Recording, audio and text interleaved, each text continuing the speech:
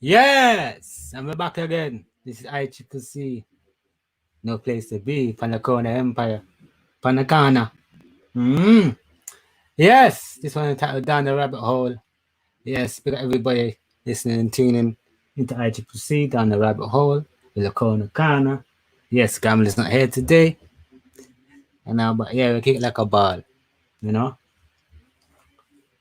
This one's called Vibes Cartel About Us. Massive B. Fresh from Kingston, giving you the wisdom. Weed and Rizla, smoking the loud until my heart stop. Every ghetto youth has to make it to the top. Nothing like one Babylon top, but we still have to be a man. That system and enough, they don't give up about us. And we don't give up about them. Money, go get it out there. Brand new chase for my feet, no dirt. Popeyes, hello, may I take your order? 2 sandwiches and a burger. Pull up in a white place, let me shoulder. Police a bus, Tyrone. Cause they don't give up about us. So you watch yourself, don't trust. Members say they don't give up about us. Watch yourself when the boys roll up. Members say they don't give up about us. Tell your picnic, them no nervous. Members say they don't give up about us. Massive big, I want your conscience. Members say they don't give up. Been around the whole wide world.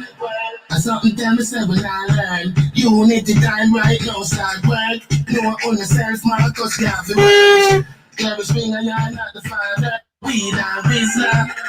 Fresh from Kingston, giving you the wisdom. Weed and Rizla, smoking the loud until my heart stop. Every ghetto youth has to make it to the top. Nothing like one Babylon top, but we still have to be a man. That system and enough, they don't give up about us. And we don't give up about them. Money, go get it out there. Brand new chase for my feet, no dirt. Popeyes, hello, may I take your order? 2 sandwiches and a burger. Pull up in a white place, let me shoulder. Police a bus, Tyrone. Cause they don't give up about us. So you watch yourself, don't trust. Members say they don't give up about us. Watch yourself when the boys roll up. Members say they don't give up about us. Tell your picnic, them no nervous. Members say they don't give up about us. Massive big, I want your conscience. Fresh from Kingston, giving you the wisdom. Weed and Rizla, smoking the loud until my heart stop. Every ghetto youth has to make it to the top. Nothing like one Babylon top, but we still have to be a man.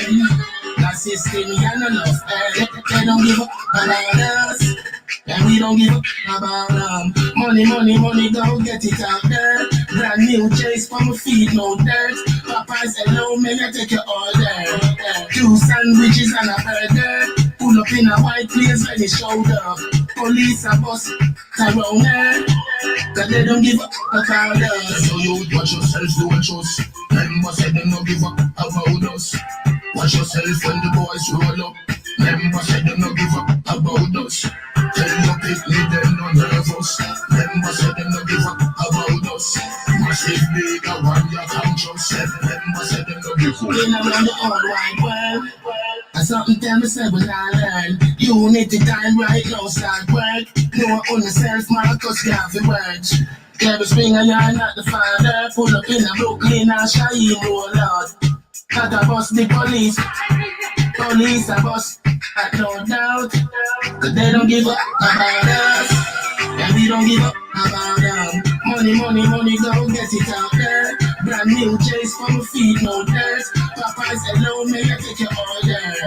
2 sandwiches and a burger. Pull up in a white place, let me shoulder. Police a bus, Tyrone.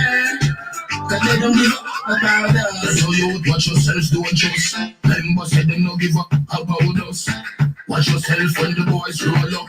Members say they don't give up about us. Tell your picnic, them no nervous. Members say they don't give up about us. Watch it, they don't want your conscience. Members say they don't give up about us. from Kingston, giving you the wisdom. Weed and Rizla, smoking the loud until my heart stop. Every ghetto youth have to make it to the top. Nothing not going Babylon top, but we still have to be a man. That system you no love earth, cause they don't give up about us. So you watch yourself, don't trust. Remember say they don't give up about us. Watch yourself when the boys roll up. Remember say they don't give up about us. Tell no picnic, them no love us.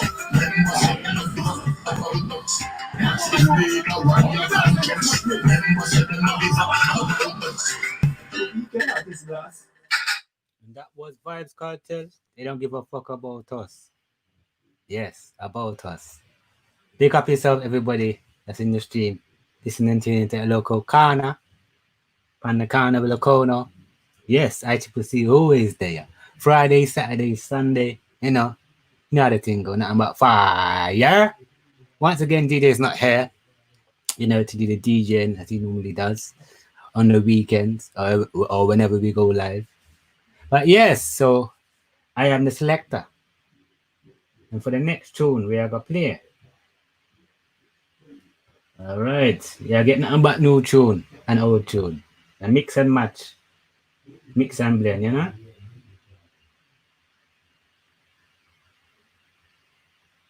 Next one is Vibes Cartel again.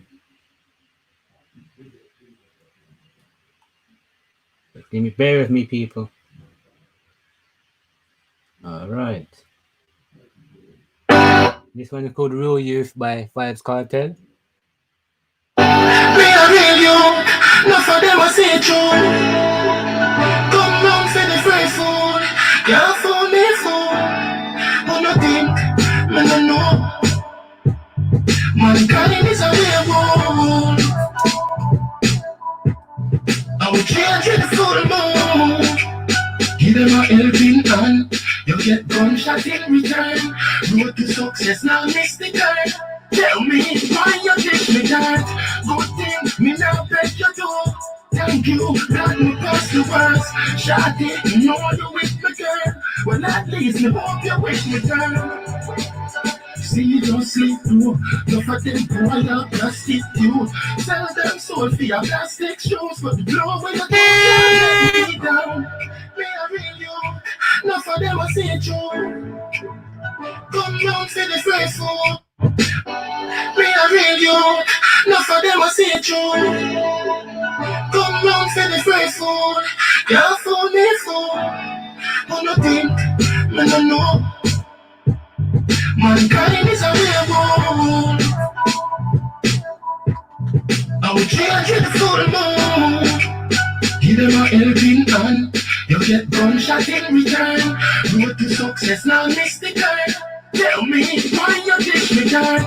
Good thing me now bet you do. Thank you, God me pass the words. Shawty, you know you with me girl. Well at least me hope you wish me girl. See you don't sleep too. Enough of them boy are plastic too. Sell them soul for your plastic shoes. But the blow when you throw can't get me down. Me a real you. Enough of them I see it true. Come round for the free food. Can't fool me fool. Who no think, me no know. Mankind is a real world. I will change the full moon. My God can't sleep, whether in or out of church. Evil can't win, but it no learn. So in my soul the fire burn. Take my life, it now go burn. Life goes on, you can't kill the soul. Life goes on, you can't kill the world. But you can't stop the universe. See you don't sleep too. Enough of them boy are plastic too. Sell them soul for your plastic shoes. But the blow when you throw can't get me down. Me a real you. Enough of them I see it true. Come round for the free food. Can't fool me fool. Who no think, me no know. Mankind is a real world. I will change the full moon. Me a real you. Enough of them I see it true. Come round for the free food. Can't fool me fool. Who no think, me no know. is a rebel. Our children full moon. Mankind is a rebel. Our children full moon. Mankind is a rebel. Our children full moon.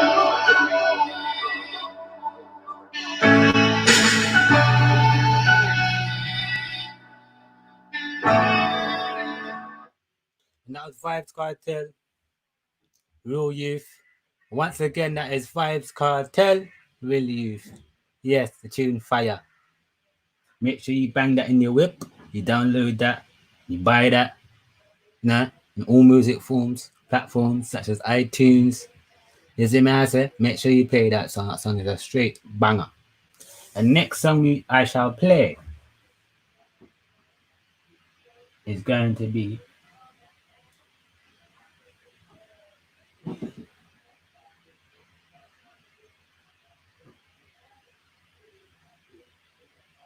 for the final shot on the clock. All right.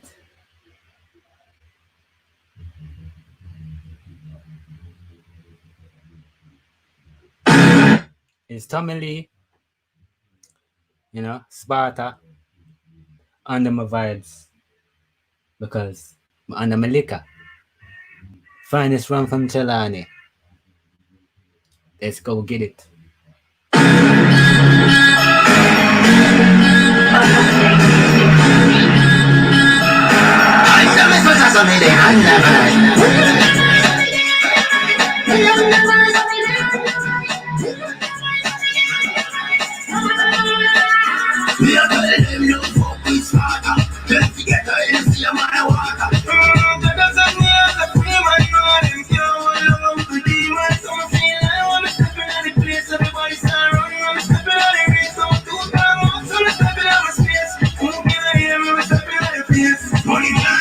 Money refill, we don't gonna step up 100 mil. Money top boys, so you better stand still. Can't this so till and do whatever you want, we no cater. But certain side me not play for. We don't care if I know and later. This a one name, everybody can swear for. Some feel like when I'm stepping on the place, everybody start running. I'm stepping on the race, so two time out, so I'm stepping on my space. Who can hear me, I'm stepping on the place. Watch me chain up, watch me sign up.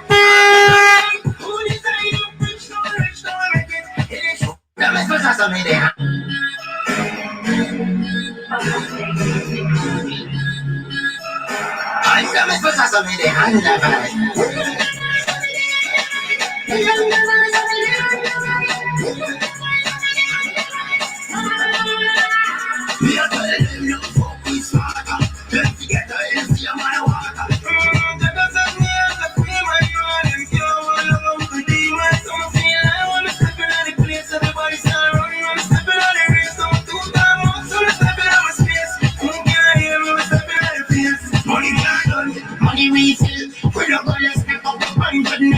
Money top boys, so you better stand still. Can't this so till and do whatever you want, we no cater.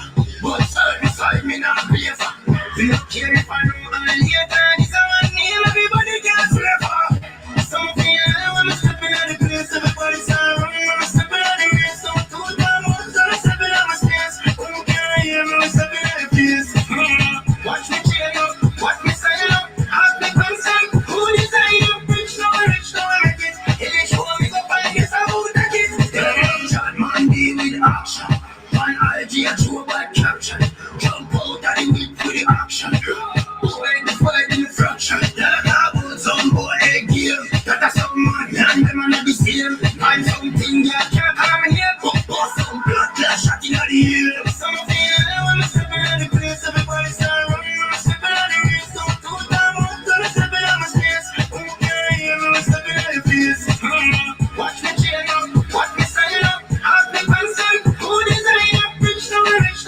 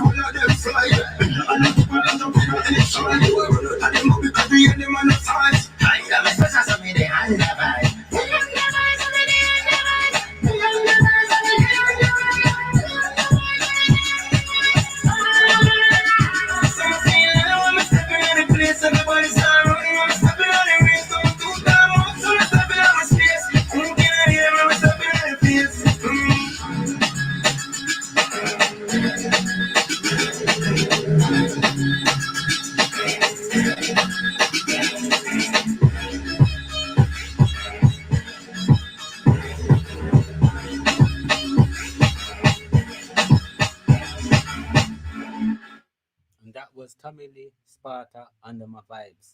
Big up everybody that's tuned in, locked in. You know, pick up yourself, man. Some respect. This is Lacona Kana. Yes, you Lacona Empire. ICCC time, Monday, Fridays, Monday to Sunday, ICCC time. You see it? What y'all? Yes, this one is entitled Down the Rabbit Hole. That's the title of the show. Yes, pick up Empress Yami, pick up ICCC, we there. Nothing but fire. So, we're gonna play a little video, you know. It's very interesting, you know, and it's coming from a Caucasian. I'll tell you that nigga. Yes. Let me just find the video for Uno to, so you can see. 1 second.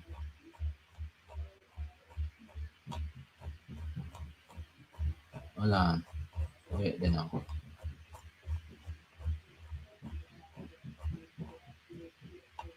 Alright.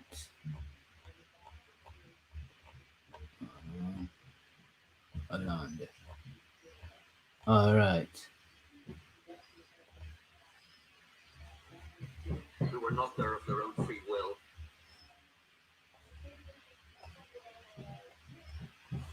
Just share my screen. Just bear with me.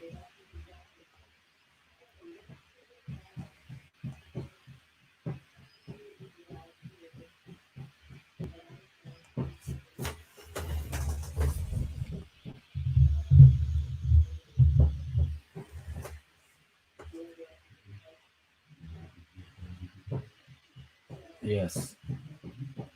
This one is entitled Investigating White Slavery, and this is from Frontline Club and Fair Use, but as gamblers say, and I shall say, fuck it. Fuck fair use and go suck your mama. Right? Press 1 if you could hear the video clearly. And let's kick it like a ball. I'll play 35 minutes of this, right? And when it's done, I'll drop the link into the live chat so you can watch it later. All right, let's kick it like a ball. Empress Yami, you can come in and greet the people, you see it? Before we kick it like a ball, you know?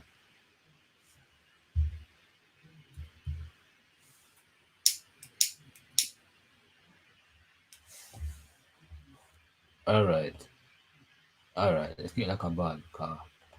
Yeah, man. One of the extraordinary facts of investigative pursuits is that historical research has become a significant part of it for the first time. The attempts in the last 10, 15, 20 years to revisit areas which it was conveniently thought had been solved, that all questions had been answered, is now open to serious questions. I made some notes just quickly before I came about the subjects that people have begun to look at in earnest and have done for the last while. And I say that as a way of introducing this really interesting and excellent book that opens exactly this area up for inspection. This substratum of investigative stuff really attempts to puncture illusions and fraudulent interpretations of history. The first that I came across immediately was Paul Foote. Many of you will know who he was. He was probably the largest award for investigative journalism in Britain is done in his name. And he spent a large part of his life, besides investigating all sorts of crimes and social injustices in Britain, investigating what happened to Shelley's political poetry. And he wrote an excellent book called Red Shelley, which was precisely an elegant and descriptive analysis of why his most potent and virulent material was never published. In fact, it was ignored for 80 years. He spent a lot of time looking at a curious military defeat when a huge British military detachment, set sail for Dominica to fight the black general Toussaint Louverture, and were sadly defeated in 10 days. This entire huge British well-trained army under a very good General Maitland was just devastated by the crazed black figure coming out of the jungle. Nobody knew who he was, and this had to be hidden. And so the subsequent history, particularly in the Times, was wonderful. It described, as I remember this, like the defeats suffered by the Spanish and the French armies before and after. The British catastrophe had to be disguised and subverted. The stunning military victory against Leclerc and Maitland, celebrated in American and continental accounts, simply disappeared in Britain. In the British historical record, that the British troops, the Times would write, became infected with mysterious illnesses and fell like flies. The entire British army, the Spanish army, and the French army were all defeated by this ragtag peasant army. Then, later on, in rather more sober note, Adam Hochschild, an American investigative journalist, the publisher of a very good magazine called Mother Jones, decided he'd go after King Leopold of the Congo. And before that, very little was known about this beneficent Christian figure who spread happiness and good works throughout the Congo.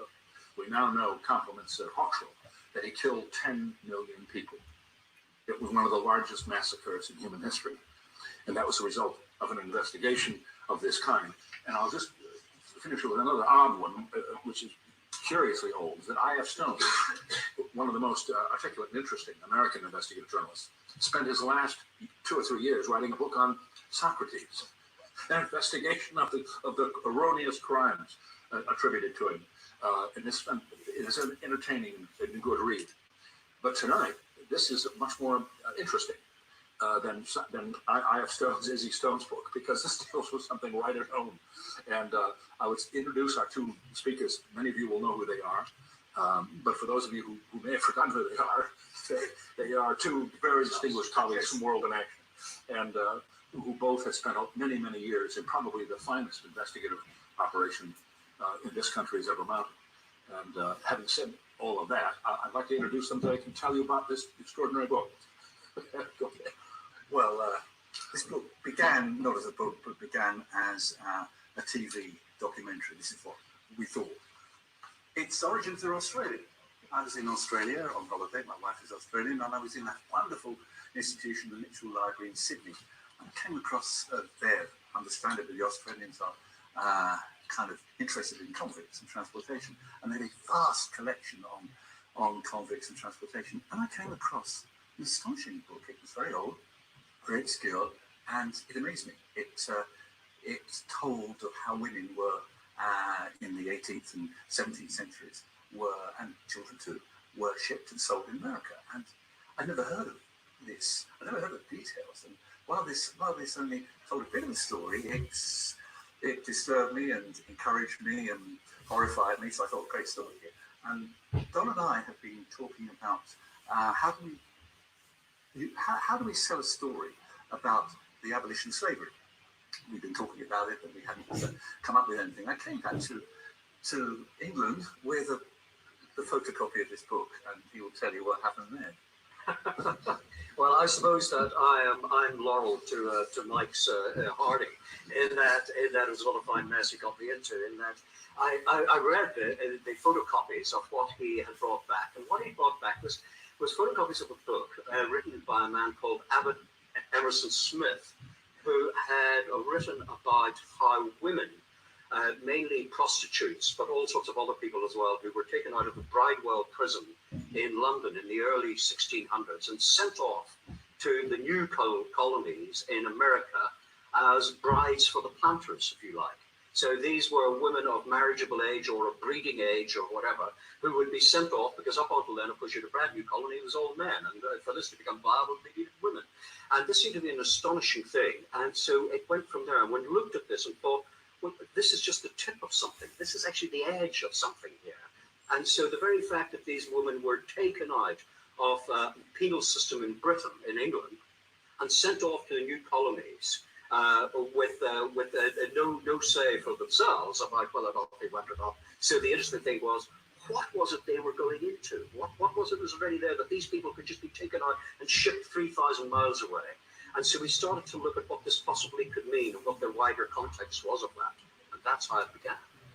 And we unearthed a wider and wider story. We found it wasn't just women, it was children, it was convicts, it was prisoners of war, it was all sorts. It was also people who signed up as indentured servants to get to America free of, they didn't have to pay the passage, the poor.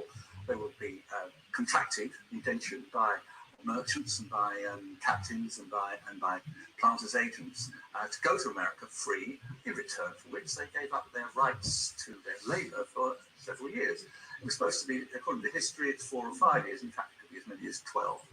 And what they didn't realise was that they were signing away all their rights, and they had become chattels. They were used as property, regarded as property.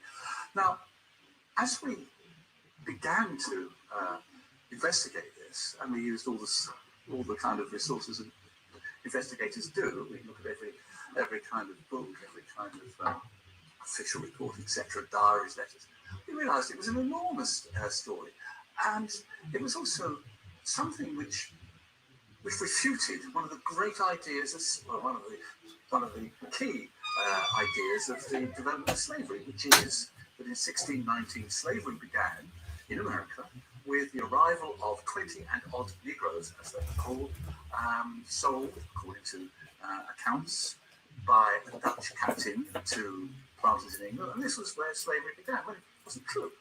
Slavery had begun earlier.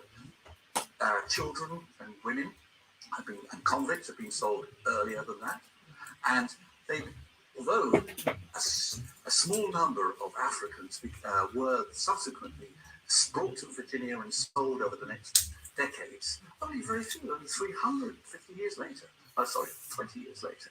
But meantime, hundreds, thousands of poor whites were being brought in, and various convicts and children, etc., and they were being enslaved. So that started us thinking this is an enormous story. It was a story too big, in fact, to sell to television. There were so many aspects of it, we didn't know how to compact it, but we did think it was an important and terrific book. Yeah. And then the question was, if we were right on what was going on, the question in your mind immediately is, as a journalist, is, well, why doesn't everybody know this already? Or have we just got the wrong end of the stick here? And that is, of course, everybody's fear. I mean, it's the fear if you're doing something contemporary, just as it is if you're doing something that's historical. That the famous kind of thing was that I remember when we worked in World in Action was there would be the person who would turn up with 3 briefcases full of documents. And your first thing in your mind was, is this person a crank?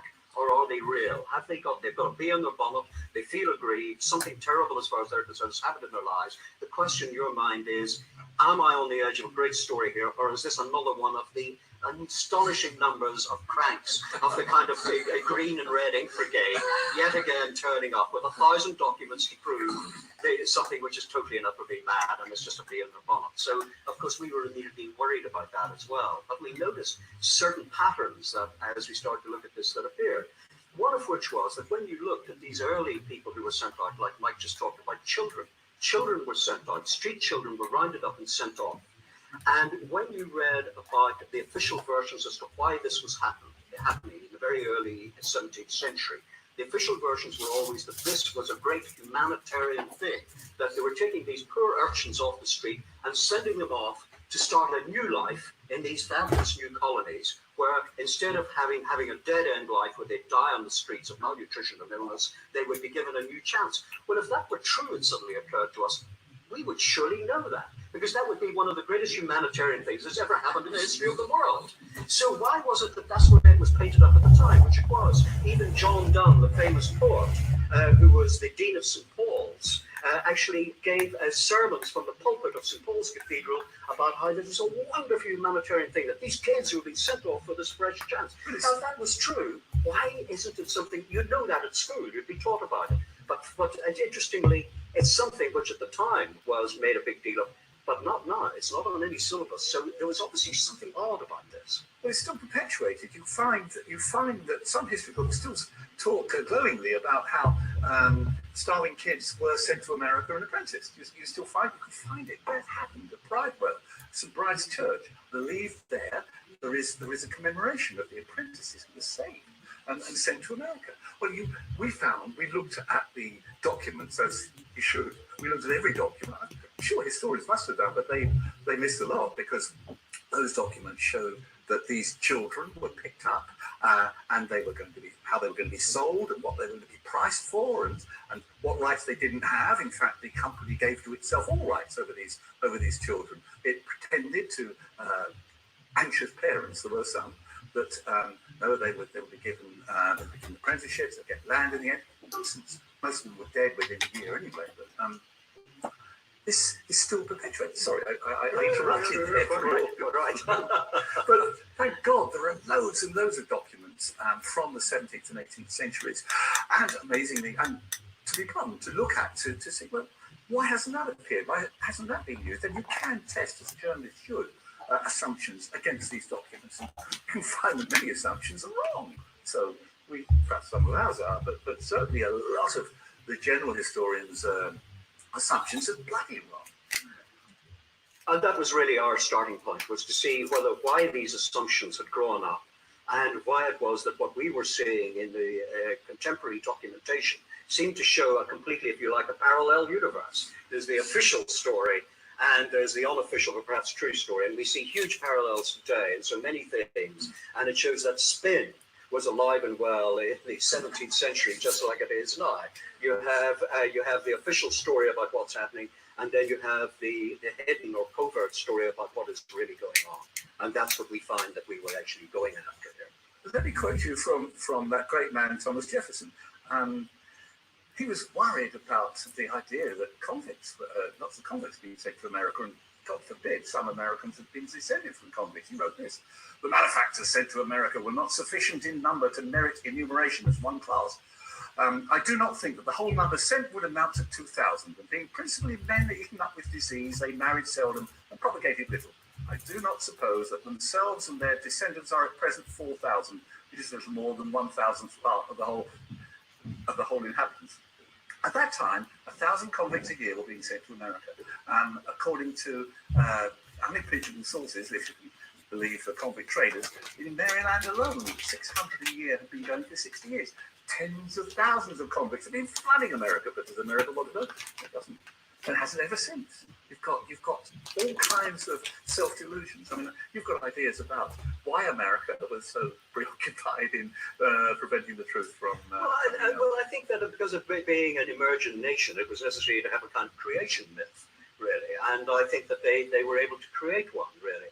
I think that there's a very different thing if you look at what happened in Australia, whereas Australia and New South Wales in Botany Bay was set up as deliberately, they were designated penal colonies. And so anybody who went there, actually, and who's descended from it, they know they're descended from convicts. And actually in Australia, it's worn as a kind of badge of honour, because actually quite a lot of these convicts were, of course, just petty thieves and so on, and horse thieves and general ne'er-do-wells and riffraff. Political dissidents. But that's the point, exactly, because quite a lot of them were political dissidents. And so, of course, particularly, Irish nationalists and so on, who were rounded up and sent there in large numbers. And of course, for them, the fact that they'd been transported for their political views, of course, was like a badge of honour. But in America, it was much more amorphous. This is a much more heterogeneous thing, and it happened in a totally different way. That none of these new plantations, even though they were all about making money, it wasn't about getting rid of undesirables, although that was a large part of it. It was a money-making machine. And so what one had to do was to actually organize it. And there were so many different groups of people, of political dissidents, religious dissidents, political refugees, and all sorts of people, and people who went of their own free will and then found themselves caught up basically in labor camps and so on. That it was so much more amorphous, and out of it was born an idea of freedom, even at the time when the vast majority of workers, of the workforce in America, were actually used as a slave labor force. But yet Americans themselves, as it went on, they wanted to create a sense of this being separate from and different from the yoke of Britain, the English colonial system. And so a whole new view was plastered over the top of what was going on in a way in which it couldn't have been done in Australia. One of the keys, one of the problems from our point of view, of course, was how do you understand the relationship between black slavery and white slavery? And we're still grappling with that. You have to read the book to see how, but one begat the other. Some black historians now agree that the basis, the structures of black slavery, enslavement, were built first around whites. In fact, white and black for decade after decade lived and worked, died and struggled and ran away together. This is something which could not be afforded by the plantation class, by the big planters. And after a big rebellion in the 1670s, they, I think, a deliberate policy of divide and rule developed. And thereafter, white servants were told that they weren't really the same as black servants. Blacks were slaves and they were whites were servants. In fact, the black position was worsened considerably, horribly. The white position wasn't worsened, but it was supposedly improved, but it was only marginally. They were still chattels, they were still used, and this was, and they could still be bought and sold. You can see it in wills, which will the planter's possessions to his sons, etc., and they may include 10 Negro slaves, 10 white servants, etc., along with the horses and the chattels, etc. This went on all the way through the British colonial period. It ended with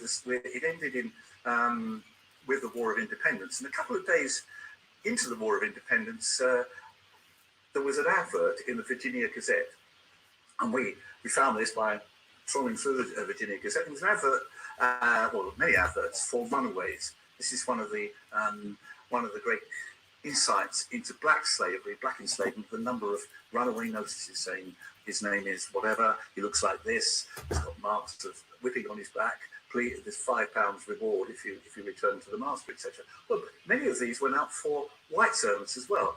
On this day in April 1777, I'm not quite sure which it was, 1775, which was a couple of days after the first fighting began, which launched the American War of Independence. 10 ads appeared in the Virginia Gazette for runaways. 2 were for black runaways, 8 were for white runaways. 2 of those notices for white runaways were put in by a planter called George Washington. And he was still looking for them after the war. Amazing, yeah. The one great thing about investigating history, which marks it out from investigating contemporary events, is that you don't have to worry about libel.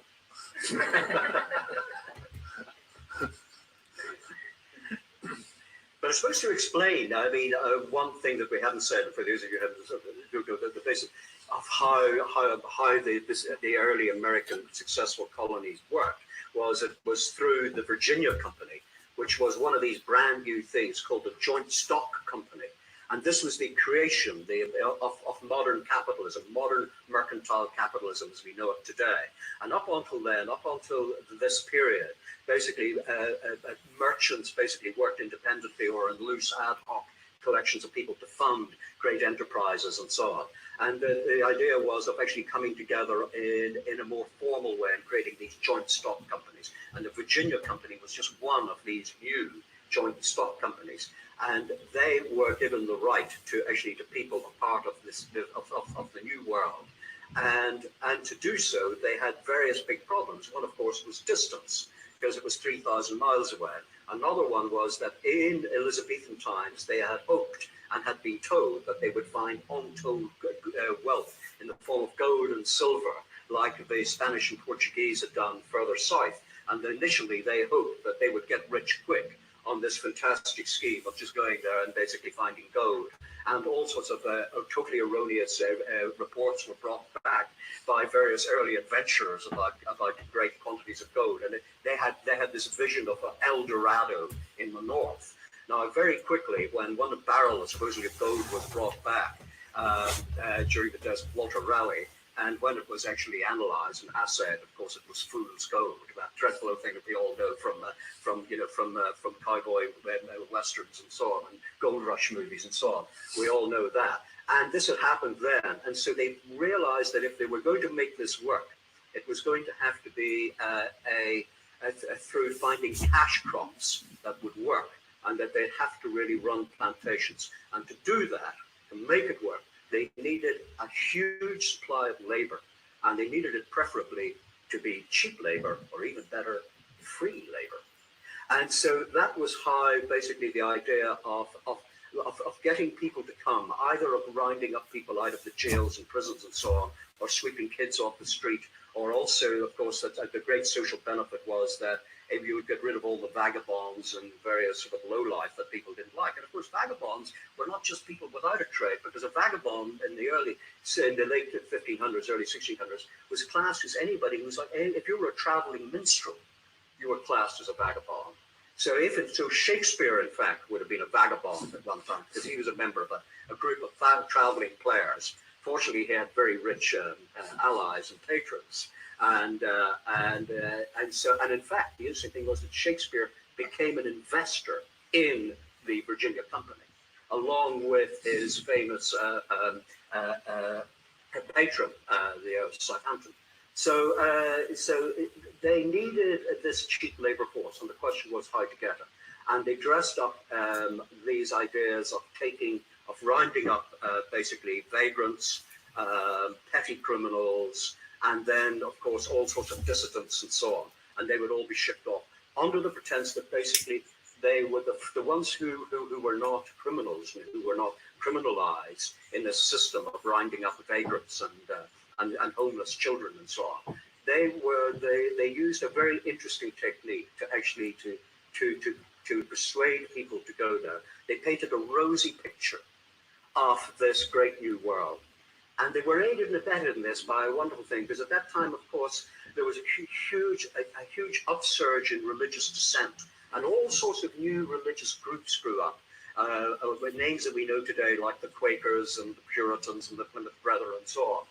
And there was this great millennialism, this idea of finding the new world, and so lots of people wanted to go to find a new world. If only you could cleanse yourself of the horrors of the tainted world that they find themselves in today. And so, of course, they were ripe for the plucking.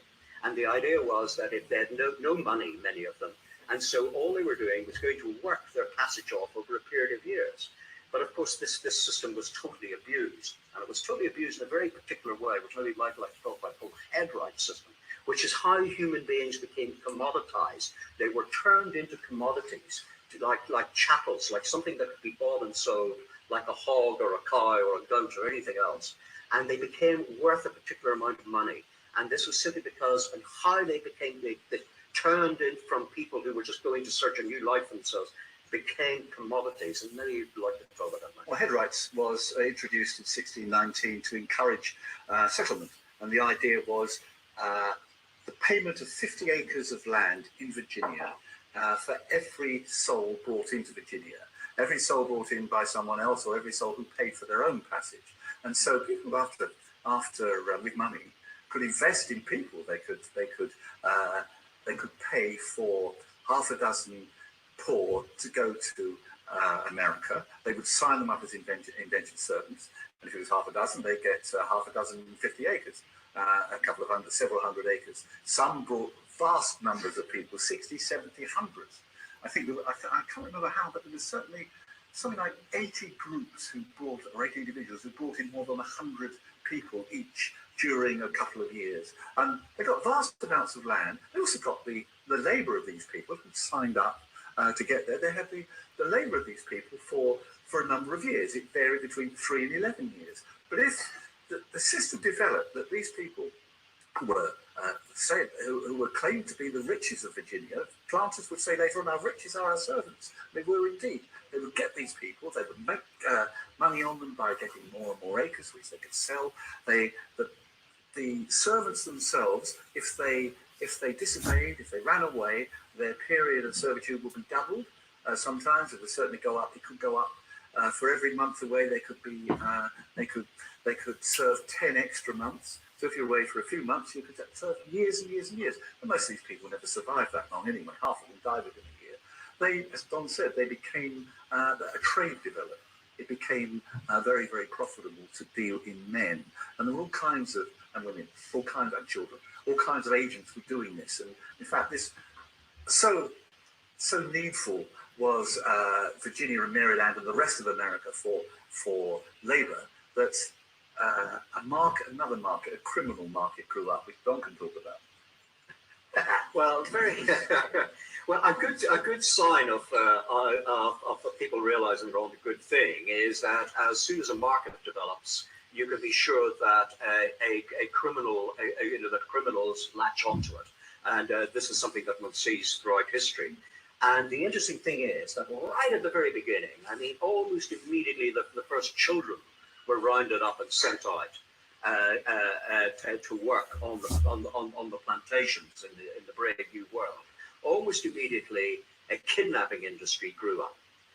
And of course, a kidnapping industry could only grow up if there was a demand, and there was, because these new plantations, not only in America but also in the Caribbean, to service the new plantations throughout the Caribbean as well, they were a voracious demand for labor, simply because the attrition rate was horrendous. People either were worked to death because since they were only signed up for a specific number of years, anything, for 4, 5, 6, 7 years, or even longer in some cases. If you were a young child, if you were a boy, and some of them were only 7 or 8 years old, and you were swept up and taken away, you belonged to your new master until the age of 21.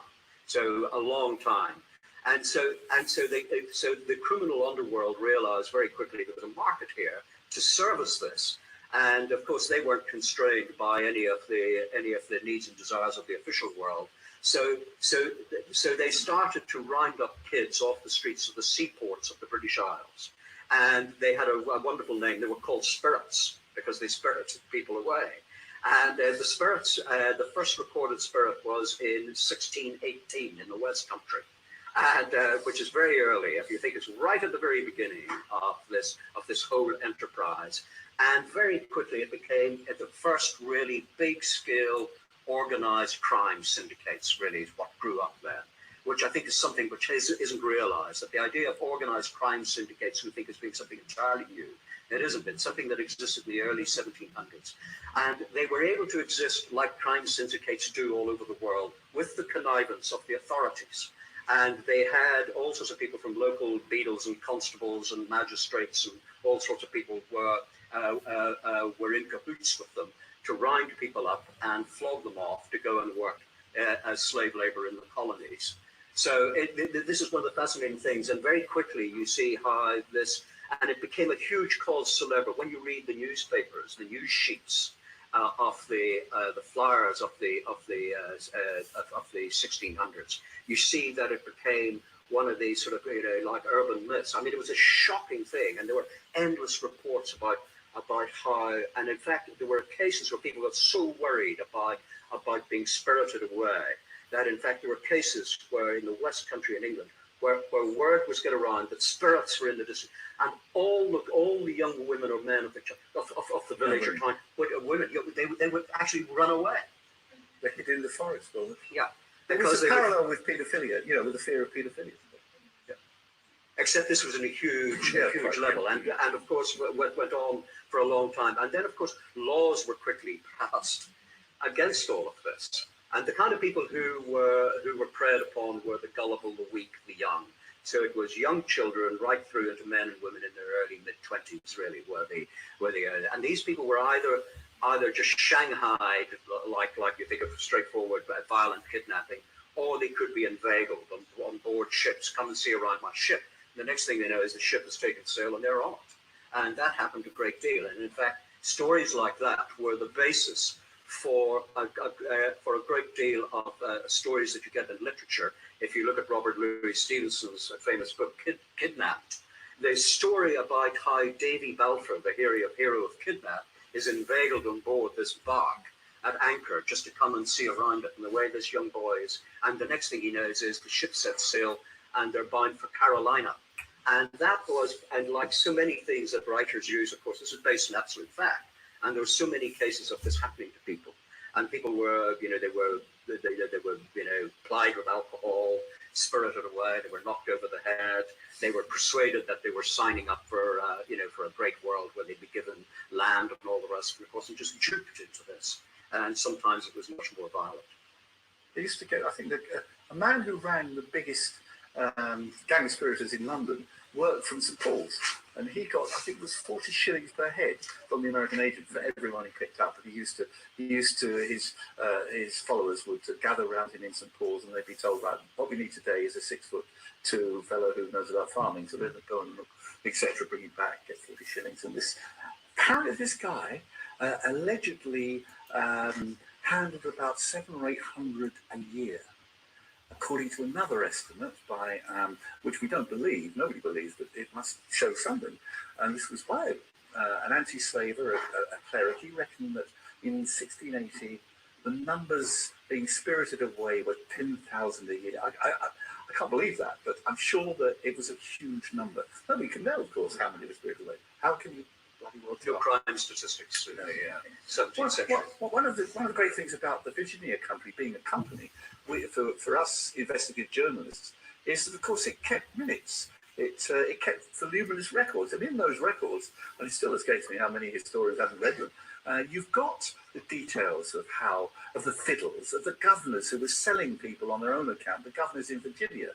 You've got details of how a man who was running the Virginia Company, a man who was still hailed as a great defender of democracy because he took on James I, and he also introduced an assembly in Virginia. This man is called Edwin Sands, is lauded, but it was Edwin Sands behind the capture and sale of children. It was Edwin Sands who, when James I wanted 100 youths who he didn't like, who had been making a nuisance of themselves around one of his palaces, when he wanted them deported and forced the Virginia Company to do so, it was Edwin Sands who said, "Oh, I'll take some of them on my plantation." You get this from the minute. You get amazing stuff about people who historians say are terrific, and they're not. And one of the fascinating things about that is to see why, when we just said, that this actually became systematized and actually part of how the colonies were actually peopled and how labor was collected, was that, just like Mike quoted sources on the American side, in England you see all sorts of memoirs and private letters and so on, and you learn that, for example, by 1647, 1649, a man called William Bullock, who had settled in Virginia and also in Barbados, he wrote a book about the new colony of Virginia and what it was like. And he actually said in the book that actually the normal way of getting labor was actually you went to the spirits. And then we read also letters from a plantation owner later on in the 1660s in Barbados. He comes to England to buy servants from the spirits, and he laments the fact that, in fact, there's somebody else, the fact that the market has dried up temporarily and he's incredibly lived. And so you see actually that there is a pattern here, and that it's an accepted way of actually buying your labor force, and that the criminality became, and we also know that it was sanctioned officially. How do we know that? Well, we know that because there were various laws passed about kidnapping, specifically to outlaw kidnapping people for the new colonies. And the first one was passed in 1645. It made no difference. Various edicts and laws were taken that all ships that were leaving for the colonies had to be searched to see whether any children on board who were not there of their own free will or without a letter of permission from their parents or guardians. This, of course, was not enforced. It was for a little bit in Bristol, which was the only port that took it seriously. And then again in 1670, another law was passed that actually said that kidnapping children to send them to new colonies was a capital offence, punishable by hanging. And we can see how effective that was, simply because you see what actually happened when kidnappers and spirits came up before the courts, when they actually came to trial. One great example in the mid 1600s was two kidnappers, husband and wife, came up before the court in London for kidnapping and sending off, without her parents' permission, a 16-year-old girl. So it's now it's been a capital offence for 12 years at this stage. This is 1682, I think it is. And so what great penalty is meted out to them? They were fined 14 pence. They would have got anything up to £20, by the way, for selling that girl, by the way. And we're going to leave it right there. So what you see... And yes, I shall post the link right now for you guys to watch in your own time. And we're going to chop it up.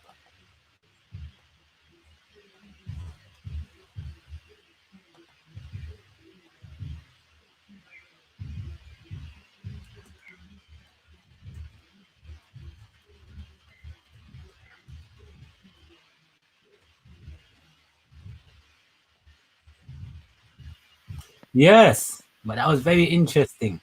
Pick up yourself, Empress Yamie.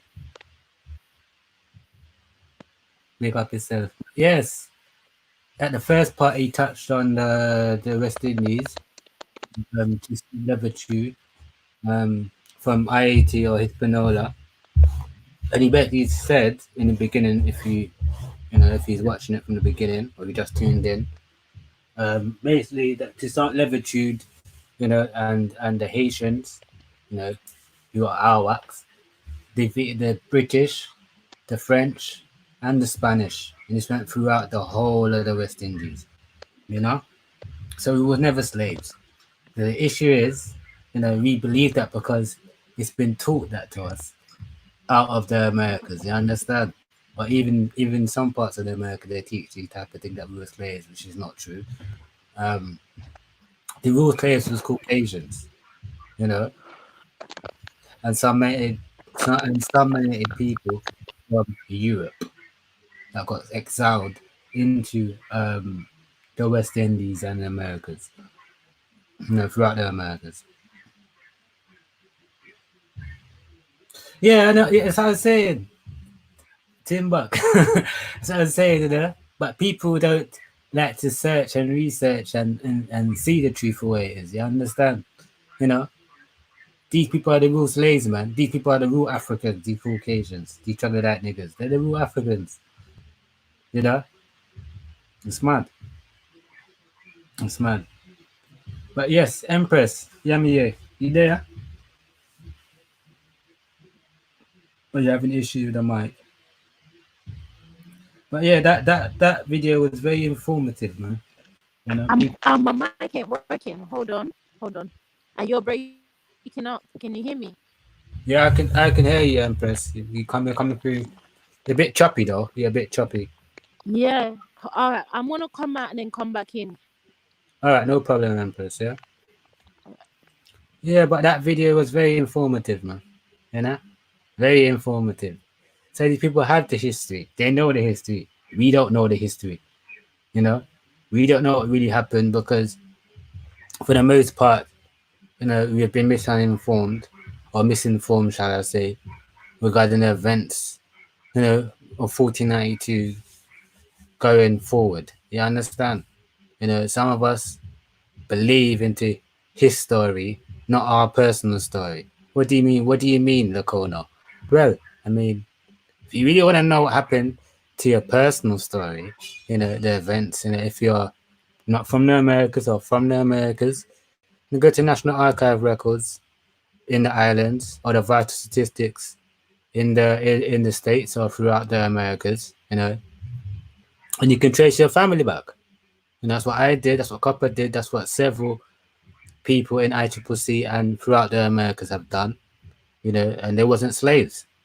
They tell you what job you was working, your family was doing what they were working. If there was a carpenter, if they were a blacksmith, if they were a seamstress, if there was a sharecropper, if they had their own land and these type of things, it would tell you. But the issue is the vast majority of us from the Americas, we like to go with the shit stem, what we get taught in school, which is not the truth. And that's why I tell people all the time, go back and speak to your relatives. They'll tell you, man. They have some old stories and accounts. Pick up yourself, Empress Copper Fox. Salute. Manners.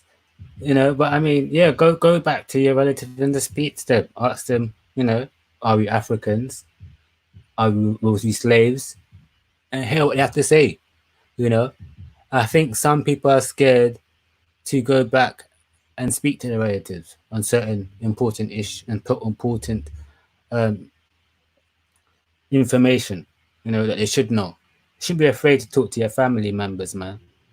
Teacher's not going to know you better than your great grandparents or your grandparents or even your aunties and your uncles. So that's it there. You see me? Empress Copper Fox, how you doing, man? I'm great. Where's Yamaye?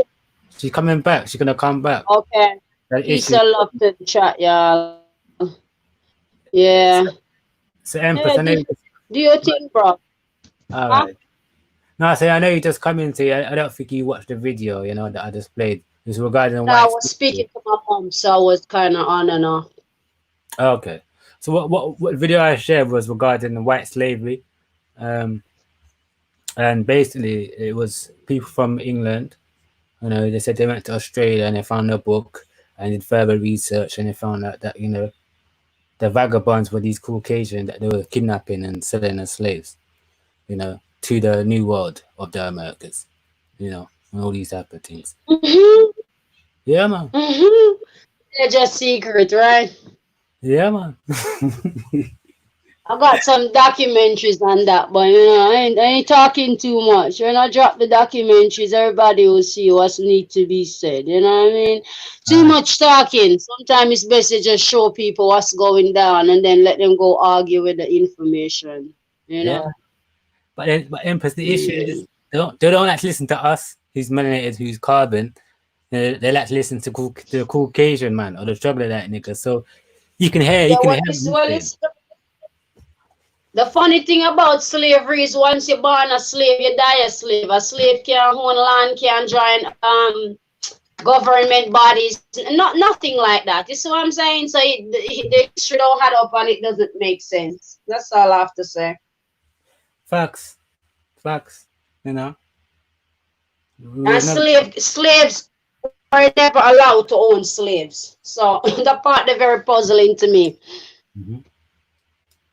Well, that's I why I mean, said. Kurmi did a live stream yesterday, yeah, and he was Mhm. reading a part about I think one man named Henry Lawrence or something like that, and he Mhm. was a slave owner. Who's like, hey, well, I thought we were the slaves. So anyway, We were never slaves. These Caucasians are the never. they're the real Africans. I keep telling people. And they won't talk about when Hitler, you know, enslaved them forever, forever, ever, ever, ever. You know, our people don't like to listen. Our people don't like to research. That's our people's issue throughout All they the. care about is islands and the mainland, the back and forth between the islands and the mainlands. That's it. Like, I ain't got time for all that though.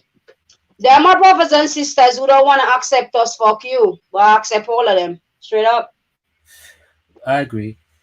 I agree, Empress. I ain't got time to back and forth. Who But want to accept us, accept us. Who don't want to accept us, so shall it be. You know let's what I mean? We ain't here begging friends, asking no one to accept us. Right now, one of my aunties, she just got buried yesterday. She got buried in, my mom said, Martin Luther Park or something like that. So, you know, we've been telling people we got ancestors all over this place, but mm, I ain't got time to be arguing with no one still.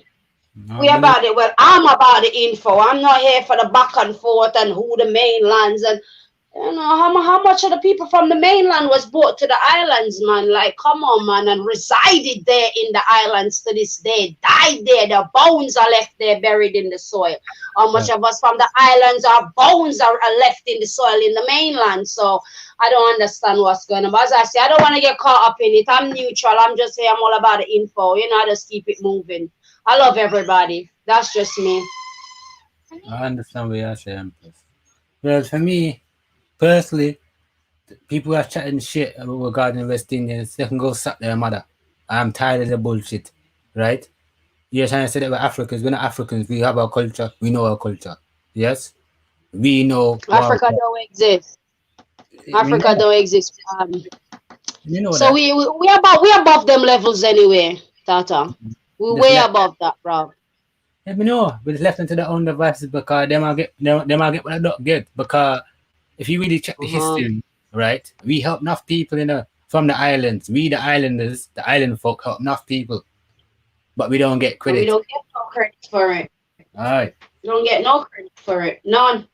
you know. So people want to chat shit about us. That's fine. You can do what you want to do, but remember, in it, you have to come home to your mother, right, and your father, right. So And when you and it's funny how you said that because during the info that Cool Mayor was dropping, it's the Caribbean islands and the Americas was considered as the motherland. You know what I mean? There was no such thing as Africa. Nothing like that was mentioned as being the motherland back in the ancient days. So, you know, these cave beasts, these old troglodytes, walking flea bags, just flip the script as time goes by to, like, come on, man. You see these people, they don't even have backbones. So who could they enslave? Don't you see what they have to use to enslave people? Guns, weapons. You know what I mean? Without them weapons, and they ain't nobody gonna listen to them. Are you for real? Come on, man. That's true. That's true to your talk, Empress. That's true to Tell your. them put on all the weapons they have and come to us just fist to fist. Put them up, put them up. They ain't doing that.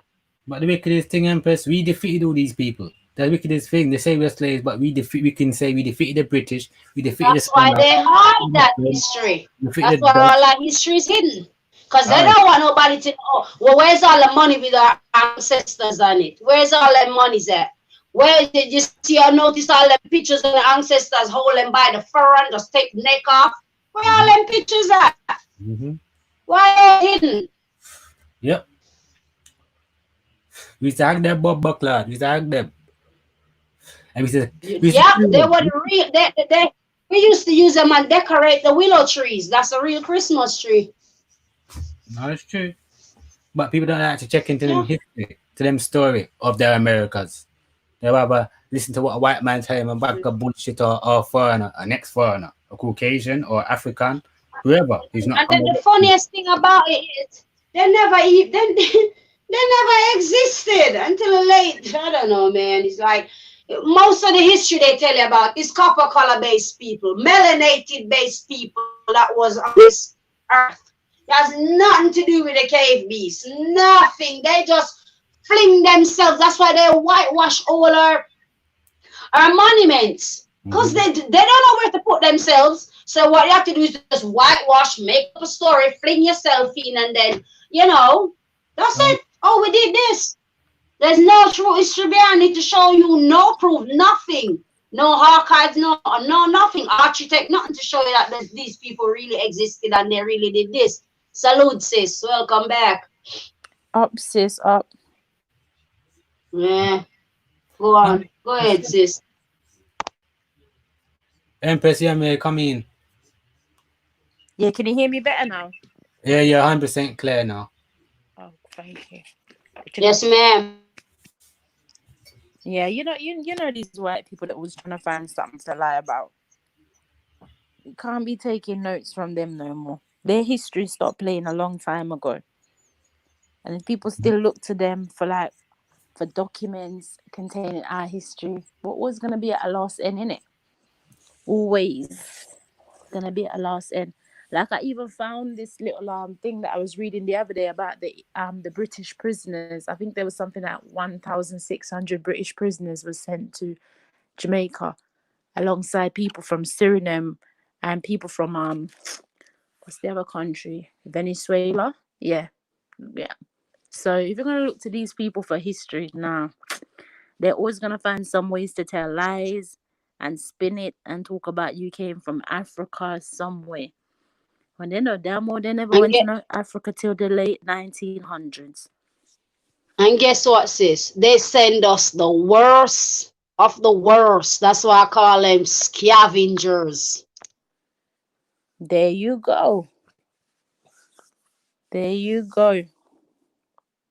You can't look to these people for nothing. They're always going to tell lies because their own history is a lie. So they will always try to, basically what they've done, they spin the narrative. They've taken our history and given us their history. That's what they've basically done. They just basically spin it. But, again, that's white people, scammers. When they call other people scammers, I say, you people are the first scammers in the motherfucking world. You are the first. You scam your way through everything and you stolen everything. So don't ever in your life call nobody no scammers. I'm a fraud. But it's true, Empress. I mean, they basically try to watch everybody who's melanated, right? History and try to insert themselves into people's history. You understand? They do it everywhere they go. They never ruled Europe. It was melanated people that ruled Europe. Facts. Major facts. But people don't know this because. I mean, it's common sense, Tata. Look at all the architects in Europe. Look at all the architects in the Americas. Aren't they similar? Aren't they the same? Yes. Same architect? Well, that's what my eyes is revealing. So something wrong. So there Yeah, we go. And there we go. So then again, as what I said, you can't look to these people for no history. You can't look to them for nothing. You don't see the Australians. Even I was watching like they were talking about the Aborigines' truth and stuff like that. And when they arrived in Australia, they told the Aborigines people that is their land. And the people them said, no, it's not your land. You were never here. We've never seen you before. There's even stories when they said they saw them coming. They thought they were ghosts because they've never seen people like that before in their life. And they convinced these people that it's their land. And these people saying, no, it's not your land. It's not your land. We don't know where you came from, but you're not from here. that's what they do everywhere they go. There That's you what they go. do everywhere they go. Try to colonize people. That's why I say to people, look at the Sentinel Islands, for example, right? You have one little Mr. Chinese man, him take up himself with a good book of Jesus and say you're gonna teach these people, the word of Christ and these things. They kill him. He didn't even get step foot on the land. They say, look at the jar. Sky Daddy. Oh yeah, that one last year, innit? That's what I'm saying. But no, but even that island, I was reading about it, and they said that the government of India is trying to get these people off the island. Yeah, They're but basically trying to get them off. these Coley people, right? They're not even East Indians. They're Asians. That's the wickedest. No. Yep. The Jawa and the Same Sentinel hybrids. are the real East Indians. You know, the Coley people, they're Hindustans, they're Asians. They're part of the Asiatic race, alongside the Caucasian, the African, The right? Caucasoids, the corpse, the deads. Yes, man. And they're the Asian. Facts. Yep, corpse. Caucasoids means dead. Empty Mhm. corpse. So can a dead man kill a man that's living? Come on, yeah. There you go. Yeah. So they try to just throw in and colonize everywhere they go. But then, what I'm saying? The Australians, they want them off their land. Because as what I was reading about, like the Aborigines people, apparently these Europeans, they own, is it 85% of their land? They've taken away 85% of their land. And what they basically done is they pushed them out and taken over and telling them that, there was a treaty that was signed some years and years ago, which I don't know how the fuck they weren't even alive when these people were alive. So what treaty was signed and who you signed that with? Because these people don't have no record of this treaty that was signed years and years ago.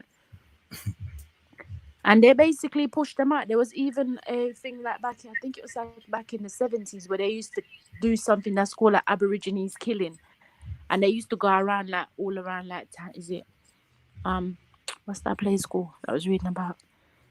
Well, they used to go all around Australia where the Aborigines people was. I was basically wiping them out.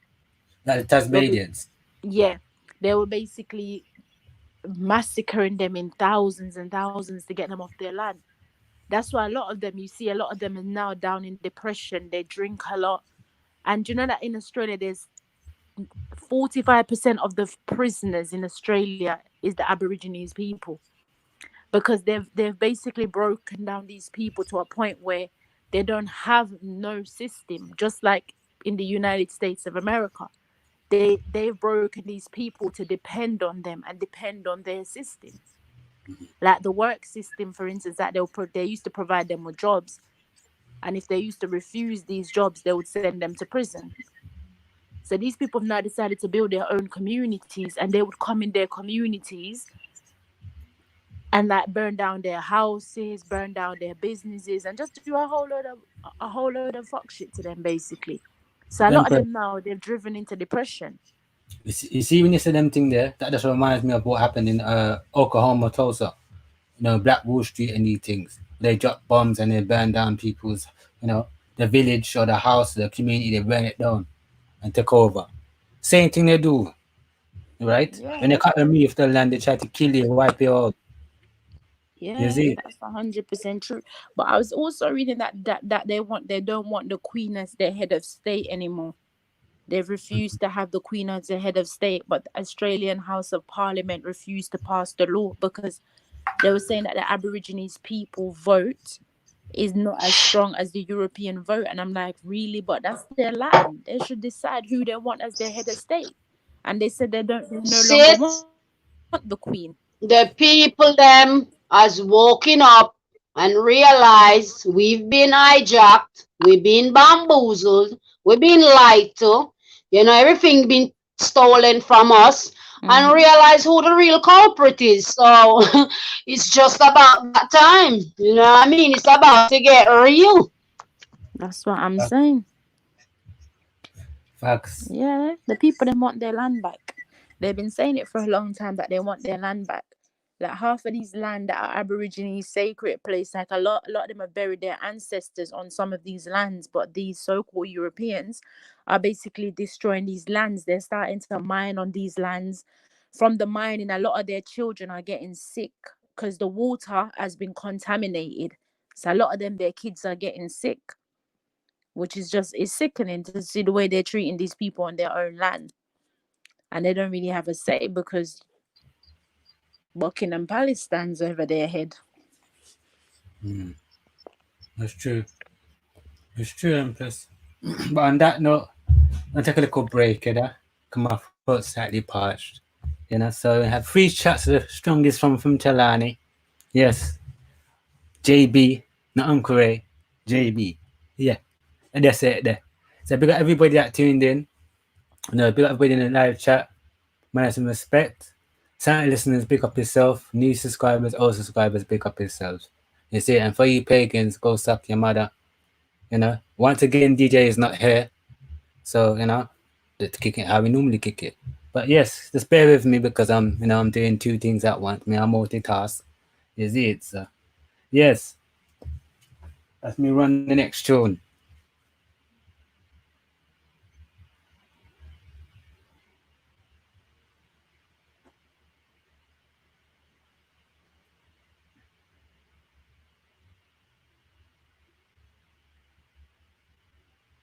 I'm gonna get some Lila Ike.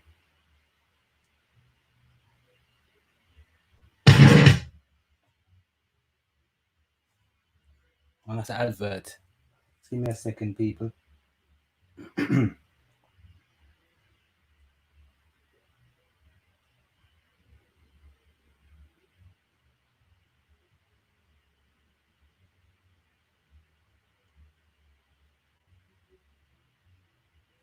All right. So this song is called Lila Ike. Stars Align. And yeah, and that's it there. Dark Man X, pick up yourself. If you want to come on the panel, it's there, innit? I'll put the link in the chat for you. You see me? Big up yourself. Big up everybody. This is Lila Ike, Stars Aligned. So remember, we have 3 shots. Yes, hope you can manage them, innit? Won't you pull up like your favorite song? Me wouldn't mind if you think about me when you play this one.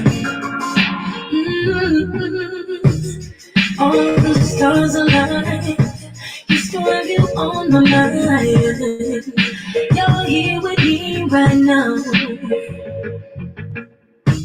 Think about you all the time. Now I'm looking in your eyes. Somebody tell me how. 'Cause I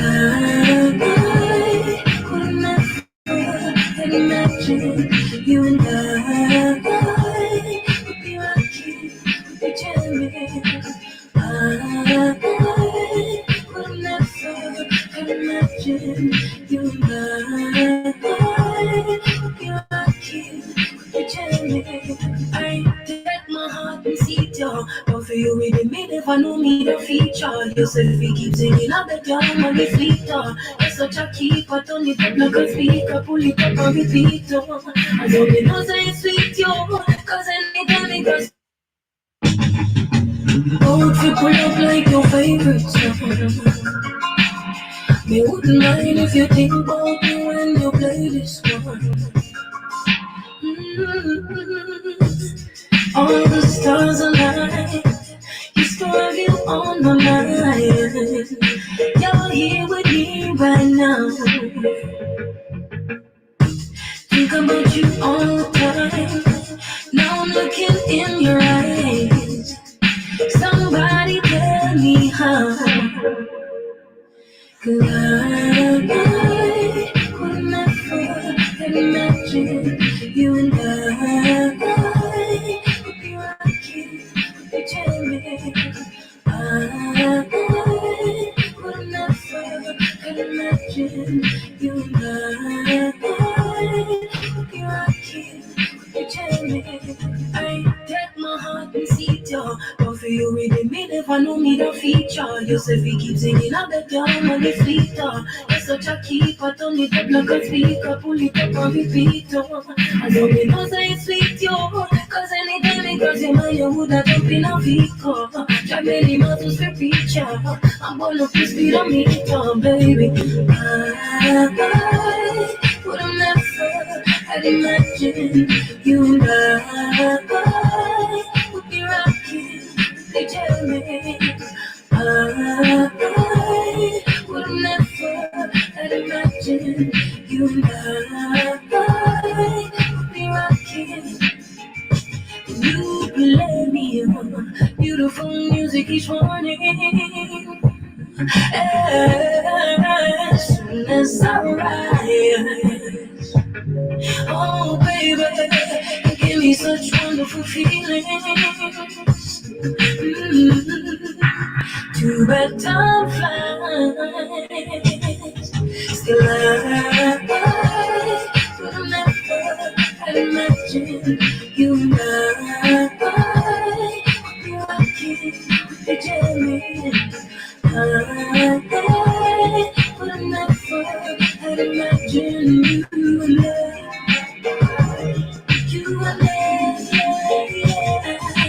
Both we pull up like your favorite tune. Me wouldn't mind if you think about me when you play this one. So right now we will pull up like your favorite song. Me would I lie when you play this.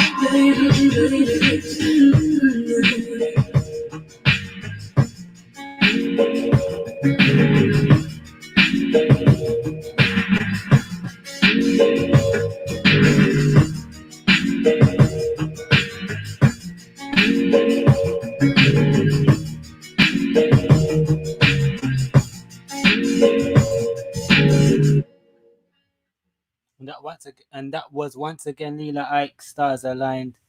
And for the second tune, for the second shot, on the rocks is going to be. Hold on. All right, Mr. Vibes Cartel.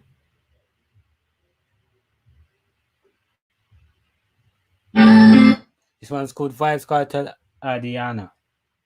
Once again, it's called Vibes Cartel Adiana. Yes. Kick like a ball.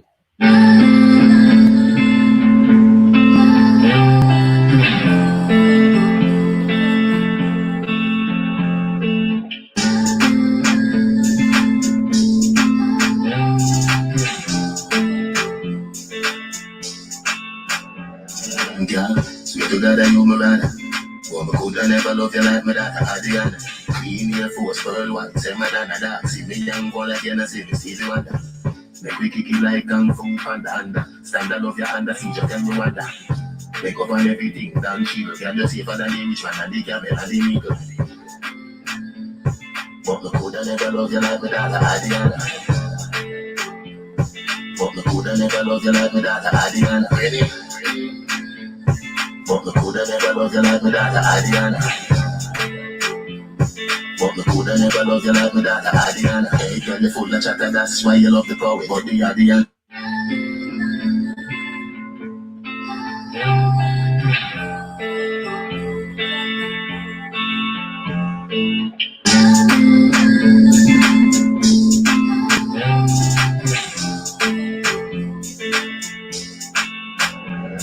Girl, Swear to God, I know my brother.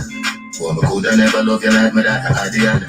Clean Air Force, Pearl White, say my nana dog. See me young boy like you, see me Stevie Wonder. Make we kick it like Kung Fu Panda under. Stand I love your under, see you tell me wonder. Make up on everything, damn chill. Girl, you're safer than the rich man and the camel and the nigga. But I coulda never love you like my daughter, Adriana. But I coulda never love you like my daughter, Adriana. Ready? But I coulda never love you like my daughter, Adriana. But I coulda never love you like my daughter, Adriana. Hey, girl, you full of chatter, that's why you love the poet. But the Adriana type love it. Even if you have a movie theater, I coulda show it. Nobody touch me about so hero. Yeah, hey, girl, you full of chatter, that's why you love the poet. 1 million of the breeze, I just go love it. Hey, what about the perfect view panorama? What the smile cool beard must be proud of the one, yeah. Young, yeah. But I coulda never love you like my daughter, Adriana. But I coulda never love you like my daughter, Adriana. Ready? But I coulda never love you like my daughter, Adriana. But I coulda never love you like my daughter, Adriana. The love you better ready, not the query. Straight like me, I use credit. Cleaner than the song without a edit. Up in your bed, me and the menace. Up in your promised land, not Dennis. Sky map, Venus, which tennis. Love you bring pain, remember when we ready. No secret, Victoria tell it. Love how you love other with the speech and with the drama. Guilty pleasure there, you're not the true in your honor. Hungry girl, come fill your banana. Hotter than the cane, no girl like you a cool sana. Me and your man, you have to know if you spell like each farmer. Don't watch your friend, but just suppose you're as in farmer. Maybe give you almost anything you wanna. Bring you up high if you make you feel nirvana. But I coulda never love you like my daughter, Adriana. But I coulda never love you like my daughter, Adriana. Ready? But I coulda never love you like my daughter, Adriana. But I coulda never love you like my daughter, Adriana. But I coulda never love you like my daughter, Adriana. But I coulda never love you like my daughter, Adriana. Ready? But I coulda never love you like my daughter, Adriana. But I coulda never love you like my daughter, Adriana. Yes, and that was Vibes Cartel. Once again, that was Vibes Cartel and Diana. You know, Vibes Cartel and Diana. Woyoy.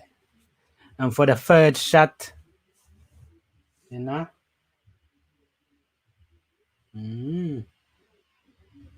we're going to be listening to. Hold on. All right.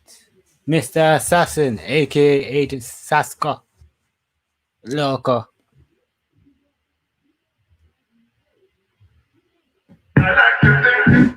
Yes. Once again, Agent Sasko Loco.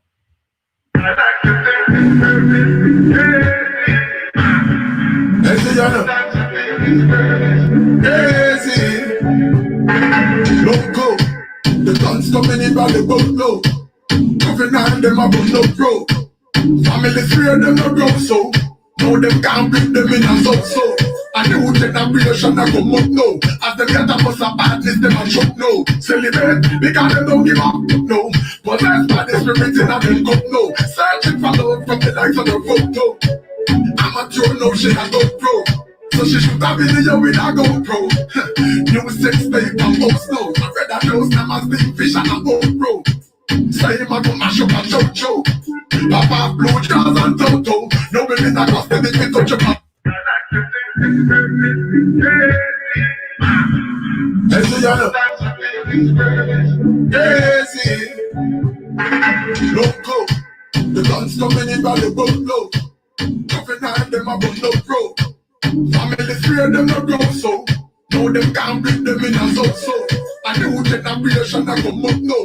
As them get a bus of badness, them a choke now. Celebrate, because them don't give up, no. Possessed by the spirit in a them cup now. Searching for love from the likes of the photo. Amateur now, she a go pro. So she shoot a video with a GoPro. New sex tape and post now. I read that those them as big fish and a GoPro. Say him a go mash up a chow. Papa blue jazz and toto. No women that cost them if we touch up a logo. Should I know that's logo, it's a no-go. Yo, and When the man to rape is a no-no. Mother kick him, get the ticket, mentally don't show. Lose a couple of and end up lose a remote show. People have said that one a no-go. Hit that flat, but we feel for the promo. Drop out of the remix and call it Coco.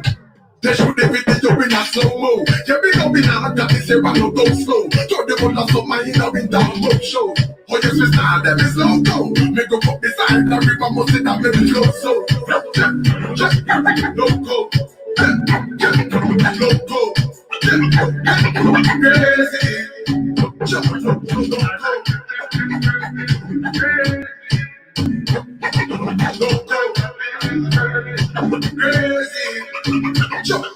Logo. Straight business with a boat no. One brand name and logo. So I be one thing, then we just spoke no. In control, I we have the remote no. Frequent flyer with a lock all boat no. Dark mode, east, west, north and south no. Out there, I don't use to don't start out no. The young look out for one of the goat no. A new foundation of the goat no. The message the flag go the lobby ghost no. I can just tell them I just say me a boast no. I was the message of the just the toast no. If I got about them, look at them I go gross no. Negative energy we can do we don't know. So tell bad man like a femo no. Not another word easily like proto. No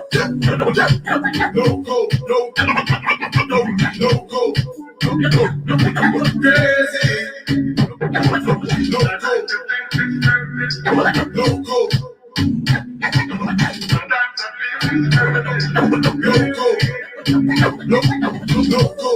The guns coming in by the boatload. Juvenile after them have no pro. Family swear them no grow so. No them can't beat them in a so. Another generation I come up no. Say that they never beat so they think we don't know. I don't know give up no. Possessed by the spirit in a them cup no. The rhythm done so me a cut no. And once again, that was Assassin, also known as Agent Saska Loco. Well, once again, the artist you don't listen to is called Assassin, yes, also known as Agent Sasko, and the tune I was playing, the song I was playing is called Loco. Yes, we're there. ICCC, pick up yourself, we're there. Everybody in the live chat, pick up yourself. On the playback, pick up yourself. Site listeners, pick up yourself. You know, old subscribers, pick up yourself. New subscribers, pick up yourself. And for you pagans, you can go suck your mother. And that's right there. And the title of today's show is called Down the Rabbit Hole. Yes. So, a couple of images and a couple of videos, more to kick like a ball. So what am I gonna do? We play some more videos. And then, yep, we're gonna chop it up. You know how the thing go. Alright. So we're going to play. Alright. Cool. So the other day in London, there was a riot out here. And you can watch and see for yourself. Pick up yourself, bam. Manners and respect.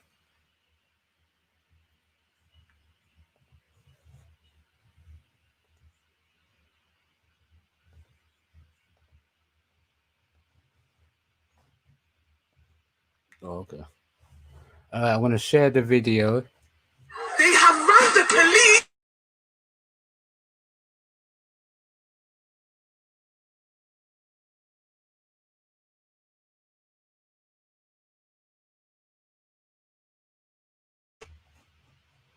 Okay.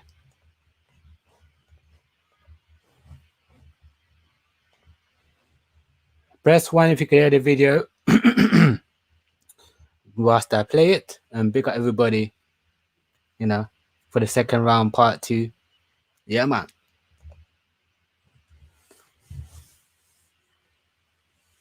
They have run the police out. Oh, yeah. So what we're watching is the police officers attacked and car smashed in a illegal Brixton street party. This was the 25th of June, and this was this year. So, like a ball. Oh, the whole of fucking English. Police are getting run out of end. The police. Fuck!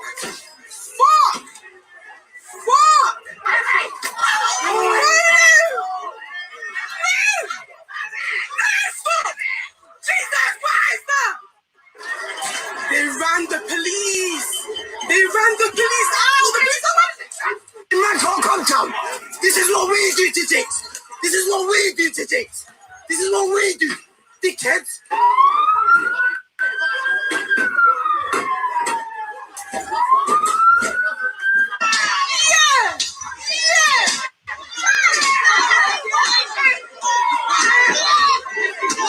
Everything's running. You're a dickhead. Yeah? What? Yeah, come. Dickhead. And back up. What, man? What? And there you have it. So this was a party that happened in Brixton, which is South London. Where is it? Got something. Yeah. So this was a party that was in Holland verse. Oh, okay. All right, Bam. Bam, can you hear us now? Try now, bro. Try now.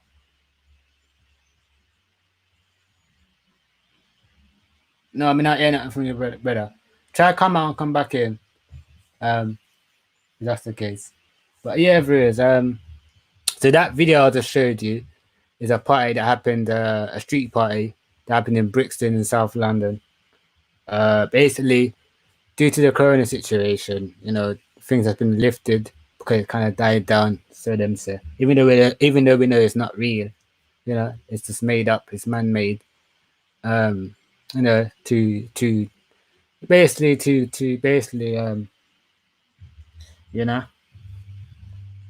control people, fair tactics, you know, them ones there, you know, and bring in martial law and these type of things. So there was a party held on the 25th of June, a street party, and Babylon must have turned up, and they ran them out of the area.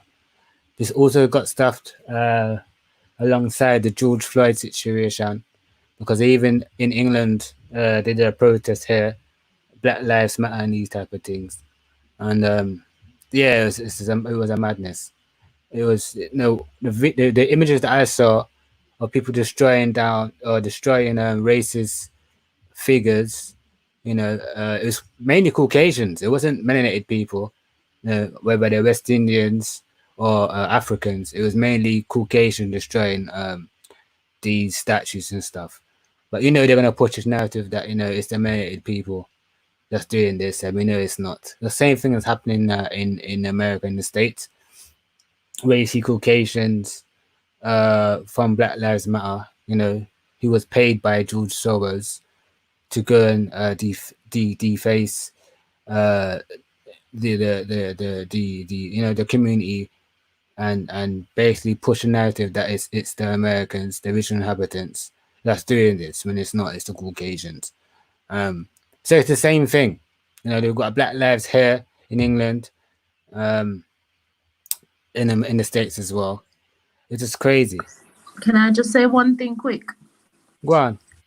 Okay, so you see, when you say Black Lives Matter over here, the Caribbean community over here, they're not going for what George Floyd is about, because keep it 100, we don't know him. Yeah? No, we don't. What we're doing over here is for our Windrush generation that's been basically robbed and had shit taken from us, and no justice has still not become of that, right? 36,000 Windrush kids have illegally been detained, some of them been removed, and some of them still has not gotten any status to this day.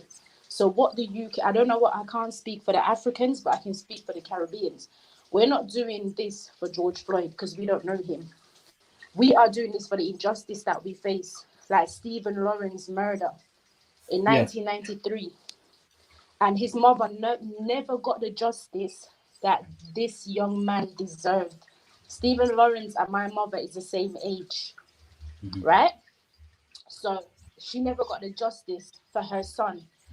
Only 3 out of those 5 or 6 men was convicted, right? So when people are saying Black Lives Matter, we're not following what's going on over there, because what's going on over there, that's not our business. What's going on over there? At the end of the day, we in the UK, the Caribbean community, I'm speaking about, we ain't doing that for them over there. We're doing that for our rights. The Queen has been head of states for the last 56, 57 years on many Caribbean countries' throne. And this woman, she's never picked it up on herself to say injustice has been done to the Windrush generation. She's never picked it up to say, listen, these people need the justice because we were the ones that invited them here. We were the ones that invited them to come here and made them work and didn't pay them and mistreat them and did a whole load of other things to them. Her son came out and made a half-hearted statement about the Windrush generation. Half-hearted, talking about, oh, we have to give thanks to the Caribbean nation that came here, that did the Windrush. And then he went on to go and bring the African community into it. Now, when you're talking about the Windrush generation, you do not associate us with the African community because we have paid our way when these people haven't done fuck all for this country. When my grandparents came here, my granddad was called a nigger. Certain jobs he couldn't even get. When my father came here, they used to run him down and beat him every day to the point my grandparents had to send him back home. So our fight that we're fighting here is nothing to do with what's going on over there. Our fight is here. What's going on over there is between them people there and for them people them with them have over there. So our thing no need to be coming on underneath them people the thing. No disrespect to them over there, so them need to fight for them own a fight. Our fight, yes, so bigger than what them and face over there, so because there's been so much injustice done to us time and time again. And where was the protest for the Windrush generation? Where was the protest feet? There was none. None at all. So this is what I'm saying. We need to separate ourselves from what's going on over this to what's going on right here. So, because what's going on right here, so I have nothing to do with the fact that him dead over this. So, nah, nothing to do with that. That have to do with the fact that Stephen Lawrence was murdered in cold blood for being a black man, walking in the streets of London, and him born here. You know, like him born back in the Caribbean, he was fucking born here. And they murdered him like he was a dog, and them covered it up for years and years and years and years, like it was nothing. So what's going on over there, sir? That's a for them thing. We need to disassociate ourselves from what's going on over there, sir. And make them focus over this, and we talk about the injustice for the Windrush generation. That's the main focus right now. That's what we are focused on right, sir. Go ahead, do your thing. I mean, like you said, I mean, like we paved the way for every foreigner. We made it possible for every foreigner to come here because we did all that. You know, when we came here, there was no other set of people here except for West Indians and Caucasians, whether they're Irish or whether they're the so-called British or Brutish people here. Is it the Caucasian one? But I mean, like you said, since we came here, I mean, I have stories. You know, I got my own personal stories, and I have my own family oral stories. And it's exactly the same thing. I am a Windrush descendant. You understand? So I know exactly what Empress Yamiye is talking about. Because when I speak to my relatives that came here, right? My grandfather and my great grandmother, you know, and my great grandfather, right? And my great grandmother, you know, from both sides of my family, you know, they told me the same thing. Said, yeah, man, England was racist, you know. We couldn't get a bank account. You know, they said, oh, we was so-called, you know, Turner used as Negro or colored at that time. You know, they were calling us colored when we first come here, you know, or Negro when we first come here. They weren't calling us niggas at that point or black at that point. When the Irish people came here, they were calling them black, right? Then they switched around and said, oh, we were the blacks. The West Indians were the blacks, but no, we're not black. But I mean, I'll just say this. Yeah, what Empress Yami is saying is the truth. When we come here, we face heavily injustice. So we can sympathize and have empathy to what's going on with our brothers and sisters in the States. Because when we come here, you know, when we left the islands, right? When we was in the islands, we was only around our own people, melanated people from the West Indies. Other islanders that come to our island. Yeah, we know them. When we come here now, it's the first time we buck upon, you know, and white people are the majority in England. You know, because back in the island, they're not the majority. We're the majority. The West Indians are the majority. We are the majority there. So when we first come here, it kind of shocked us, to that degree, how they treat us. Because people think like, oh yeah, back in the island, we have white people here, but they don't really, can't give us them type of talk there because they know what we do to them. We're in our own land, but we come to a foreign land, you know, we built their land for them, you know, what's the economic structure for them to do the work, what none of these Caucasian people wanted to do.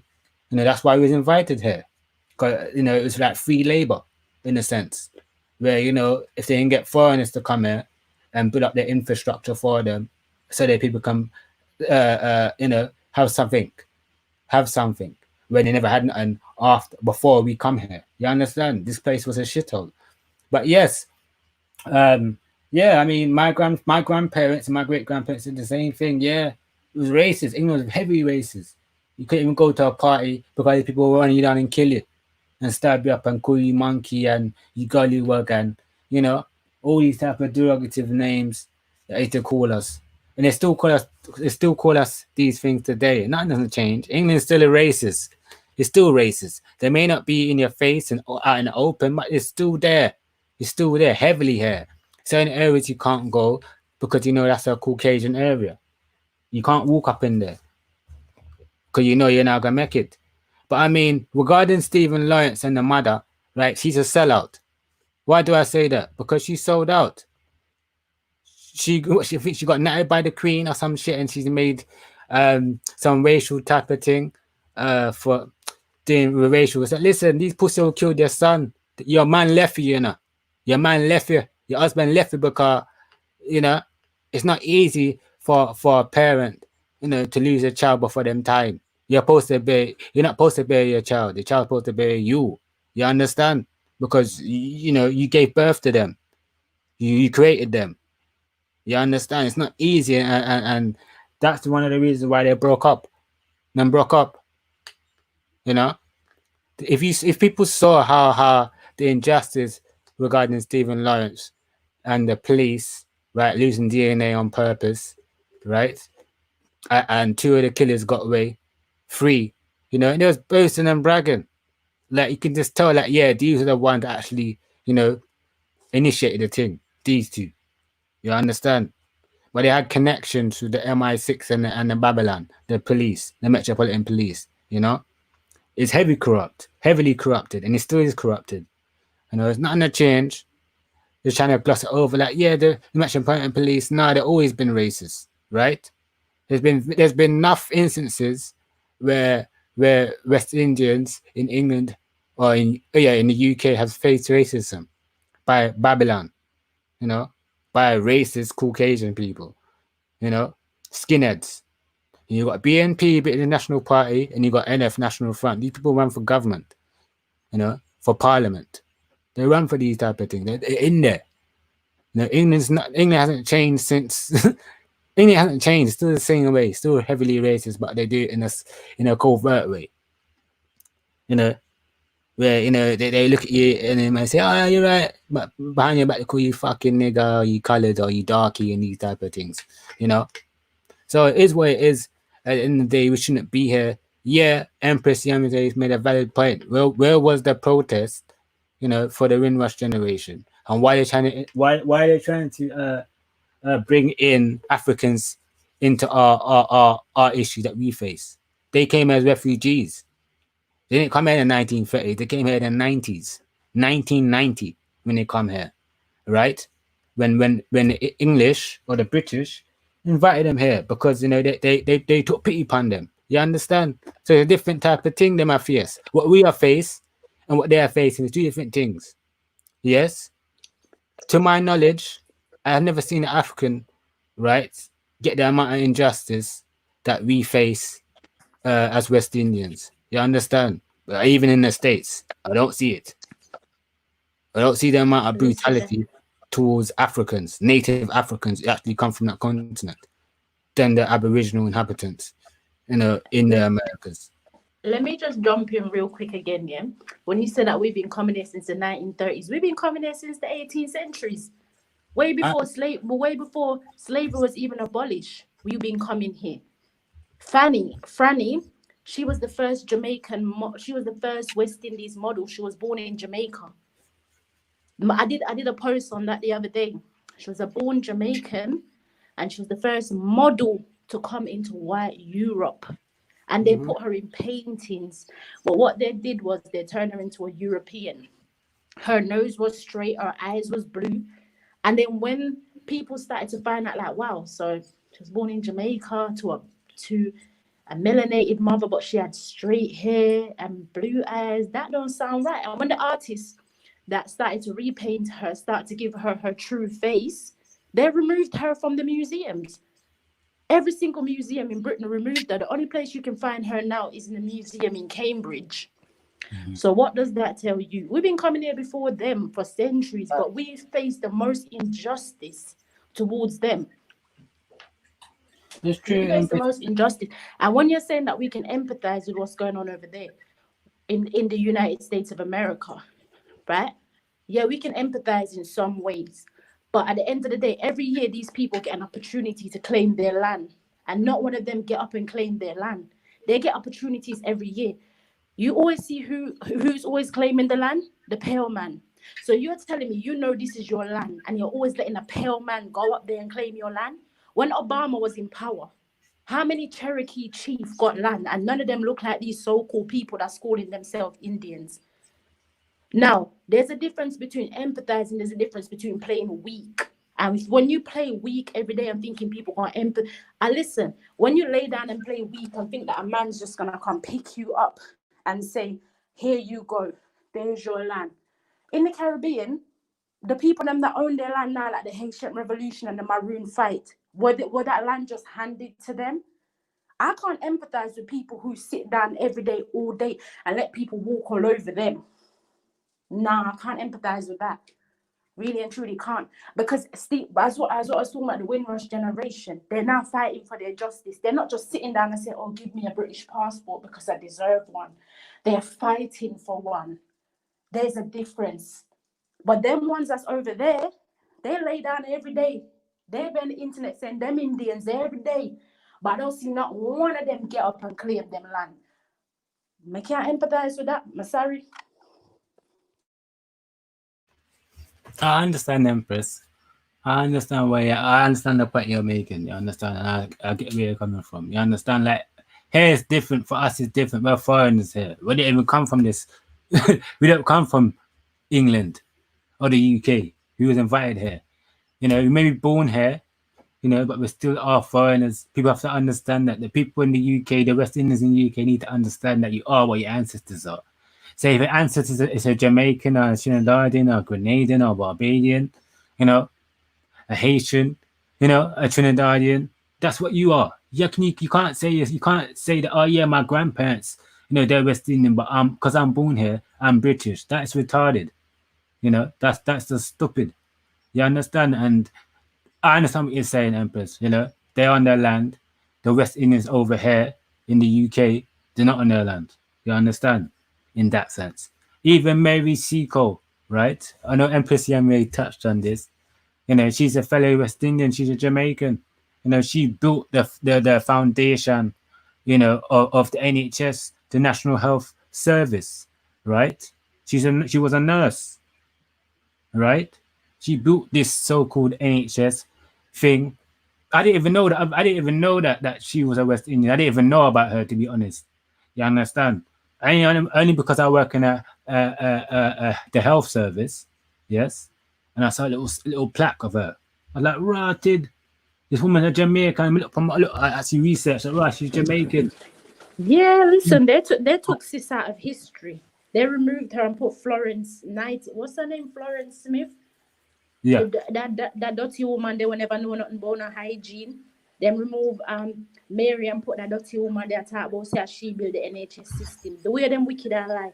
But if you go guys on St. Thomas's Hospital, they've got a monument of her. If you go to Whittington Hospital, they've got a monument of her. And what other hospital? I think they got one. I think they got one in Liverpool as well. Same people that listen, when you're talking about injustice, you can't talk to certain people about injustice because some people haven't faced what we have faced. Some people lay down and choose to face the same judgment every day. Some people don't want change. Change ain't gonna come by you laying down every day and playing the victim every day. Change gonna come when you rise the fuck up and go and claim what is yours. I agree. Yeah, protect it. You take what's yours, man. And if it asks you, can I stay in the land? They just take your land from you. Which one? Never ask you. Then take it from you, man. So you must take what's yours. What's due? What is? As the saying go, give Caesar what is owed to Caesar. Is it? Give us what then I give things where I take with things. And I ask, let me not ask for it, because it's my birthright, it's my inheritance. So I make I take every right thing and kick on after bomb buck that land. You know? But some people are weak hearted, like you say, Empress. Some people don't want change. Some people are comfortable being oppressed or comfortable being around foreigners, you know?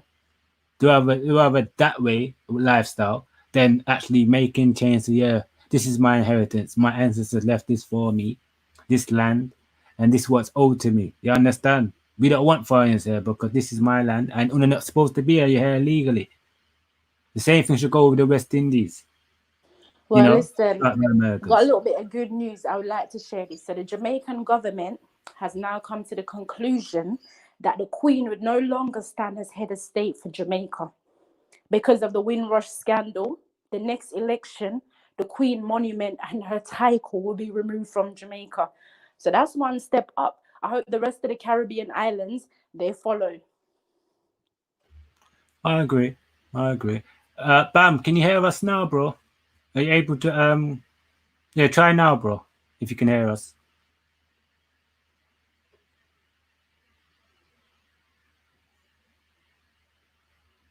All right. Yo, Salute, Bomb. I just wanted to say, Bomb? Okay. y'all hear me? Yeah, man, you're good, brother. Yeah. Y'all hear me? Yeah, man, you're good, hombre. Yeah, man. Yo, my phone acting the hell up, bro. And then me trying to get this computer running, and it's like it's all be a bullshit going on. But I hear what you are saying about the whole Windrush thing and what's going on with the governor general and all of that. But I think it's the reason why they're trying to shed light on that right now is because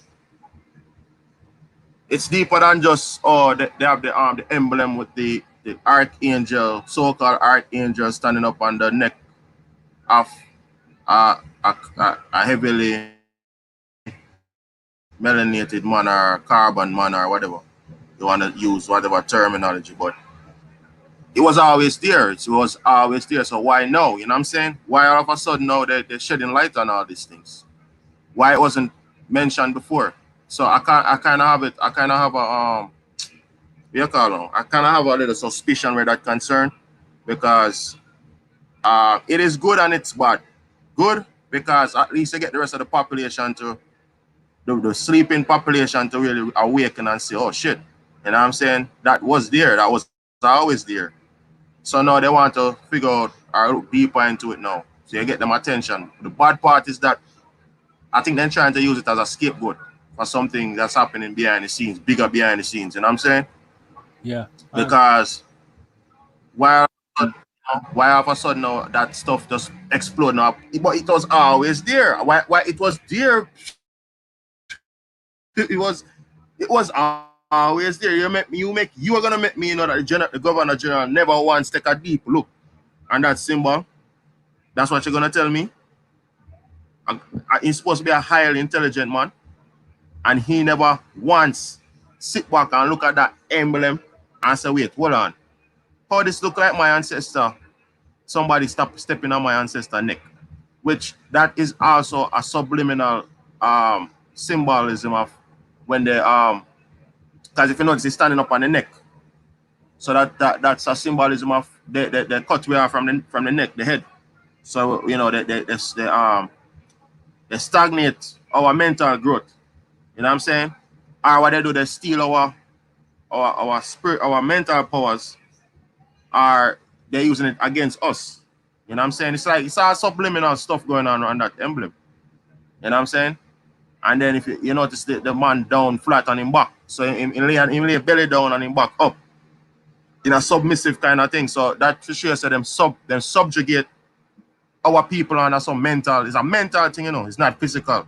It's a spiritual and a mental thing. They must work high science, you know what I'm saying? From behind the scenes. Facts. And these symbols they also use part of the science, you know what I'm saying? You have to understand the sigils, what sigils and symbolisms are about. There's a movie there, out there now called The Order. The Order on Netflix. I want you all to take a look on that movie and you tell me from that movie what you learned. I was just yesterday, trying to, take a little time out to watch it for a few, and I'm telling you, it's all symbolism, because at one point in it, they was doing a magic spell, and for that magic spell to work, they had to add a piece of paper, and on that piece of paper, they had to put a symbol on it, and then after they put that symbol on it, they chant a spell, and within that spell, it's a fiat, and then whosoever received that piece of paper, they are seeing money, and they are seeing whatever your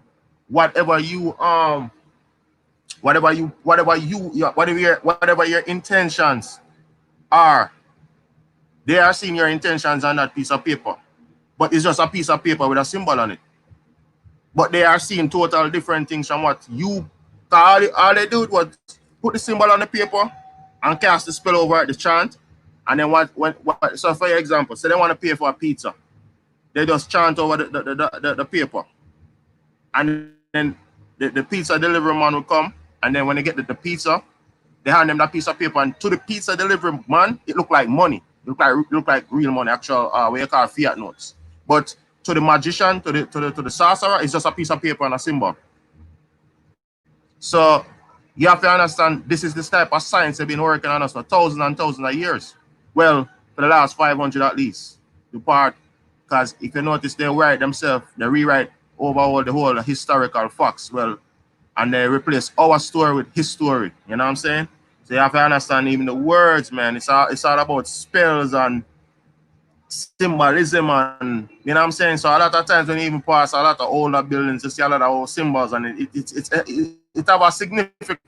It be significant to our demise. You know what I'm saying? A lot of things going on in the sports. When you watch these sports, and when you watch these like say you watch, for example, you watch the NFL and all these things, and you notice the symbols on a lot of these teams. Those are subliminal symbols up on your subconscious, your subconscious mind. You know what I'm saying? And then once they get into your subconscious, you don't even know that they're controlling you from your subconscious. So as I'm saying, it's a lot going on, and with all the symbolism, because that's just another symbolism that they're exposing to the whole wide world. That's another spell they're casting on us again, all over. But we have to break out of the spell. You know what I'm saying? It's all symbolisms and spell casting. A lot of these banking charters, what they call constitutions, even those things are spells. You know what I'm saying? They're casting spells, and we have to be cognizant and pick up on these spells. You know what I'm saying? Because what they wanted is subliminally put us to sleep. You know what I'm saying? And then when they subliminal, because let me show you something, man. Even in the movie, they had a dust that they blew, right? When they don't want the people to remember what they experienced, they blow this dust on them, and then they chant, they make a chant, and then they don't remember nothing what happened. So I'm telling you, the spell of Gregory, or the Gregorian spell, or the Gregorian calendar, that is the biggest spell of all of them that was cast upon our people. You know what I'm saying? Because it was the Julian calendar first, and then they do the spell of Gregory, and then they change the midday from 3 o'clock to 12 o'clock. So the original midday, noon, was really 3 o'clock. You know what I'm saying? And they switch it from 3 back to 12. So they call the noon, because the height of the day is really 3 o'clock. And that's when you can manifest a lot of things. But what they did, they switch it 3 hours back to 12. You know what I'm saying? So they cast a lot of heavy spells. You know what I'm saying? Spell of Gregory is one of them. You know what I'm saying? So we gotta wake up from our slumber real quick, because it's a big spell going on. You don't realize it's a spell. It's a casting. Even when you watch the movies, in the end of the movie, you see casting, the cast. They just cast a spell on you. You know what I'm saying? The roles, they're playing characters, because they write the scripts, right? And then the scripts, you play the scripts as the role. You are the role. You are the character. The script is a spell, because anything script is a spell. Anything written is a spell. So we got to go back to the original way of our ancestors and get back to the natural source, which is Hawa, the Most High. You know what I'm saying? Hawa, you know what I'm saying? Or the Ruach.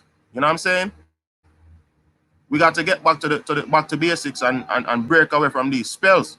You know, the bull, the papal bull, the bull. You know what I'm saying? Like the Bible. You know what I'm saying? The bull. What do you call it? Cause the Bible, you know, is two bull, you know, and bull is a document. You know what I'm saying? So you have to understand. Say it's a caste. It's a caste system. That's why they call it a caste system. Cause the caste is a system that they cast upon us.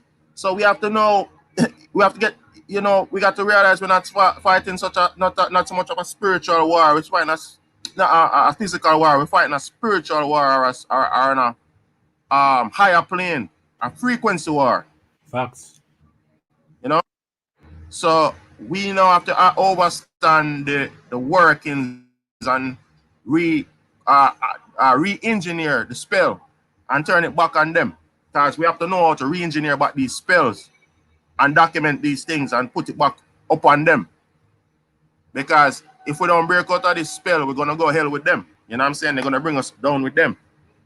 And that's why they know there's a certain time of the year that they invoke certain things, and even the media. Guys, if you notice the media itself, the term media is a place, you know. It's a Babylonian place in media, you know. So when they say things on the media, you're talking about Babylon itself. Go look it up. Media is a place in media from I think from Persia. You know what I'm saying? I think it's a Persian city named Media. So you have to realize what's going on on a more spiritual level, you know, and start to re-engineer this spell, because we can re-engineer it, you know, and make it work for, you know, to our advantage. You know what I'm saying? So you see, when we dig up all these old images of our ancestors, these old maps, we must use these old maps and these old images of our ancestors and reverse engineer the spell. You know what I'm saying? Yeah. And reconstruct back the proper our story. Take it from his story to our story. You know what I'm saying? And recast back the spell out back on them, because the spell of Gregory is the heaviest spell of them all, because we are using a Gregorian calendar. You know what I'm saying? And that Gregorian calendar is actually 500 years. They've added 500 years on it. So we are thinking that we're really in 2020, but really and truly, if you subtract 500 years from that, what you get? So you realize even colonization was not so long ago. You know, they just shift the goalpost a little bit. You know, they shift every time we're getting closer to the post. So we gotta realize what really going on. You know what I'm saying? It's more of a spiritual attack more than a physical attack. We gotta ban our eyes, and I'm saying put a ban over your eye, cover the physical eye, and connect with the ancestors. You know what I'm saying? Because if we're not about that, if we're not gonna ban the eyes, because we have to really ban the eyes, and we have to cover the eyes and start looking at. We have to start dream now. We have to start get visions now. You know what I'm saying? To offset this world, what's coming? Because we cannot offset it. We have the power to offset it. Because we are also great magicians, but we are magicians in the sense of the earth, the herbs. You know what I'm saying? We connect with the herb. We connect with the earth. So being in connection with the earth makes us magicians, meaning we respect the order of things. Because magic just means the order of the universe, the orders. So once we're in the proper order, the proper correlation, then we're good. What these people do, them try to bend time or bend what is supposed to come. They're trying to bend it. You see me? Because they know they're tapping into the frequency and trying to manipulate the way we see things. I don't know if you ever hear about the Mandela effect. Like, for example, Arawaks are no, they say it's Taino, but 20 years ago it wasn't Taino. We was always Arawaks. I never hear of Taino before, but all of a sudden you hear Taino. But where did that come from? 20 years ago that wasn't there. We hear about Caribs, and Caribs. We never know Taino, but say for the last 5 years hearing this Taino. Where that come from? You know what they did? They tap into the frequency and they went back in time, and they just switch something. They just turn something. You know what I'm saying? They just manipulate something, and then now in the future, right now, in the now, we are seeing Taino. But really, what they really do is just go back in time, because they know how to frequency. They know how to hijack the frequency. They know how to time hop. There's a project called the Montauk Project that was taking place in Montauk, New York, off the coast of Montauk, not Long Island. It's a place where I used to be as well. So I know that area very well. They have projects. They have the Philadelphia projects as well. Montauk Project was the biggest one. What they were trying to do is open up the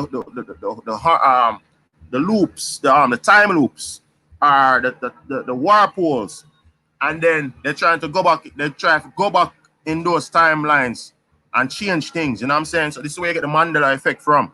And trust me, it's real. They said they closed it down, but I think they didn't. I don't think they closed it down for real. For real. You know what I'm saying? So all of these things, I want to hear about Area 51 and all. This is what they've been doing. They go back in time. I don't know if you watch Back to the Future. I don't know if you everybody watch Back to the Future. These things are real.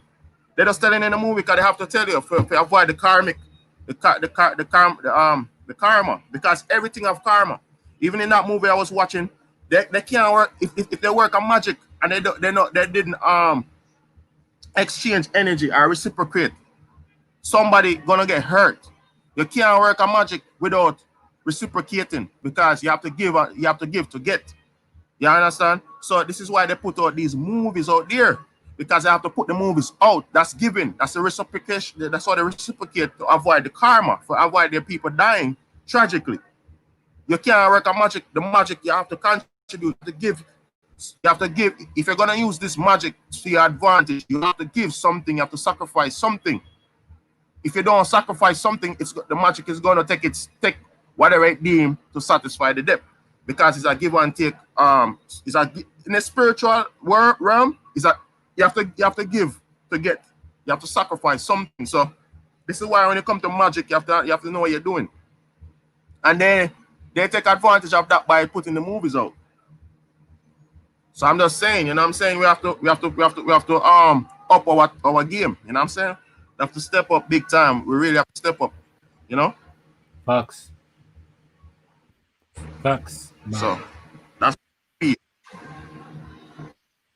Yes, people. Firebomb. Yes. So I'll say, how do we reverse that, Umbra? It's a movie. So I was thinking, like, if we shot movies that talked about our story, but in full detail, you know, like the real events that happened, you know, the empires that we had, that we still have, you know, our story to reverse them type of thing. Because them do witchcraft. That's what Bam's talking about. It's witchcraft. Even with the music, with the hip hop, the Jews, yes, before it goes to the public, they do rituals, witchcraft. The Masonic people, the Illuminati, they do rituals over the music to make people buy it enough, and work connotations and things to lead people, whether it's for good or for bad. You understand? Whether it's for genocide or for, you know, whatever it is, they use witchcraft. You see it? See, this is the reason why you don't give foreigners anything that you built. This is the reason why you never give foreigners what you built. But oh well, that's just another lesson learned. If that's said, we're gonna watch another little video, and then we're gonna go for a little break. My throat's slightly parched. But yeah, man. So the next video I shall screen share will be another riot that took place in, hold on. So so this is white police struggle to clear another London block party. I think this was in hold on, let me see where it was. Somewhere in London. I can't remember exactly where it was, but it's somewhere in London, in South London. If not south, then probably east or north or west, you know. But yeah, so white police struggle to clear another London block party. This is from Daily Buzz, and once again, as Gambler says, fair use, but fuck fair use. No entry. No entry.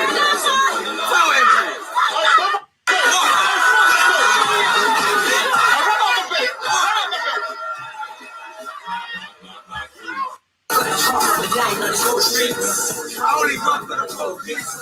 I know post up. Got to be a boss, not a soldier.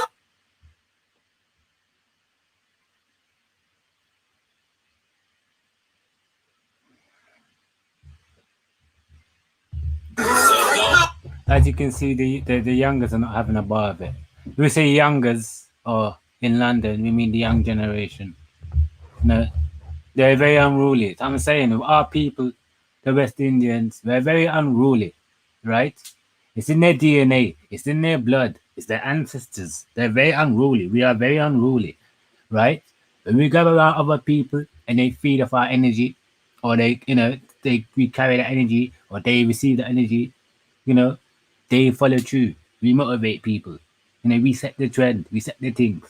Whether it's for good or for bad, they know we set the things. Go ahead, the Empress. Now, I got a little question which I think should be a debate. Why is it that hip hop music was found by a Jamaican who was born in Jamaica, but we don't we don't make nothing off of it? There's no homage being paid to us on it. That's a very interesting question, but there's no Jamaican artist that actually do hip hop, but it was found by a Jamaican. Cool Herb. Yeah, I know. Very interesting, that one. And it's been taken over by Jews. And I wonder who gave it to the Jewish man. I wonder who. Boy, you have to talk to people from the mainland to ask that question, They're in the chat, you can ask them now. People in the chat, if you want to respond, bang in the chat, innit? Because I don't know. Like, I like American music, don't get me wrong. I like music from the American. But it's not American music. Hip hop was found by a Jamaican, so that makes it ours. It's not American music at the end of the day. It's not American. We need to stop talking about this American. We need to stop talking about this American business. You have the Caribbean, you got the United States of America, right? Which is over there. Then you have the Caribbean over here, right? 65% or 95% of the culture that these people now have is ours, which belong to us, right? Hip hop comes from Jamaica sound clash. That's where hip hop comes from, right? That's where it comes from. But we don't get no homage from it. And hip hop is millions and millions and not even millions. It's worth billions. So how much money has Cool Earth actually made from that? Because right now it's the Jewish community that's running it. And I wonder who has given the Jewish community that authority to run hip hop, which was brought to the United States of America by a Jamaican. So who has given the Jewish man that authority? And how many actual people from the Caribbean communities actually benefiting from this so-called hip hop? Not many of us, but it's ours at the end of the day. I agree with you when you say the music come from the island. But you have the perspective of saying America and the Caribbean and South America. That's the perspective we need to come out of, because this is what got we messed up in the first place. This imaginary border stuff. Our place wasn't like that, you know what I'm saying? Before we used to have chiefdoms, you know what I'm saying? So if you really want to solve the problem of colonization. No, all right, Bam, I totally get that. But at the end of the day, we need to stand and find our own identity. No disrespect to these people that live over there. I'm one of them people that I'm not going to stand back and keep pushing myself on people that keep disrespecting my culture, that keep bringing down my people, and that keep tearing people down. So let me just say, no, hold on. Listen, the Arawaks migrated. Remember, it didn't say in history that the Arawaks was in the United States of America. It never said that. It said the Arawaks was in America. It never put them precisely in the United States of America. It said they were in America. Now we have 7,000 islands in 34 countries, which makes us bigger than the so-called United States of America, right? Yeah, but We the have. United States is 10 square miles. That's not the land. I All could right, prove it. all right, all There's right, all Florida. right. You Then remember, I know Florida, not Florida, you know. Florida itself, you know. Texas, that's all of that is Arawak, you know. So this is why you have to be very careful. yeah, I know Because 100%. This is what I was saying because I have yeah, a sister that came on my page yesterday and was telling me she's from Barbados, right? And she's telling me how the so-called African Americans always tearing her down, saying, "Go back to the zoos, go back to where you come from." Now, me being a oh, female that's and me, commonplace. I got through that. I yeah, got no, through that. yeah, that's what I am I saying, Bam. experienced So that. why do we continue to put ourselves in this position and talk about we and these people are the same? All right. Prime example. You see the Africans in Nigeria, they have about 500 tribes in that one country. You will never Yeah, hear these tribes talking about they're the same people. A Hausi will always say they're a Hausi. A Igbo will always say that they're a Igbo. But when we're in this Aborigine umbrella, I feel like there's too much fuckery underneath it, right? it That we is. want to It be is. But forcing the truth ourselves is, on these but, people. but, but watch it now. Watch where it get dangerous. The chiefdom, the Arawak chiefdom, was a part of what you call the United States. So you have to be very all right. Me understand what you mean. Like we need to distinct ourselves different from different tribes, which me agree with. But for colonial reasons, me not to agree with it because if you really want to get rid of colonization, because I'm really against the colonization. And when we get rid of colonization, then we can comb out the bad ones, the bad tribes, whatever. We can really see what go on with that. You know what I'm saying? But we have to figure out how we're gonna go pre-colonial first, get rid of the colonization altogether, and then now we handle who need to handle, which is these sellouts or whatever, the ones who like we don't talk or whatever. Then we handle them. Then we handle. But the biggest problem right now is colonization. You know what I'm saying? We need to handle that first. You know? So you have to be very careful when you talk about the land and all these things, because if you check the history properly, South America, not only South America, southern, what you call southern North America, Florida, go right back to say Texas. Those areas are Arawak, Ahuak, chiefdoms, including the Caribbean, because Florida is a part of the Caribbean. So if you not claim these things, I make public declaration and claim these things as far as I know the ancestry when it comes to Ahuak people. You know what I'm saying? We have dominions go as far back as even Atlanta. 100%, and I agree, Bam. Canada. Sorry to I would say all the way back to Canada. Canada. 100%, sis. Yes. I agree with that. I agree with what you're saying. You have to claim it. 100%. Yeah. But what I'm saying is, yeah, Florida would have been seen as an Arawak situation, as part of an Arawak state, right? Florida was taken by these white colonizers and given to the so-called African Americans, right?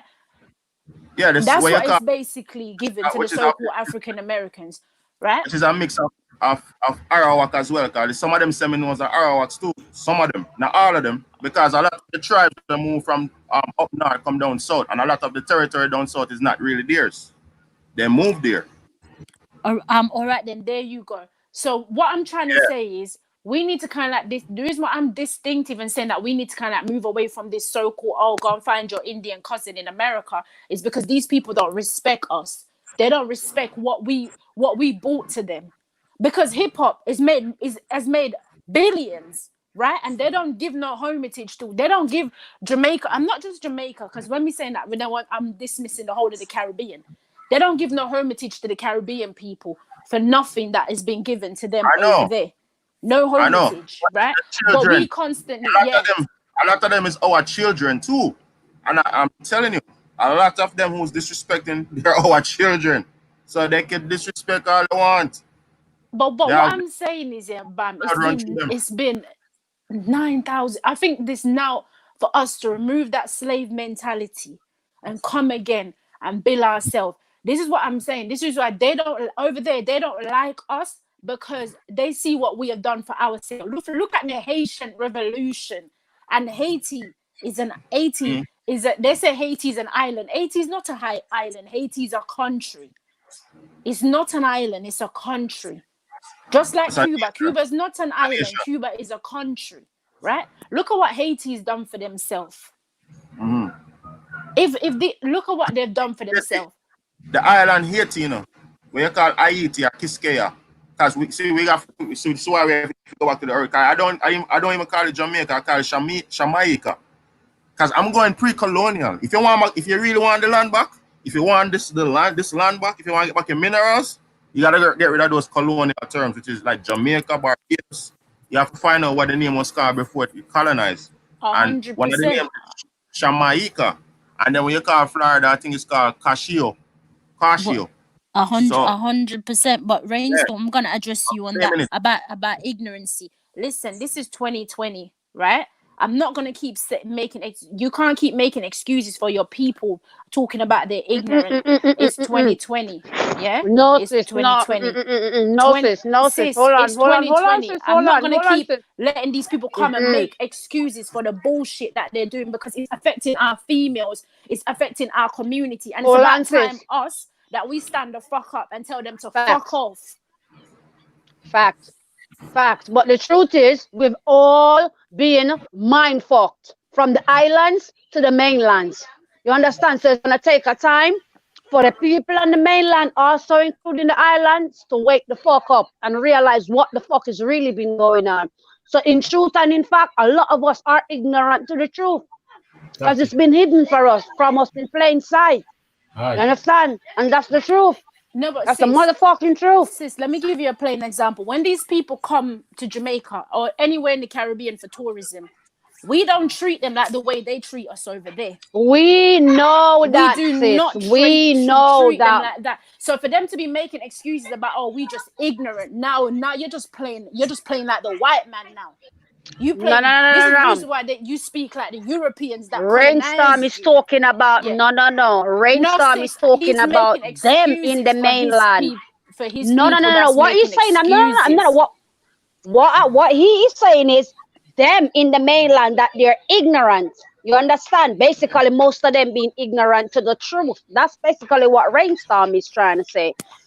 Because he said most of us here in the States are ignorant, sad, but true. Narcissist. So he's just saying that most of them in the mainland, they're just ignorant to the truth. I get what you're saying, sis, but even in the island, some of our people are ignorant too. Yeah, sis, 100%. Some of us are ignorant. We got ignorant people in the islands too. You can't tell them they're not from Africa. You can't tell them they're not from Africa. But but we are not from Africa. We're not from Africa. So when you hear that's what I'm saying. But you got people in the islands. They will chop your head off just to claim Africa, and they've never been. That's pure ignorancy. Absolute ignorance. How the fuck can you claim somewhere you never been? No, and you will fight with your own flesh and blood just to claim Africa. But sis, that's what I'm saying. You're not getting the point. These people, they might claim Africa, but they're not saying to these so-called African Americans when they come on our land, fuck off back to where you come from. You're a monkey. Go back in the zoo.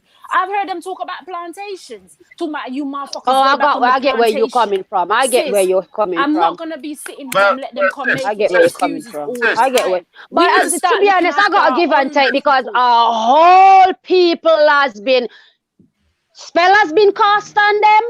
Lies and be told.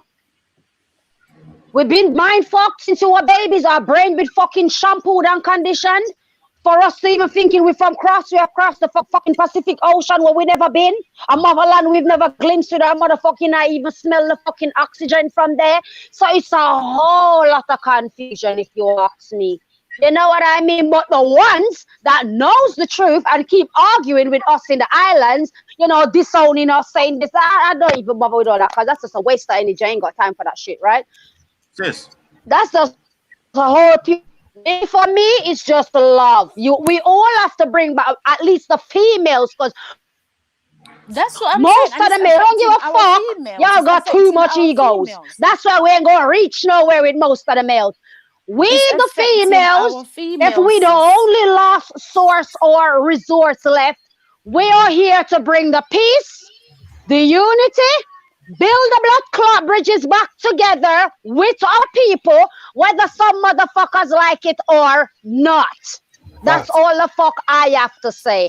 And I'm gonna spread love to my brothers and sisters in the blood clot mainland. Who don't like us in the islands? Tally-o! That's great for y'all. I don't give a fuck. But I'ma continue to push the love straight the fuck up. Me, We have nah, to, I yeah, can't continue to push love to people that's tearing Sis, down my own. I'm 100% sure about the Caribbean. I'm not sure about sis. I'm not sure about over there. You know what I'm saying? Whatever land that was being colonized and been taken thousands of years, they can keep that. But when it's affecting somebody that comes from Barbados or Jamaica or Martinique, I'm going to speak on it because I'm sure about them. I'm sure about that unity. I'm not sure about that unity on that dot over there. Right? These people being colonized so much, they're still using the N-word to classify themselves as the N-word. People like that can't be helped. People like that is going to sink the motherfucking ship. They're going to sink the ship. They sit down talking about, oh, we put out homosexuality, we do this, we do that. Everybody know in the Caribbean, we don't fuck with no homosexuals. That's an abomination to us. We know we have never sit there and talk about that bullshit and then we still extending love to these people that's still tearing us down. And then they're going to talk about they're ignorant in motherfucking 2020. Wake the fuck up. Wake up. I understand what you're saying, islands, sis, we but do the not truth. deal with you like that. We motherfucking welcome you and But we si- feed you when you come around us. You're But over there talking about monkey. Go back to the sis, the plantation truth where is, they it's not come all from. of them. It's not. it's The true. truth is, sis, I agreed what you're saying. I'm hearing what you're saying, but it's not all of them, and it works vice versa. Right. The mainland, the islands, it works vice versa. It's not all of us. It's not all of them in the mainland think like that. It's not all of us in the island. It's just a few or a handful or the ones that's just ignorant and decide or choose to remain ignorant. Do you It's understand true. what I'm saying? But since we've been on this YouTube things, we've met a lot of our brothers and sisters in the Americas, and trust me, they're willing to work with us. A lot of them is willing to work with us. They're willing to make peace. We keep it moving. Some are just there in was their no ways. war in They the want to first do what they place. want to There was do. no I'm not war. going to argue with no one. You know what? The truth always stands alone, and nothing can fight the truth. I've always said it, and I'm going to repeat it again.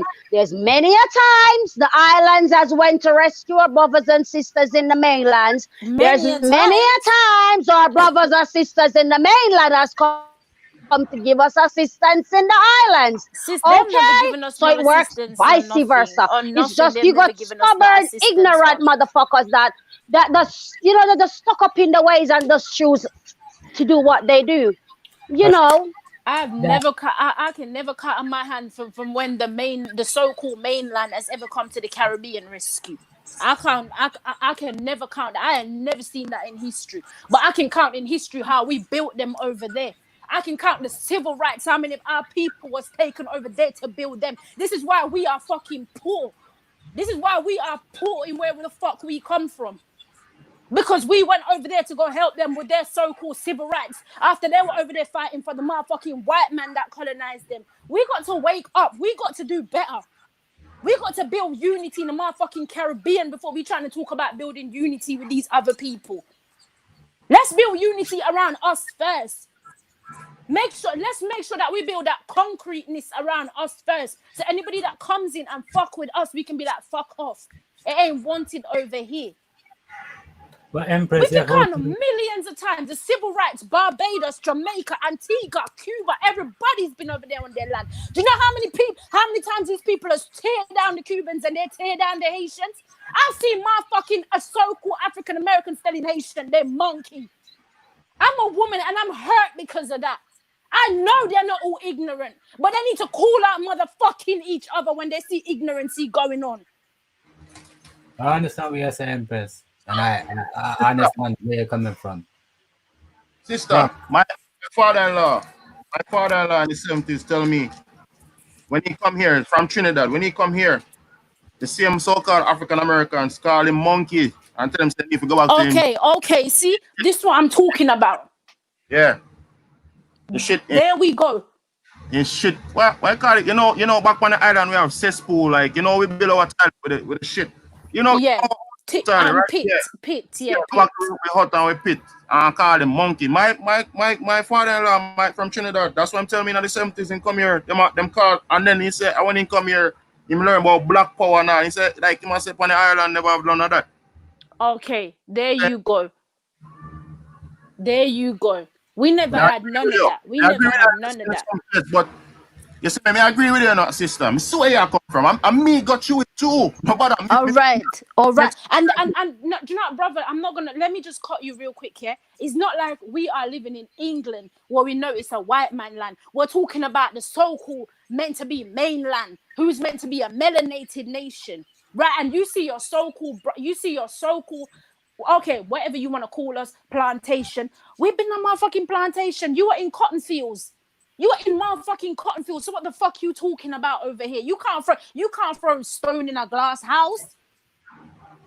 The Caribbean has been the place that we call the Caribbean has been free for hundreds of years compared to what you are going through over there. You ain't free over there. We have the documents. We have the documents to prove that we've been. Okay. Empress, yeah, me. You have to remember that. Yes, people throughout the Americas have all been lied to, you understand? So that's affecting Caribbeans, West Indians, it's affecting everybody. South America, North America, Central America. Everybody from around the American continent has been affected by colonization. Rainstorm wanna come on, Tata. No. Let me say something. Drop the link. I send Rainstorm the link. South America is a different place. Because when you go to South America, we're talking about Venezuela. Venezuela and Jamaica has always had relations, right? Because they took people from Venezuela and always brought to Jamaica. It's always been love.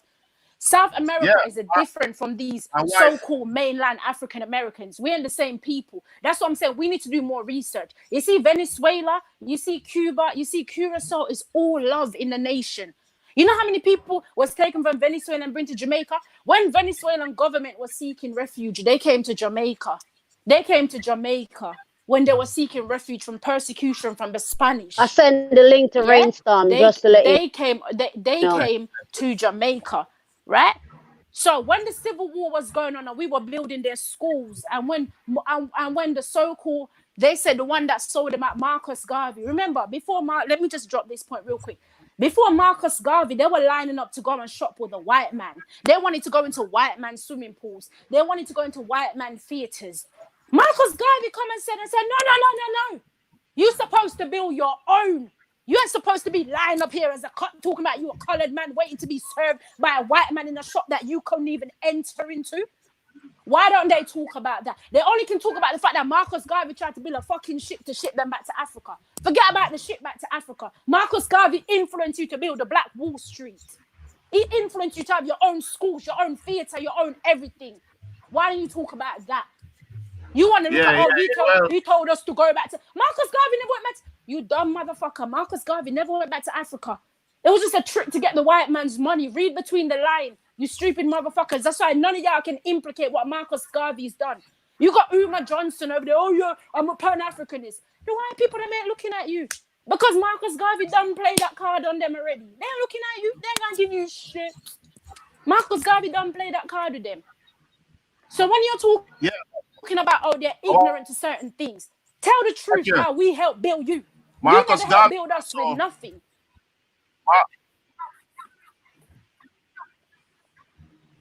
Bam, you did it. Go on. Yeah, Marcus Garvey also. Peace, Rainstorm. Pick up yourself, Rainstorm. Come on, Bam. Peace, Rainstorm. Big up yourself. Big ups to everybody. Y'all go ahead. I'll put in. Okay. Yeah, Marcus Garvey also influenced the likes of Malcolm X, Martin Luther. A lot of people didn't know that Web the boy. Let's not forget about that. Yeah. Jesse Jackson. Okay. Yeah, Martin Luther also went to Jamaica to pay tribute to Marcus Garvey. A lot of people never ever know that. Did you all know? Yeah, I knew that because he made a statement about. He was like, I wish that one day in America that all the brothers and sisters can wake up like all the brothers and sisters in the islands of Jamaica. That was one of his statements that he made.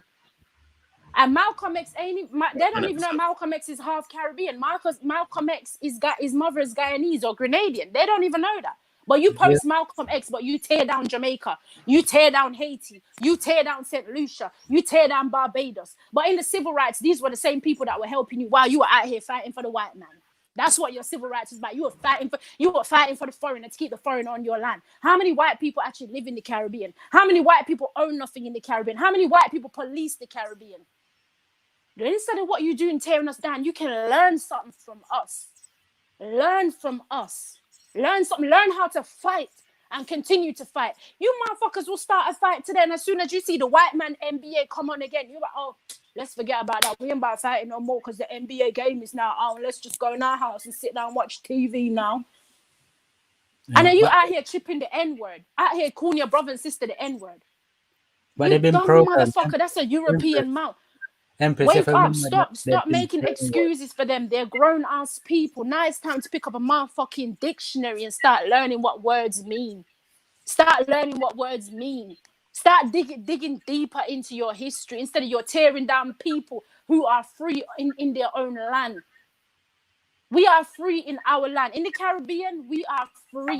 Let me tell you that. This is why people love us so much, because we are the fucking builder. We are like the foundation. We walk around everywhere and build everybody except ourselves. That's what we have done throughout history.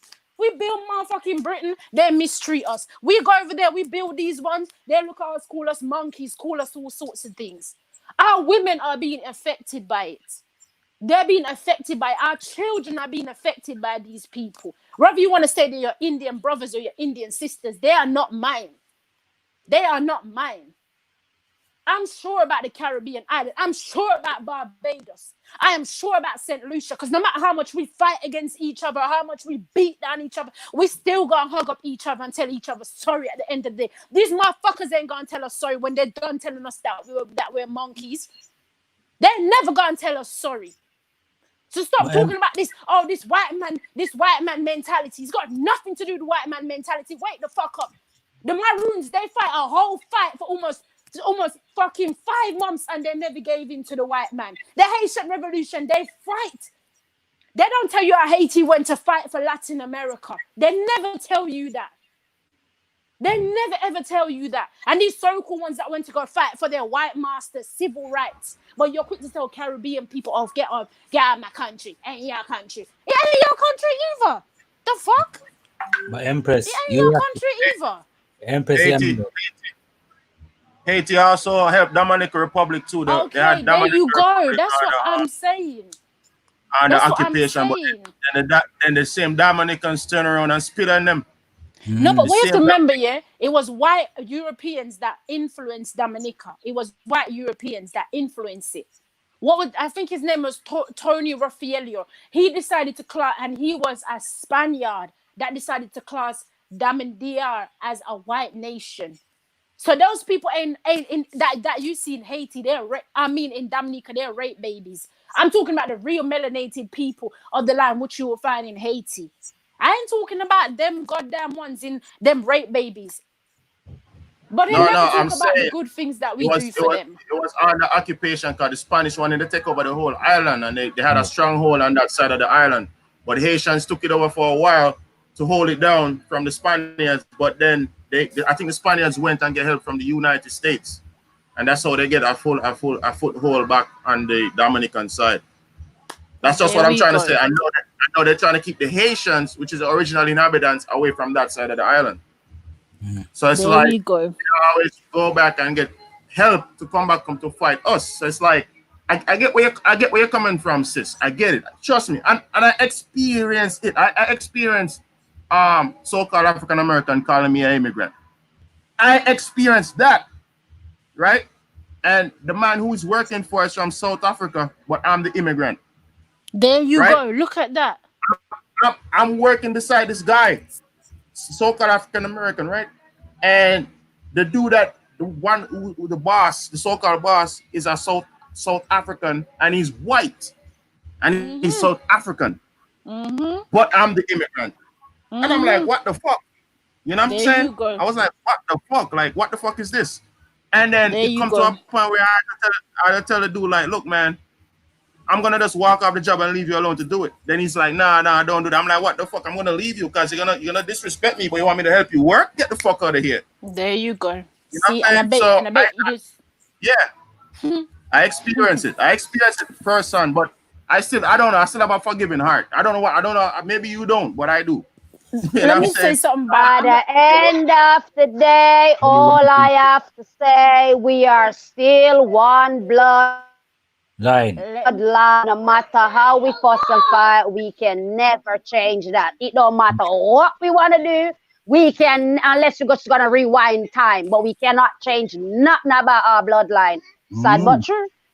It's the I'm truth. sure, It's the as truth. what I said, I'm sure about the Caribbean. I'm sure about the Bajans. I'm sure about the when I go to Barbados, I don't get called an immigrant because it's in the Caribbean, and I've been to Barbados about 3 or 4 times. When I go to, I've been to Guyana once. I've never been called an immigrant in Guyana. I've been to Cuba once. I've never been called an immigrant in Cuba. So why would you want to go somewhere where you're being called an immigrant? Does it make no sense? The only place that's supposed to be calling us an immigrant is these white man land like Britain, Germany, and them type of lands. But Empress Yami. I look at that as a lack of knowledge. Aye. But Empress Yami, I've got a family. She used to live, used to work in Barbados, right? And it's are you Jamaican people? For fuck off back to your country. You know, I didn't think the thing go. Maybe you're different, but loads of West Indians from Yard have told me that they went to other islands and they keep them bad. Haitians different. Facts. Like, Haiti and Jamaica get on fine. Cuba fine. Yeah. So you can't say that it's basically it's our people have been brainwashed. Everybody in America has been brainwashed. You have to understand that and understand that. Yes, you can't judge everybody, everyone for little small pockets with the ignorant motherfuckers. Whether it's from the islands, you can't even tell people from the islands that are related to people from America. It's like, no, them people are Yankee. What you talk about? We are Jamaican. Them are Yankee, man. Move and go along. I want to kill you. Same thing about Africa. Same thing, Empress. You have to understand that, yes. No, but you can't tell someone from the Caribbean that they're related to Africans because at the end of the day, there was no slave ship from Africa. But they believe that. That one don't even endure the statement. Yeah, but to this day, they still believe they're from Africa. The only people shine Africa over here is the Rasta man. And the Rasta man has been saying that for how many? The Rasta people, we have to understand the Rasta people were being oppressed. If you go deep into Rastafarian history, you realize that they were oppressed. So hold on, Empress. Hold on, Empress. Right? Empress, hold on. You can't make excuse for them people there. You understand? For some of our people. No, but y'all want to make excuses for people that live in America, but you don't make excuses for the people that were able to string cut. All that makes sense. Hold on. Hear what me I say, man. You're saying that we shouldn't make excuses for people in North America, right? The same thing go with the same thing go with people from the islands. You can't make excuses for them. Same fucking thing. But everybody know in the islands we have beef. Everybody know that we beef amongst each other, but we always come together in unity. At the end of the day, we beef amongst each other. But America is also an island, and it's all the islands combined in the West to make up the continent. So America is not a continent, but also a country, aka island. No, the United States combined created the Western continent. No, it's not a continent, my dear. No, it's not. It's a country or island by itself.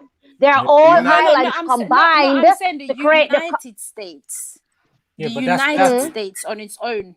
That's a company. Yeah, but it's not a country or island. It's still another country or island because California, Florida, they're all islands combined together. United States is not Florida, California, Florida. They're all separate islands combined together along with the smaller individual islands. That's what I'm saying. So America is not a continent on its own. It's other islands combined with it, make it a continent. Yes, the American Sea. 100, sis, 100. Yeah. At the end of the day, we're all gonna have our different agreement on this. Me, I'm gonna stick to what I know. And y'all gonna continue to do what y'all do. Yeah, but I'm gonna make sure that my Caribbean people them is good. That's Gucci for me, brother. They tear down each other or not. I'm gonna make sure they're Gucci. I'm not gonna be looking for the Indian American cousin that I don't know. I know the Caribbean. We're all gonna have our separate opinions on this situation right now. Well, hey, okay, this rainstorm. Check this out, sis. I get everything. I'm getting everything you were saying, right? And it kind of goes right back, and Empress Copperfox just kind of took the words out of my mouth, right? You're an island, okay? You're on an island. You know, we're on a continent, and we've been hunted, shot down, killed, dogs sicked on us, water hoses. Has the islands been through that? No. Wait. What do you think the Haitian Revolution was? What do you think the Haitian Revolution was? Hold on, but this is an island. This is an island. We're on a continent, and we'5 been hunted, shot down, killed, dogs sicked on us, water hoses. Has the islands been through that? No. Wait. What do you You see what I'm saying? That at least even in Jamaica, like they said, when they had certain wars or certain islands, they could run to the mountains. You see what I'm saying? They all that. So when it comes to the Americas, right? North, South, Central, your joining islands and all that, you got to realize that. And when you see the news, look at what's happening to us over here compared to what's happening in the islands. Y'all ain't got motherfuckers breaking y'all necks and shit. Y'all ain't got motherfuckers hanging from trees. That didn't happen to y'all. You see, so we've been broken. They have broken our spirits, our people. And then they got us calling ourselves something that we're not. So like when you say, oh, we know who we are, yeah, because they haven't totally broken the spirit of Haiti or the islands or, Jamaica and so on and so forth. You see what I'm saying?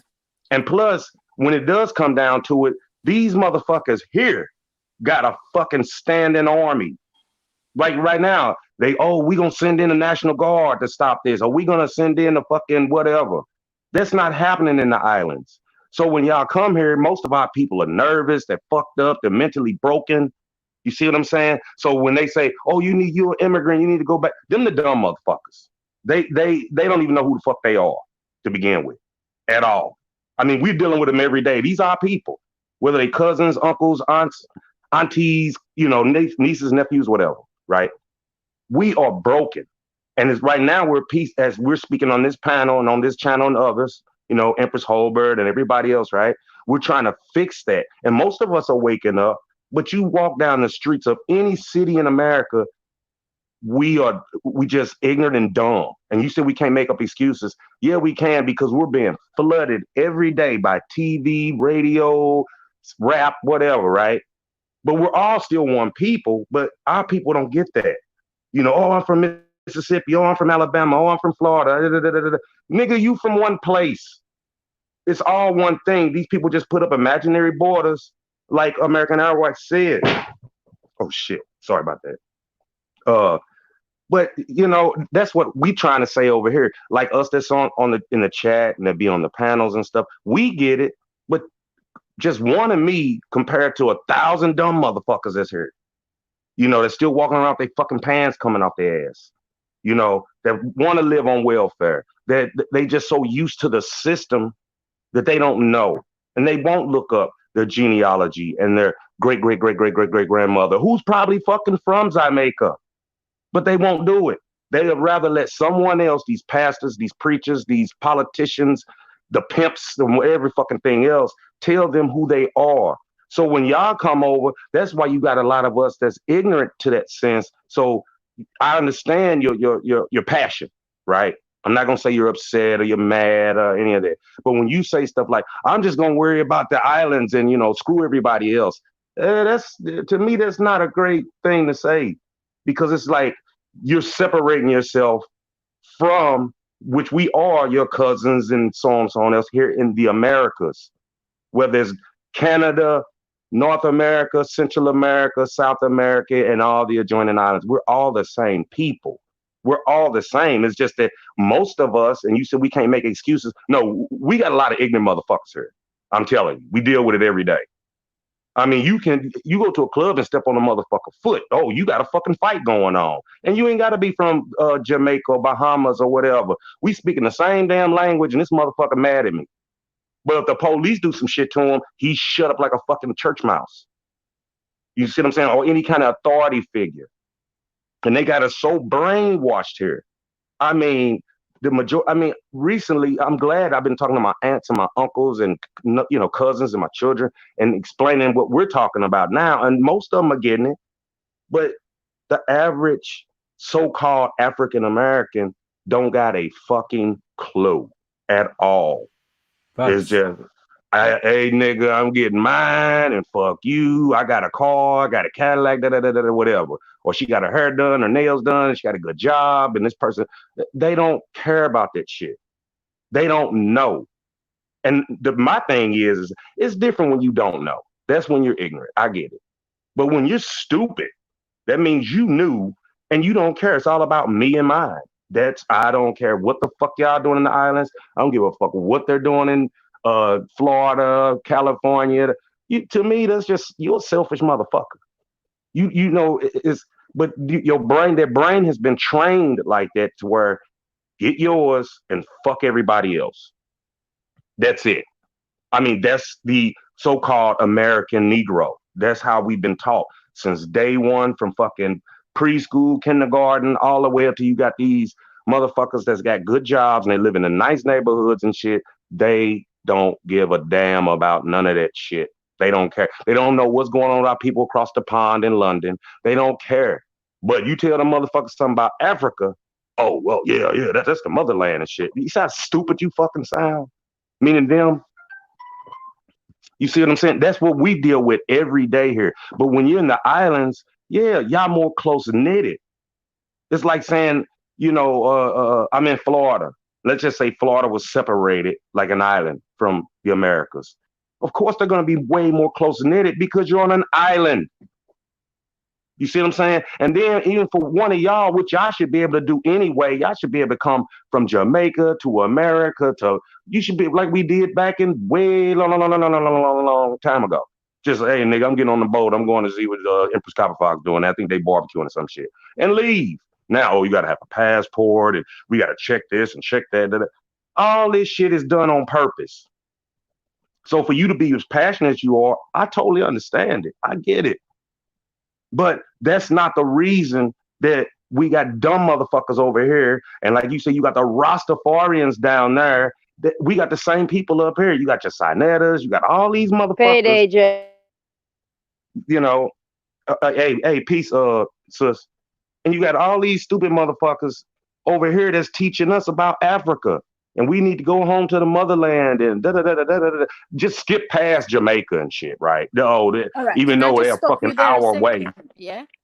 Jamaicans, they're going to talk about Africans. That's what I said. It's the Rastaman. I'm talking about the treatment of the Caribbean people. That's what I'm speaking on. I'm not speaking on who want to go back to Africa. Whoever want to go back to Africa, that's their business. I can't talk for that. I'm talking about the treatment when somebody arrives, right? When we do tourism is our biggest income. And there's a lot of American tourists that come down there. We ain't saying go back to them cotton fields where you come from, but I've heard y'all say go back to them plantations. But what I'm saying, and I get that, but you got to understand that we're doing that to each other over here. We're doing it. We're fucking killing each other every day over dumb shit. Every day. You can't, when you go to a city here in America, whether it ain't just got to be Chicago, it can be Houston, it can be Nashville, it can be New York, whatever. We blowing each other fucking away. Or y'all doing that? Y'all not doing that. But y'all not doing that. Yes, and but that's what I'm saying. Y'all are like sinking shit because y'all don't want to educate yourselves. Exactly. No, it's not that we don't want. No. It's not that we don't want to educate ourselves. It's just that we got so many people that's been so indoctrinated. They think that's the honest to God truth. They're not thinking of what we're talking about now, or the things we've talked about in the past on these channels and many others that's talking about the American Indian. You got to realize we have people that's been preaching the same bullshit for 60, 70 years and then some. But if you go back, y'all don't want to change that. Y'all got to change that for yourself. Y'all got to change that for yourself. You can't sit down and complain about the treatment that y'all get. Y'all ain't rising to the occasion. That's what we've been doing. That's what we're doing now. Nobody can't give you nothing. But that's what we're doing now. We had the full vocal revolution in Jamaica. Y'all just trying to change something in 2020, when y'all should have been changing it since the 80s and the 90s to not let these people come and take so much of y'all land. But you're making something out but you're making something out to be something so simple. It can be solved so simple, and that's not going to happen like that.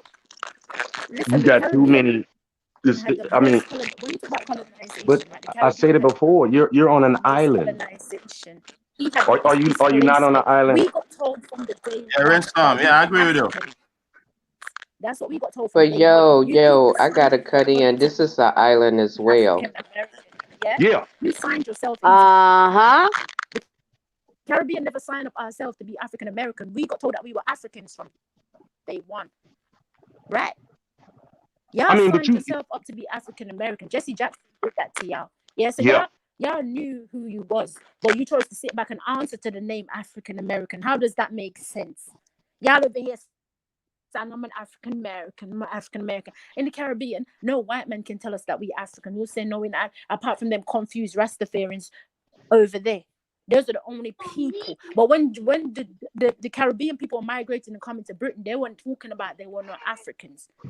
We got told from the get-go. If you type in Google, you type in Jamaica, Barbados, St. Lucia, wherever, you always see the word Africa comes up. When you type in America, you might, when you type in the so-called America, you might see the Cherokees come up, and then they'll tell you how the word African American came about. They'll say, oh, Jesse Jackson. So y'all signed yourself up for hardship. You signed yourself up for hardship.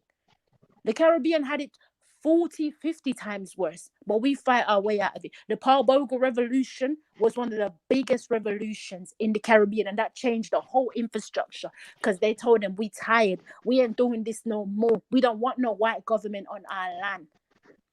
But when y'all should have been, that's what I was just saying, when y'all should have been fighting to get your way out, y'all was sitting at table with these people, eating and drinking with them, when y'all should have been fighting to get them out. That's what you got to realize. Not all of them. Yeah, you got to realize that's why they say we got a lot of wild engines over here, and that's why they build more. We got more prisons than any place in the world. Why? Because we can't send you no fucking wire, right? We can't. So we gonna lock you niggas up, and then we've been taught we only 13% for the last 100 fucking years. Well, we ain't having children. What ain't nobody doing? Ain't no babies. You got to realize that we're constantly being bombarded, because here's the main thing, right? Once you got America, the Americas, you control the whole fucking world. And they know this. So it's like, keep these niggas dumbed down, lock them up, or kill them. These people know this. And a lot of our people ain't straight warriors or warriors. You know, they just not. So it's like, I'm going to go along and get along and, you know, shut the fuck up. We got way too many of them here. Way too many. Yeah. North America got it bad. The invasion happened wicked over there, man. That shit crazy. They fucking the fucking what you call it, the Ellis Island, man. They fuck y'all with Ellis Island big time, man. Yeah. They fuck over there. Yep. So I mean, they lock us up like it ain't no fucking tomorrow. I mean, oh, he had a bag of weed on him 10 years. Goddamn, for a bag of fucking weed. Yeah, so y'all been fucking conquered, like real fucking. Because if you look at even the White House, why is always the Caucasians in the fucking White House? And I'm saying, like, that's volumes. That speaks volumes, man. Yeah, that speaks volumes. Yeah, you've been conquered, like really fucking conquered, like. And it's the same crown. It's the same crown. I mean, the reptile ain't in Jamaica, but she still got her foot on her necks, aka the crown. When you go to the court, is you against the crown. The crown. But did the reptile ain't present? She ain't present. Yeah, but we always fighting against the crown. Somebody that don't exist. How the fuck can we fight against a crown? Yep. And Empress Hober just said it. Empress Hober just said it in the chat. Y'all got food. Y'all got. I ain't gonna say better food, but you know what I mean. Y'all got more of y'all own thing kind of happening. And over here, they putting all kinds of shit in our food. I mean, right now, you can look at a 13-year-old, might think she's fucking 21. It's like, goddamn, when I was little, 13-year-olds didn't look like that. You know, all this shit they pumping into the fucking food and the water and every fucking thing, right? And that fucks with your fucking mind. So now you got, you dumb down. You're eating this bullshit. We got McDonald's on every fucking corner. You know, and all this fast food bullshit, you know, and then you wonder why motherfuckers are running around like they fucking half retarded, or they calling you immigrants or whatever. It's just so ass backwards and upside down. We go through it, man. When we come here and we go through it, like people looking like us calling us immigrant. I'm like, what the fuck? You got to be kidding me, like for real? Like we do you something. And Darkman do a lot. Darkman X, he does a lot on Jamaica because that's where, you know, he's Jamaican, but he lives in New York. And he does a lot with, you know, Lacono and all them and Copper Hot Step and everybody. And he does a lot on the islands. And the Chinese is fucking taking the fuck over down there. They telling y'all, okay, we're going to put this. Chinese are taking over the islands? Oh, you might want to read a bit more into that.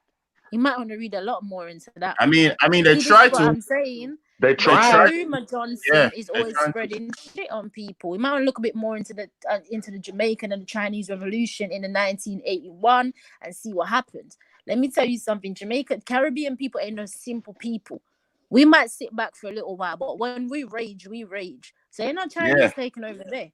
100%. Ain't no I Chinese mean, all taking right, over there. I'll be honest. I'm gonna agree with this on this, right? With this part here. When we revolt, we get results.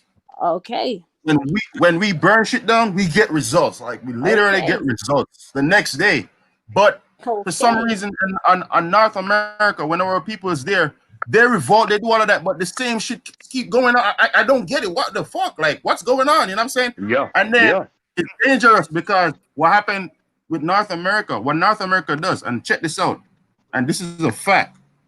I put up a thing on my channel called the Monroe Doctrine, and that said it's all. That said it all, right?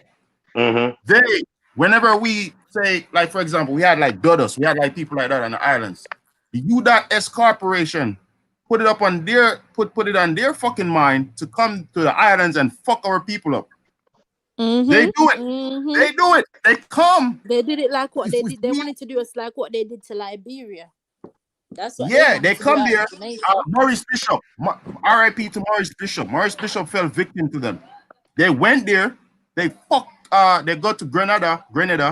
They kill Maurice Bishop down there, right? Mm-hmm. They come to Jamaica. They took Dodos out. Like I'm telling you, like once we said we're gonna do our own thing away from the crown, these motherfuckers leave from Washington D.C., bring the army to the islands, and fuck our shit up. Mm-hmm. They do it. So Central Intelligence, CIA. don't think No, it's just but you wasn't guys it on them the that mainland. started Jim Brown, telling Jim Brown to escort guns into Jamaica? Because when Jamaica gained their independence, they never liked that. So these so-called white Americans escorted gun in Jamaica, trying to fuck up Jamaica like the way they fucked up Liberia. But then the people came to their senses and realized all this mindless motherfucking killing that we're doing for these so-called people over there don't make no sense to us. So we are That's what going I'm through saying. it. This is Like why we are you all guys on the pissed. the only thing with you guys on the mainland is like, as the Rainstorm said, maybe because you're on the island, we're more close knitted. So I kind of started realize, oh, maybe that's true, because maybe that's why you guys like it's so hard for you guys to like segregate from this bullshit. You know what I'm saying? And then what they did, they create these cities and have the cities like the way they do. I don't know, man. They have all our people in the ghettos, in the fucking projects. You know what I'm saying? Yeah. And they contain, and if they want to break away and say go to the country area, it's like they don't see that they're not envisioning it. Like it's crazy. Like I don't know. Like what they fuck the people minds up. Like for example, I'll be here like if I talk to Indian, a North American Indian, and I say, yo, why don't you get some land and build? They're looking at me like I'm all crazy. Yeah. Like they're looking at me You like, ain't gonna do what? that. They're just gonna be on the internet saying we Indian.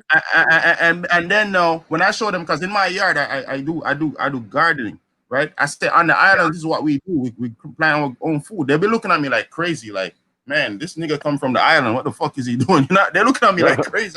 Dude, this is how you produce your own food. You don't want to grow your own food? And they're looking at me like crazy. No, this is the truth. I'm telling you. I'm not lying to you. But like you said, they got us up here in concrete jungles. They, I've drove all through this motherfucker. I've drove 18 wheelers for the last 15 years, right? And I've been on back roads, outhouses, hen houses, and all that shit, right? And it's like all these Caucasian people are living nice out in the country.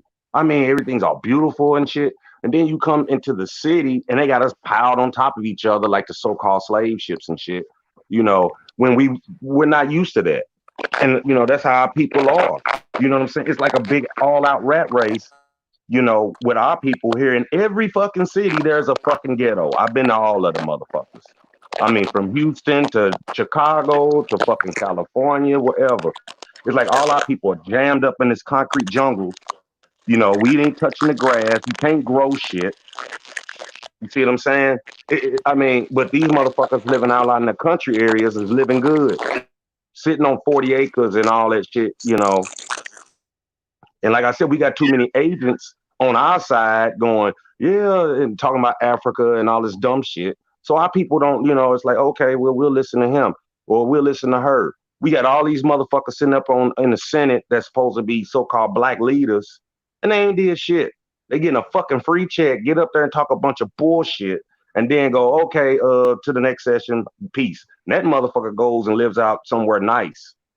And every time something go down, they send Al fucking Sharpton or Messy Jesse, or one of them dumb motherfuckers to come, oh, we gonna march and shit. No, you get your ass out there and march. You know. Now we got the Black Lives Matter, who's backed up by George Soros, got everybody running around with us led by these fucking liquor license bitches. It has nothing to do, and we know, black don't mean shit. Your property, you dummy. So how can Black Lives matter?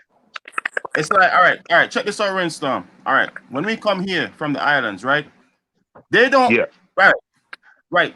They try to call us African American, like, for real. I'm like, you know. They call us Africans. They don't call us African Americans. They call us they call when we come from the island. They try to call me African American. They try to do that shit with me. So I was signing up for Walmart. So this a while back though, and I keep telling the lady that she was the administrator or whatever for the human resources, and I keep telling the lady I'm Indian, American Indian. Even though I told her when I went and I checked like my what you call that, your profile, because you have a company profile. Yeah. When I checked it and I went in there, it said African American. I'm like, what the fuck? And I signed all the documents as Indian. You know what I'm saying?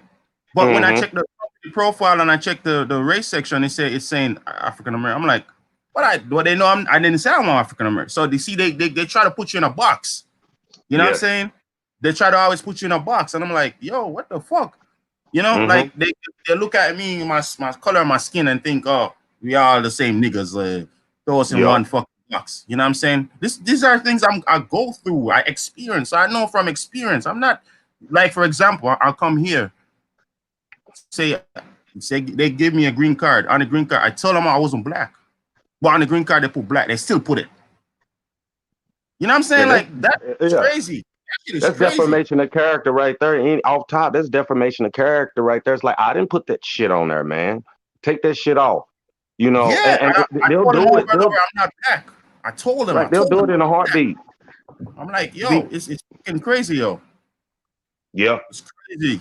Like, it's bad up here, man. It's bad here. Like, it's really bad. Like, for real. Well, I had a cousin, right? I mean, I still got him. But my cousin, he met a girl from Jamaica, and I guess they kind of hooked up some kind of way or whatever. So he went to the islands and came back, and this motherfucker was like glowing and shit. I said, man, where you coming back from? Because my pops, when he was alive, he went to pick him up at the airport here in Nashville, right? So he said, oh man, I had so much fun. He said, I didn't go to the Jamaican tourist area. He said, I was like around the mainland people. Because the girl that he knew, right? He said the guy, I guess it was her cousin or something to that effect, a family member, said he raised his own hogs. He had a garden. All this shit. He said, man, I had such a good fucking time. Then he started saying, I'm gonna move there. I was like, really? You know, because now this was about a month or two ago, probably a little longer. But he said, man, I had such a good time. He said, man, everybody there was cool, you know, blah, blah, blah, blah, blah. He said all this great shit about the island. I don't know which island he was at, you know. But he did go to Jamaica. I don't know if Jamaica's a bunch of islands there like that. You know what I'm saying? But different parts, like, you know, like states, you got different parts. Same thing. Okay, so wherever he was, he said he kicked ass. He said, man, we had so much fucking fun. He said this dude raised his hogs. He fed them certain types of corn and certain things. And he said when they get to a certain, you know, age or whatever, he chopped that motherfucker up right there and barbecued that motherfucker. You know what I'm saying? With all the other great vegetables and fruits and shit. He said, man, he said we smoke like a motherfucker, all kinds of shit. I was like, man, that's cool as hell, you know? And you're right. That's going right back to what the sister was talking about. We got people like that here. We do. They might be falling in between. When you come to us, we look after you. But when we come to you, what do we get? Yeah. I mean, it's like, especially if you're in the country. If you're in the country, right? I don't care what state, But most, I'm not gonna lie, most country folks are more laid back. They're more unwound. They're not as high strung. You see what I'm saying? Because they ain't got to go through all that stupid shit. You know, fighting for car spots and motherfucker trying to run you off the highway. And you know, I mean, because any kind of city life, you're more stressed. Because even when I back home in St. Louis, I didn't notice it until I moved down south and I met friends and stuff. And they was like, man, you first came here, you was like, y'all, your whole family, I was like high strung. Like they'd walk up to you and be like, hey, what's up, man? And he said, you would just give a look, like, what the fuck you want from me? You know what I'm saying? Because that's what I'm coming out of. You see what I'm saying? God forbid people in fucking New York. God damn. I mean, I took loads up there, and it's like everybody's so high strung all the time, you know, because like they said, if you don't adapt to your environment, you'll die. So to live in New York, you got to become like New York or you'll get fucked up. You see what I'm saying? So if you're in Jamaica, you might be more laid back. Or if you're down south, you're more laid back. You see what I'm saying? So when you got people saying, oh, you monkey, you dumb nigga, that nigga high strong. Because that's any city in Americas. It's like that. You know, it's too hustle and bustle. You know, they ain't got time to relax and sit the fuck down and think about shit. Because as soon as you walk out that door, it's on. As soon as you walk out your door, it's like, what the fuck gonna happen? Go ahead.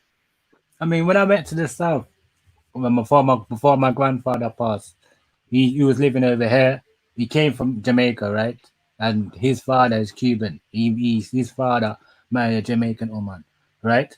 Nevertheless, he came to England. He didn't like England because it was racist. He moved to Canada, said it was too cold. Then he went to Alabama.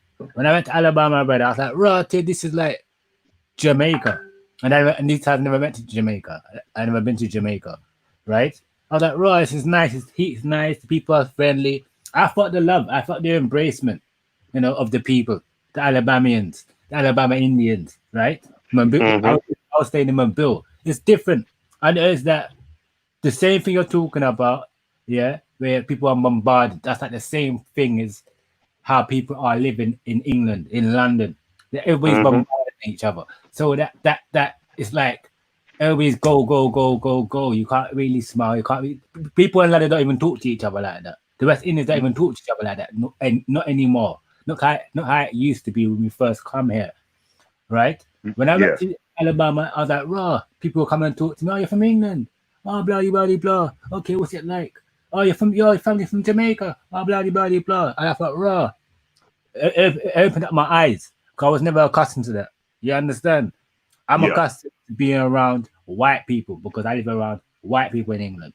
You understand? And it's racist. It's like the South, for example. You know, it's racist there, but you know the majority of people are the inhabitants, the original inhabitants. It's like that slow pace lifestyle. We went to Jamaica, exactly the same lifestyle as Alabama, Mobile, you know, Tennessee, the South. In the cities, it's different from, you know, the country folk, the country way of lifestyle, even in London. Oh yeah. I mean, and you can see the difference. Can I say something when you finish rainstorm, please? Go ahead, sis. Go ahead, then you finish rainstorm. Now, what I want to say is this main problem, number one construct, what's causing all of this issue, the fucking government, the entire government needs to be removed and be replaced by our people. Because this system, this web that was designed is no benefit to our people, whether in the East, whether in the motherfucking West. Okay? We need to go back to being for the people, by the people. Because when you check the whole entire thing, nothing can run or continue or go on without the people. So we're the one keep this shit going. So my number one thing is get rid of all motherfucking governments because ain't none of them for us. Ain't none of them with us. And this divided thing between us is going to forever continue because of the motherfucking government put in place. Look at the motherfucking governor general in Jamaica. You know blood clot look like us. He's got a motherfucking emblem with a motherfucking cave beast standing on our neck. What the fuck? That's true. And look how long he's been governor general for in Jamaica. Why the fuck would you embrace such an emblem for your people? So who the fuck are you really representing? You're not representing us. Farron. That's what I'm trying to You're say. not representing us at all. So how the fuck are our people ever gonna reach nowhere on a whole? As a people, we're gonna forever going back and forth because of the government, and they love this. This is how they get their energy for us fighting with each other and keep going back and forth. Do you understand? They use they gave us the internet as a tool. We need to use it back as a motherfucking weapon against them. Okay? Well, there's no point of us fighting against each other and the government is still in place. Jamaica is on a lockdown. America is on a lockdown. All the motherfucking world is on a lockdown. And it's not us locking it down. It's the government. We are stopped from moving freely. We are stopped from being someone. My mom told me when she was a little girl coming up, all people used to use sailboats and go back and forth from the islands to America to Cuba to Haiti to Ghana. We can't do that shit no more. They control the water, they control the land, they control the air, and they're not from this fucking atmosphere. They're not from Western atmosphere. Can nobody see what I'm trying to say? I get you. I get you. I prefer being run and controlled by my own fucking people than somebody don't look like us. You look in the White House. When was the last time somebody that looked like us is a president being placed in? Oh, God. When? You're right. And on top of all that, when you said replace the government, they're not. When you said replace the government, they not the fucking. They're a corporation. All of these motherfuckers. It's about business and money. It's they don't all give a a fuck about fraud. the It's a people. scam against our people. It's all fraud. All across the board. That's why now they're all going into hiding. Because they know we're waking the fuck up and we're about to rebel and rip this motherfucker to smithereens. They know. They're not stupid. Why do you think they can trail in? To put us right back to black cloud sleep. But they realize that, oh, the sun is getting so hot. When the sun starts getting hot, what the fuck you think? Our genes, our cells, our memories, everything start regenerating. Do you understand? We waking the fuck up. So they got to spray to try and put us back to sleep. The fucking chemtrail is a sleeping portion. I don't give a fuck what nobody wants to say. It's a fucking sleeping portion. You find yourself yawning. You just wake the fuck up and you're yawning. You want to go back to sleep. What the fuck? And the food and all the shit they put in our food. The war, every fucking thing. It's like it's just you put in a hibernating state. We're awake from that. We don't want to hibernate no more. The sun is out. We come out to play. That's how we are naturally. Yes. They see that. They know that. They know about timelines. You think they don't know about timelines? They study the timelines. They know when we're about to wake up. The sleeping giants, that's us. Yes, we're risen.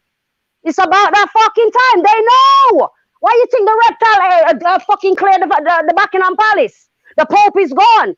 Why you think they're gone? That's true. Rome is empty. The Vatican is empty. Buckingham Palace is empty. The president is not in the White House, y'all. He's in fucking California, Florida. He doesn't stay in the White House no more. Y'all didn't know that?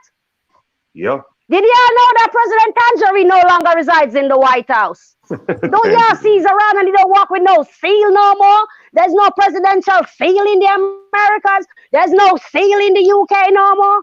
Facts. It's all gone. It's true, Empress. But on that note, we're going to take a break. Yes, big up everybody on the panel, everyone in the chat. This is Down the Rabbit Hole with the Lakona Empire with ICCC. And yes, we're there. So, Gamila's not here today. It'll be me, the DJ, Lakona, Tata Inca, the Big Chief. Yes. So just bear with me, folks, because I'm multitasking. I'm doing this stuff on my phone and my Bluetooth speaker. So yes. 11 seconds. Knowing we won't hold you back.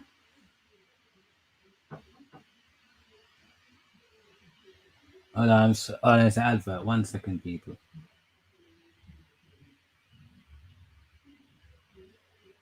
Just bear with me, man.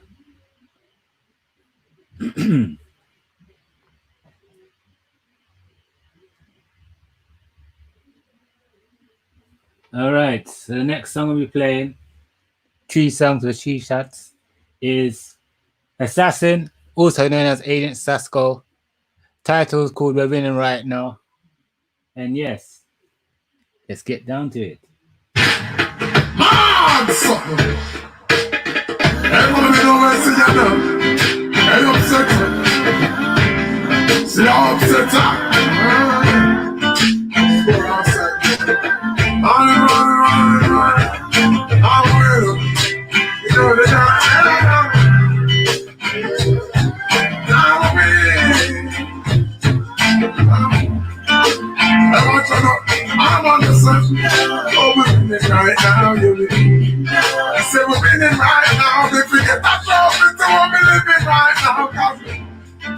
Cause I'm winning right now, yeah. And I'm chilling right now. Oh, we're winning right now. I'm Thanksgiving right now, cause I'm winning right now, yeah. I'm winning. I'm winning. I'm winning. Hey, watch on up. Hey, I'm a walking double up. Learn from the else. Turn them in a medal in a trophy dance. Every day you see me with the fan on next film. Break records like we cracking their shells. And every single outside front we expel. It's all about progress, cause we have to excel. I watch it. Looking like success, we dress well. Boom. Another accord for the bring the next spell. I'm about to set my ear cause I can't to get well. Cause I'm sick of it. Yeah, I'm so sick of it. But that's all this of it.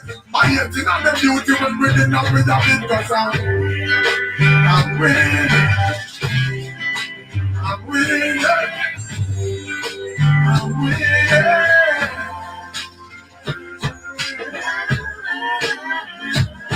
Oh, we're winning right now, baby. I say we're winning right now. If we get that trophy to what we're living right now. Cause I'm winning right now, yeah. I'm never shooting right now.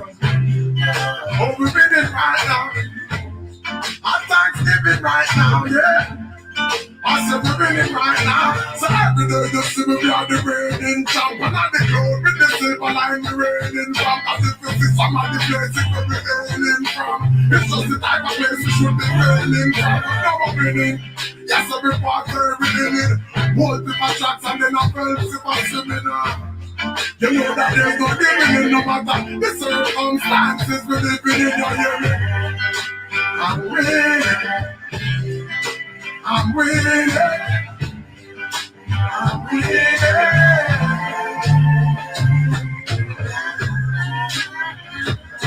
Oh, we're winning right now, baby. I say we're winning right now. If we get that trophy to what we living right now, cause I'm winning right now, yeah. I'm not shooting right now. Oh, we're winning right now. I'm Thanksgiving right now, God. I said we're winning right now.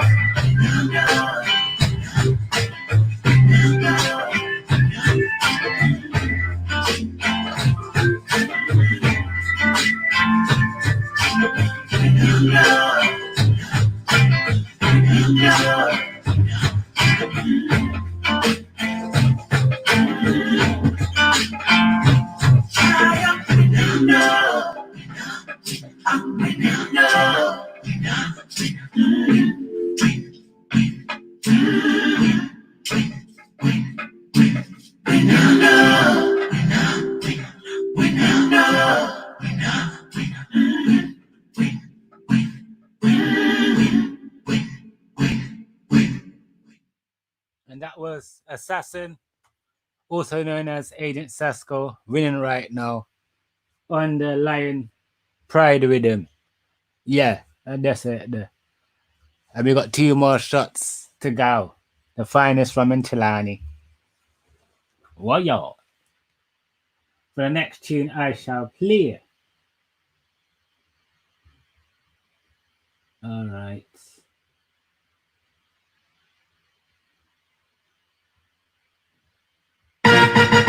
This is Busy Signal.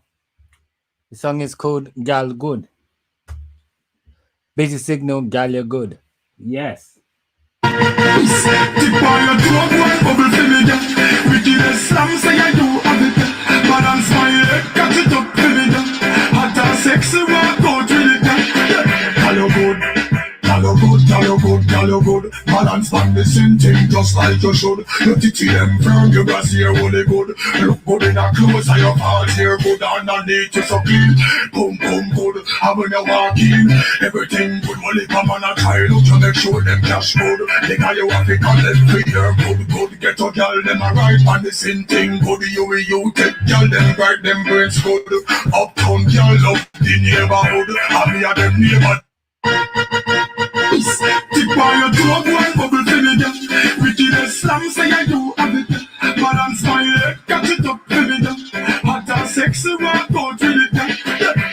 good.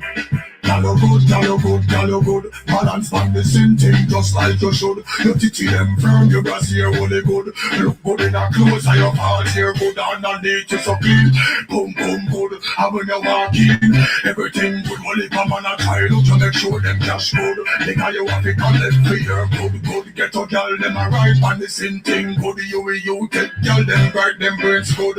Uptown girl love the neighborhood. And me and them neighbor treat the neighbor good. Be a gal, balance on the head good.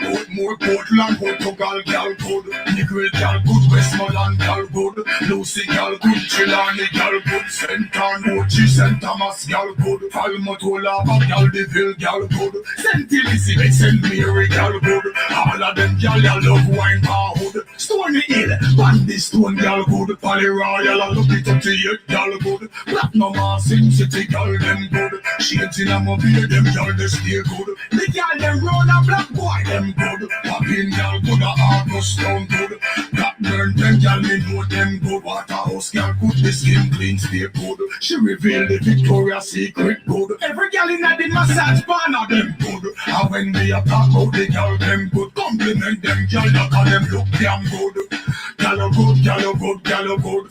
England girl them me know them good. Musha. Japanese girl good, Chinese and Europe girl them good, Canadian, American girl good, Caribbean and the best African girl good, tightness good, gum that good, glue that good, the grip that good, your queen that good, your bubble that good, your bump span that good, and then your brace it good. Busy signal and tell the girl them good, all of the girl them me know them good, come from near and far girl good, tell them in a bus or in a car them good. I tell we say, y'all, represent, yeah. Y'all good, y'all good, y'all good, y'all good, y'all good, y'all good, y'all good, y'all good, y'all good, y'all good,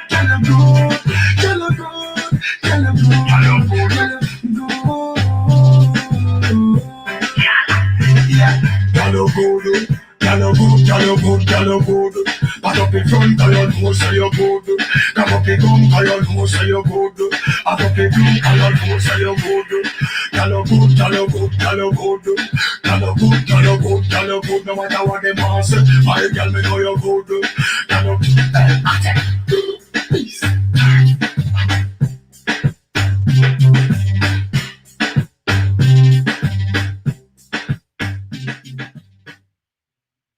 Yes, and that was Busy Signal. Girl good. Girl good. That's fire, Rainstorm. Blood Seed. Boy. Artist. Man. The next I will play. The next selection is going to be the final shot is Want that designer home without the price tag? Find yours. my bad, that's an advert. Give me a second.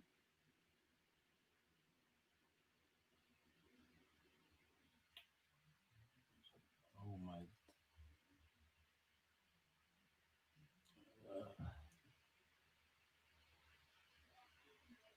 All right, this is called Adonia. The artist is called Adonia. No boring girl. No boring girl, you know? Adonia.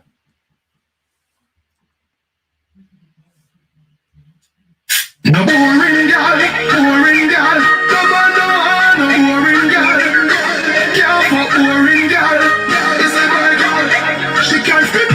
Girl, you a body broker. You know fit on the back. Where you a body broker. You know fit cock up your foot and you a body broker. You know fit play with the cocky, get the body tougher. You know fit sit down, you a body broker. Girl, right on it and you a body broker. You say you type on it and you a body broker. You fit ass sling, come it up and you a body broker. She let body rock, rock, rock, rock. She let body rock, rock, rock, rock. She let body rock, rock, rock, rock. Big body girl, make it rock, rock, rock. Harder you gonna make it harder, girl. Harder you gonna make it harder. You say harder you gonna make it harder. Make you say, oh, Mr. Chan, no, Mr. Marga. Girl, you a body broker. Take time and me come, you a body broker. You can't go into the come, you a body broker. Put on you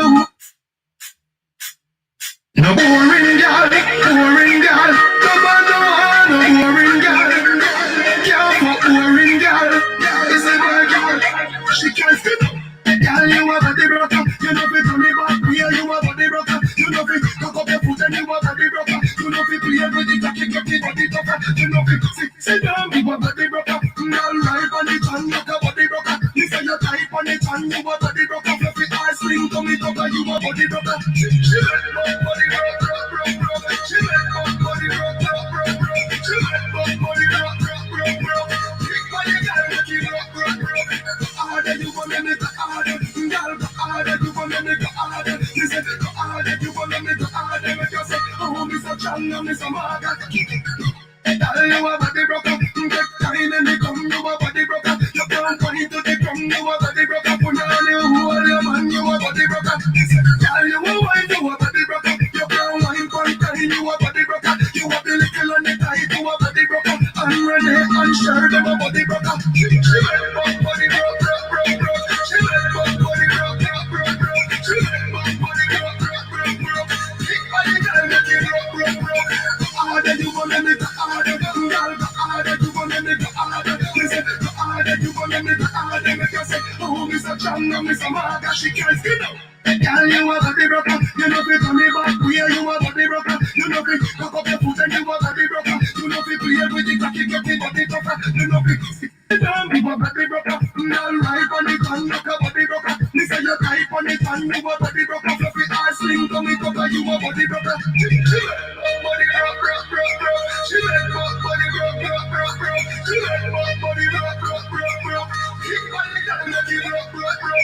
Harder you gonna make it harder, girl. Harder you gonna make it harder. Listen, harder you gonna make it harder. Make you say, oh, Mr. Chan, Mr. Marga.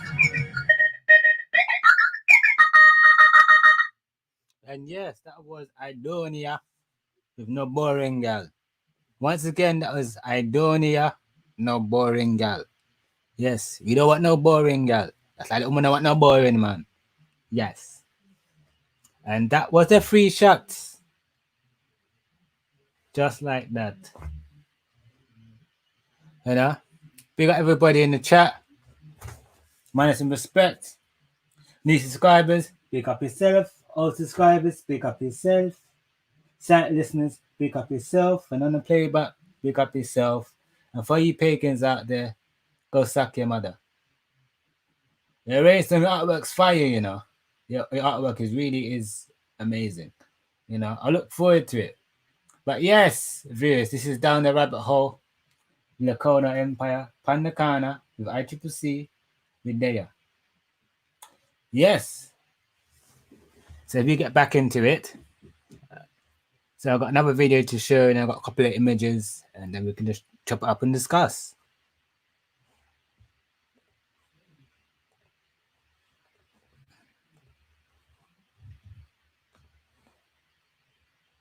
And blow that shit up so you can see it. This is from the Looney Tunes. I don't know if I played it before, but yeah, that's it there. I know something I won't tell. I won't tell. I know something I won't tell. What you know? Well, it's just that the engine, Joe, is ticklish.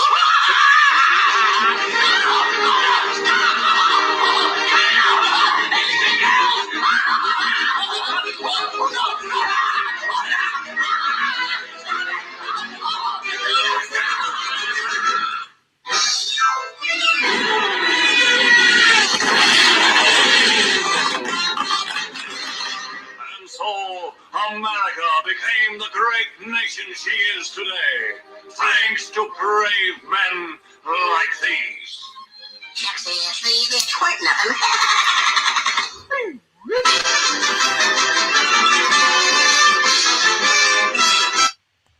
But there you have it, viewers. Looney Tunes. Yeah. You know, they put the things in the cartoons. It's even as the information. They also give no messages. But, you know, it's always been there. You know, they have cartoons of the American Indians. You know, it's always been there. People don't really watch and remember certain things, is it? It's always in your face. They have to show you the history. You know, they have to show it to you, but then they say you're African, which is not true. You know. But yes, I mean, It's there, innit? It's just there. That's how it goes. Until we take back in control of the things, and we want to picture ourselves. You know, we shouldn't allow foreigners to depict us, because when they do it wrong, and fuck it up. We have to depict ourselves. Have our own entertainment that's owned by us. Like Phoebe, for us, by us. Yeah. If you want to get into that type of thing, you have to be in house. Everything's owned by Indians, the original inhabitants of the American continent, not by foreigners. Keep our resources to ourselves and to our fellow brothers and sisters around the continent of the Americas, right? But yeah, so I got a couple of pictures to show y'all, right? And yeah, this was let me touch on a little history about Europe, because people like to say there are Moors and these things, in North America. Not so much in England, where I am, where I currently reside. It's always like in the States, there's people saying they're Moors and they're not Indians and all this type of shit. So we're gonna look at the some images that I've found on Pinterest. Yeah, it's very interesting. So let's go, shall we? I'm sorry about that. No problem, Bam. People getting kicked out. Okay, all right, cool. So the first image I will show you. Is it this one or this one? Yes. Look at this. Look at that melanated person. This is the type of the stuff they hide from people. Yeah, these people, I will class them as Moors. These people that so within history, they erase.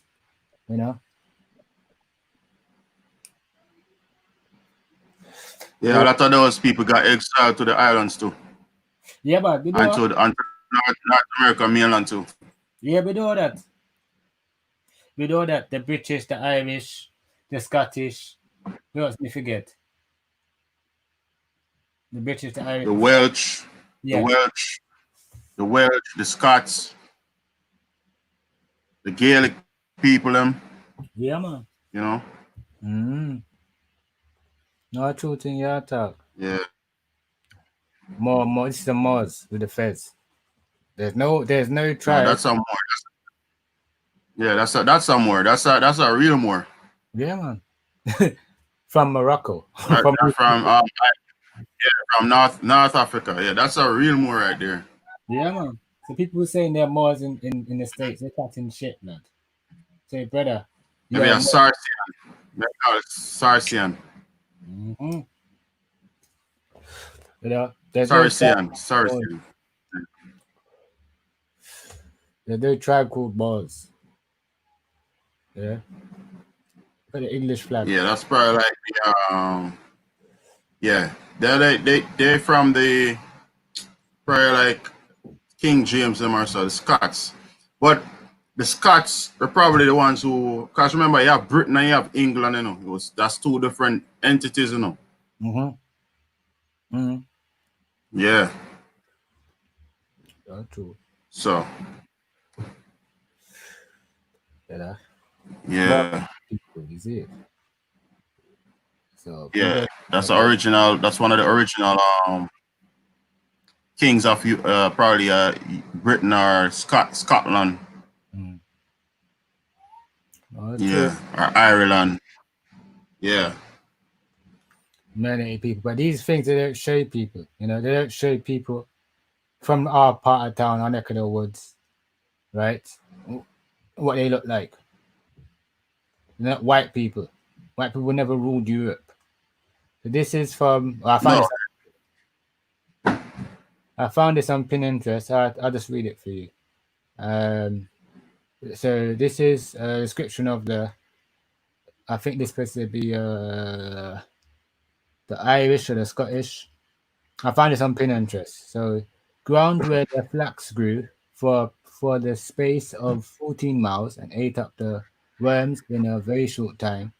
The inhabitants of this isle are generally well proportioned, and their complexion is for the most part black, which is melanated.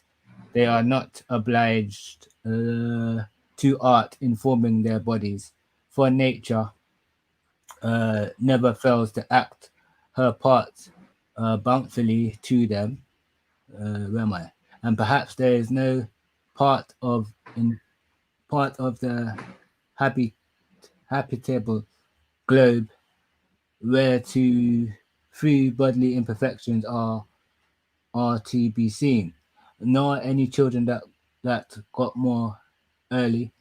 I have observed several of them walk alone before they were 10 months old. They are bathed all over every morning and evening, some in cold, some in warm water, but the latter is most commonly used, and they wear nothing uh, straight about them. The mother generally suckles the child, falling of which a nurse is provided, for they seldom bring up any by hand. They give newborn infants, I can't pronounce, I don't know what that says, butter to take away the mechanism, and this they do for several days. They taste never sugar nor cinnamon, nor have they any daily allowance of sack bestowed onto them, as the costume is elsewhere, nor is the nurse uh, allowed to uh, taste alone. They generally wear neither shoes nor stockings before they are 7, 8, or 10 years old, and many among them wear not or no nightcaps before they are 16 years old. You know, more Yeah, man. more melanated people. That's King Leopold, right?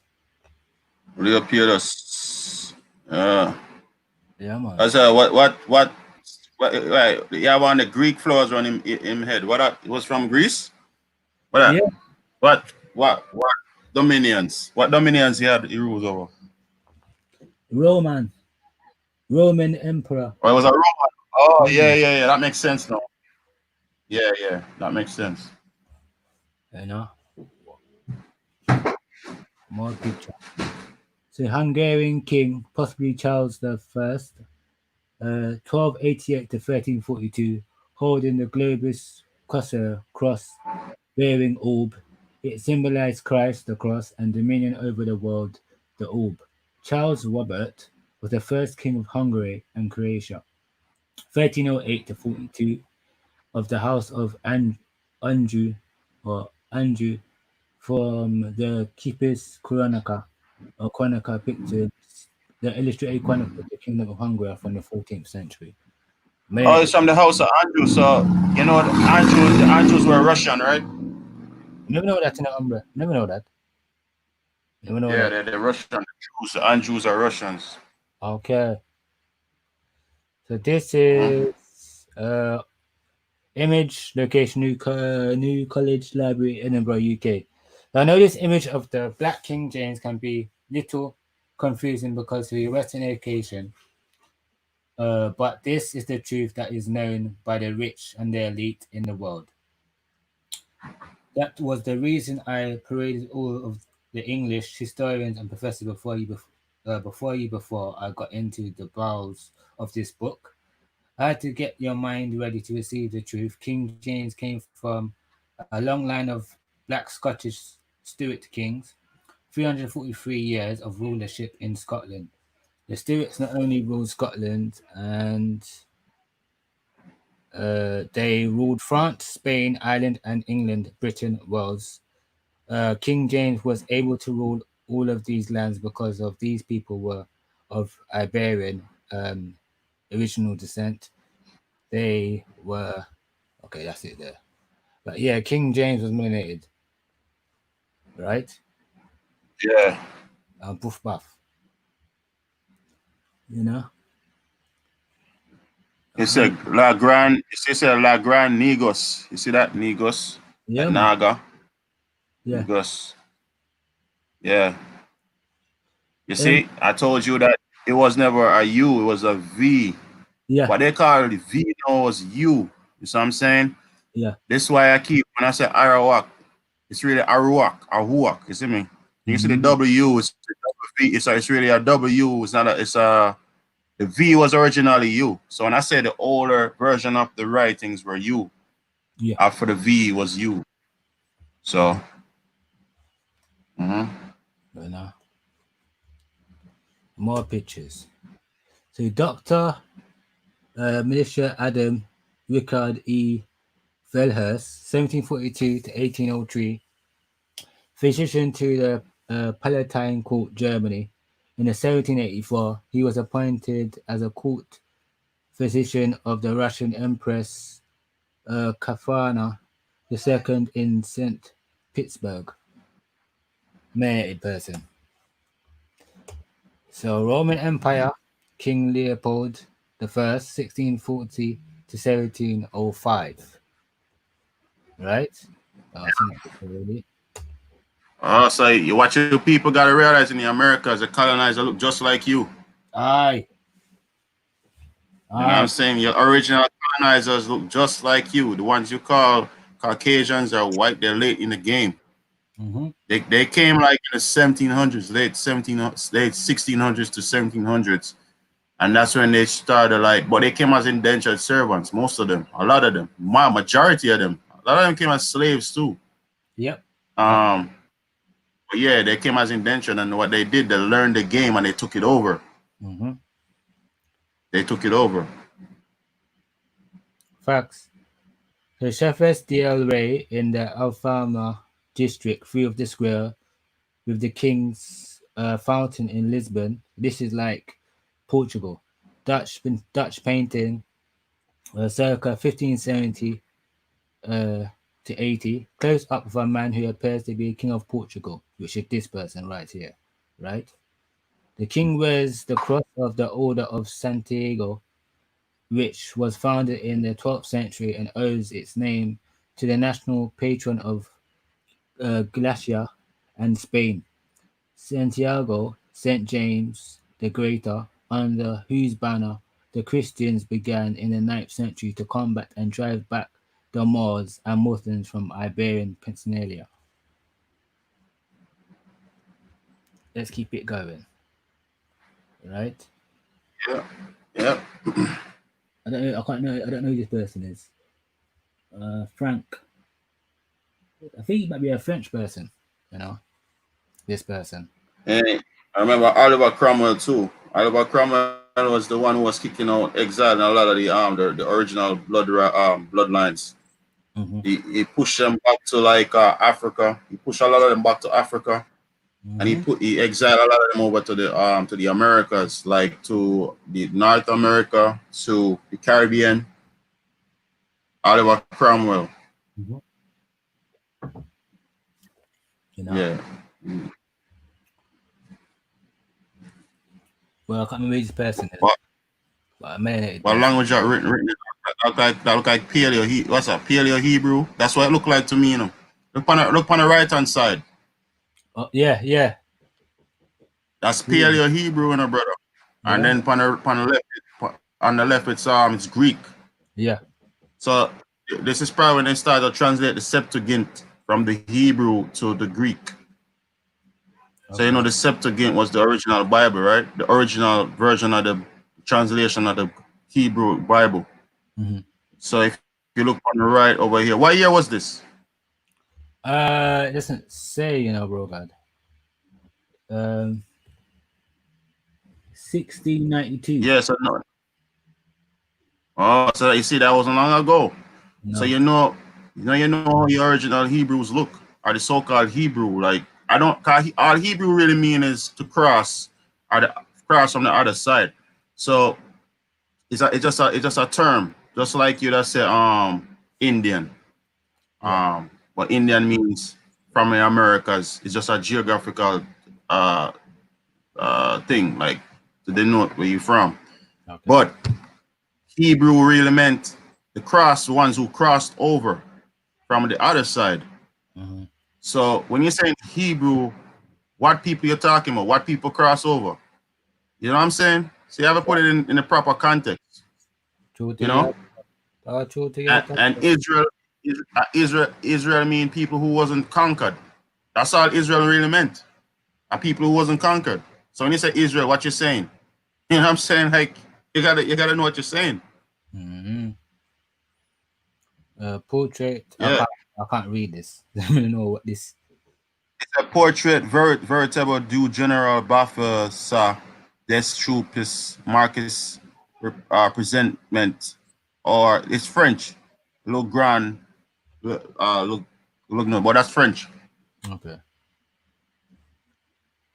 So that's a French. You see how the feathers? You see the feathers in the turban? Yeah, man. You see that? Mm-hmm. So all on the pearls at the back. So you see how the royals are. We all wear feathers. If you notice, we have a connection. Yes. Right. And all Ethiopia really mean is dark skin. When you say Ethiopia, it's a Greek. It's the Greek for dark skin. So when you say Ethiopia, what Ethiopia you're talking about? When you say Ethiopia, it's a broad term. Just like you said black. When you say black, what black people you're talking about? That's true. You know, that's very. You gotta be specific. You know what I'm saying? You can't say, oh, Ethiopians. When you say Ethiopian, which one? What people? What nation? Okay. So I got a question. So these people, are they from the Americas and went there? These people are the original Europeans colonized over here. These people you're looking at, they're under their monarchy. They came to the Americas, not the white people. These people that look just like you came over here, right, and colonized over here. Okay, they're the original colonizers. They look just like you. So when you say colonizer, what you really say? Yeah, the pale ones are colonizers too. Don't get it twisted. But the initial colonization was done by the ones who they look just like you. That's true to your talk. Like King James, the King James Charter for Virginia Company. That King James that gave the charter looked just like this dude right here. Yes. That's the person I So I'm showed saying, and Virginia Company. Did they originate from the Americas and went there? Or did they come out of Africa? No. Like the Moors always talk. I don't buy that everything with the Africa bullshit. BS. What I think happened was, my opinion is, maybe some of them did come from over here, maybe, but not all of them. I think a lot of them came from originally Europe, like, because Europe was 100% dark-skinned people before. I mean, you had a blending of pale skin like the Saxons. The Saxons are the pale skin ones. They're a race of people who was pale skin. They came from I think somewhere near Germany or something, and they came up into like England, and they conquered it. So Cromwell was their Lord and Savior. Cromwell was the one who overthrew the Stuarts, King James, and took over the game, and then the pale skins now start coming over from Cromwell time. So Cromwell was that one who really was fighting these people over there, and exiling them. So a lot of our ancestors too come from Europe. Don't get it twisted. We have both sides. We have the Americas and we have that side. If you do your genealogy, you might find some of your ancestors did come from Europe. Or what happened was when they have estates, if our people went and worked on the estate, a lot of them took on the name of the estate so they could do commerce. You know what I'm saying?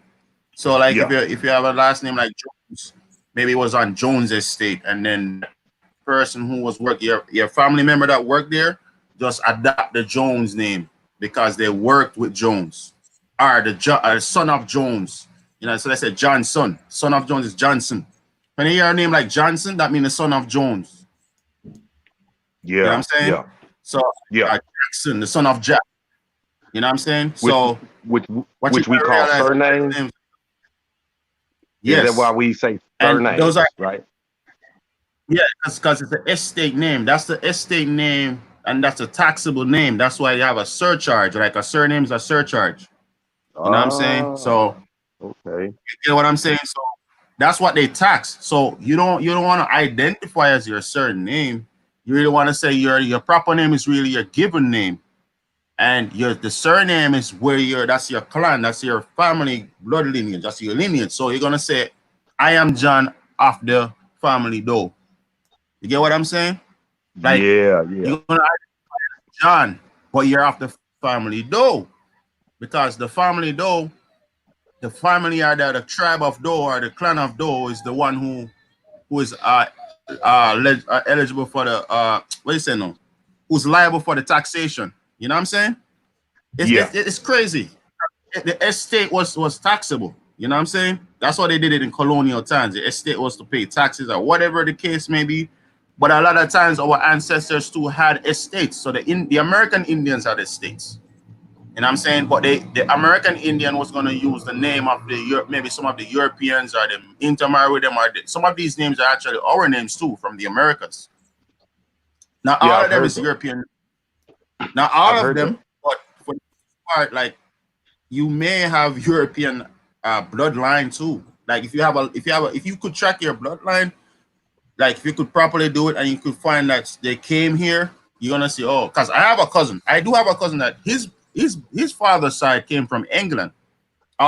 He find him all the way in the 1600s. He go and he found his grave in England. Rotted. So Ah, yeah, he came here to do business. You know what I'm saying?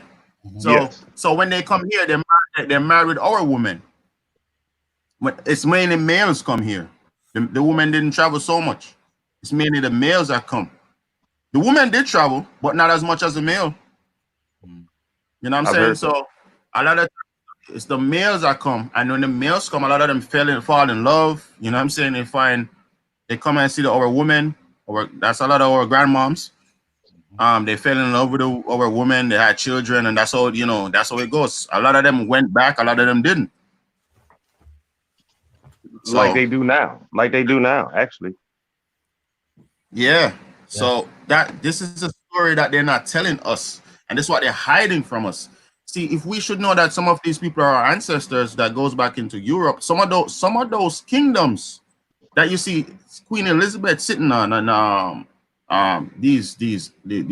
in The Italy or Rome, dukes and you have duchesses and shit. some of those shits are our shit. Did you know that? Yeah. Some of those you don't get it. So we got the privilege. We got the privilege of both sides. We got power on both sides. We got the power over here, and we got the power over there. So Mm. because they came and they married into our clans, and this is how we got some of the surnames. You know what I'm saying? Yes. And then we do business as these surnames, but we are not the surname. We just do business as. That's how we identify that house or that clan or that people or that specific geographic area or estate, or you know what I'm saying? And then when you go to the estate, you're gonna find out who's John, who's Jack. You know what I'm saying? Because Jack is off the house of Doe. All right, so they come to the estate of Doe. Who's Jack? They're not gonna come to Jack first. They're gonna come to the estate of Doe and ask where's Jack, Yeah. or John, or Bill. You know what I'm saying? Right. So Or Smith it's or crazy. whatever. We gotta go back in that kind of mindset. Like for Go instance, ahead. me and my brother was talking about this not too long ago, and we was talking about the drink Jack Daniels, right? Over here, it's made in Yeah, Tennessee. Come to find out that it yeah. was an Aboriginal brother that came up with the Yes, whole it is. Jack Daniels thing, and his liquor is better than the fucking Yep, Jack Daniels, And he said yep, that the yep, man yep, that he was working for, the white man named Jack, I guess, right? He yeah. gave him all his shit, saying, okay, we did a good job. They worked together. It was commerce, right? And so dude went and made, Yes, my brother know the name of it, and his family living big time. This brother, this Indian, yes, and yes, they stay to themselves. yes. Yeah, Kentucky Fried Chicken. What you Oh, call Kentucky Fried Chicken was created by a Indian woman. yep, What you call it? Popeyes. Popeyes is an Indian woman.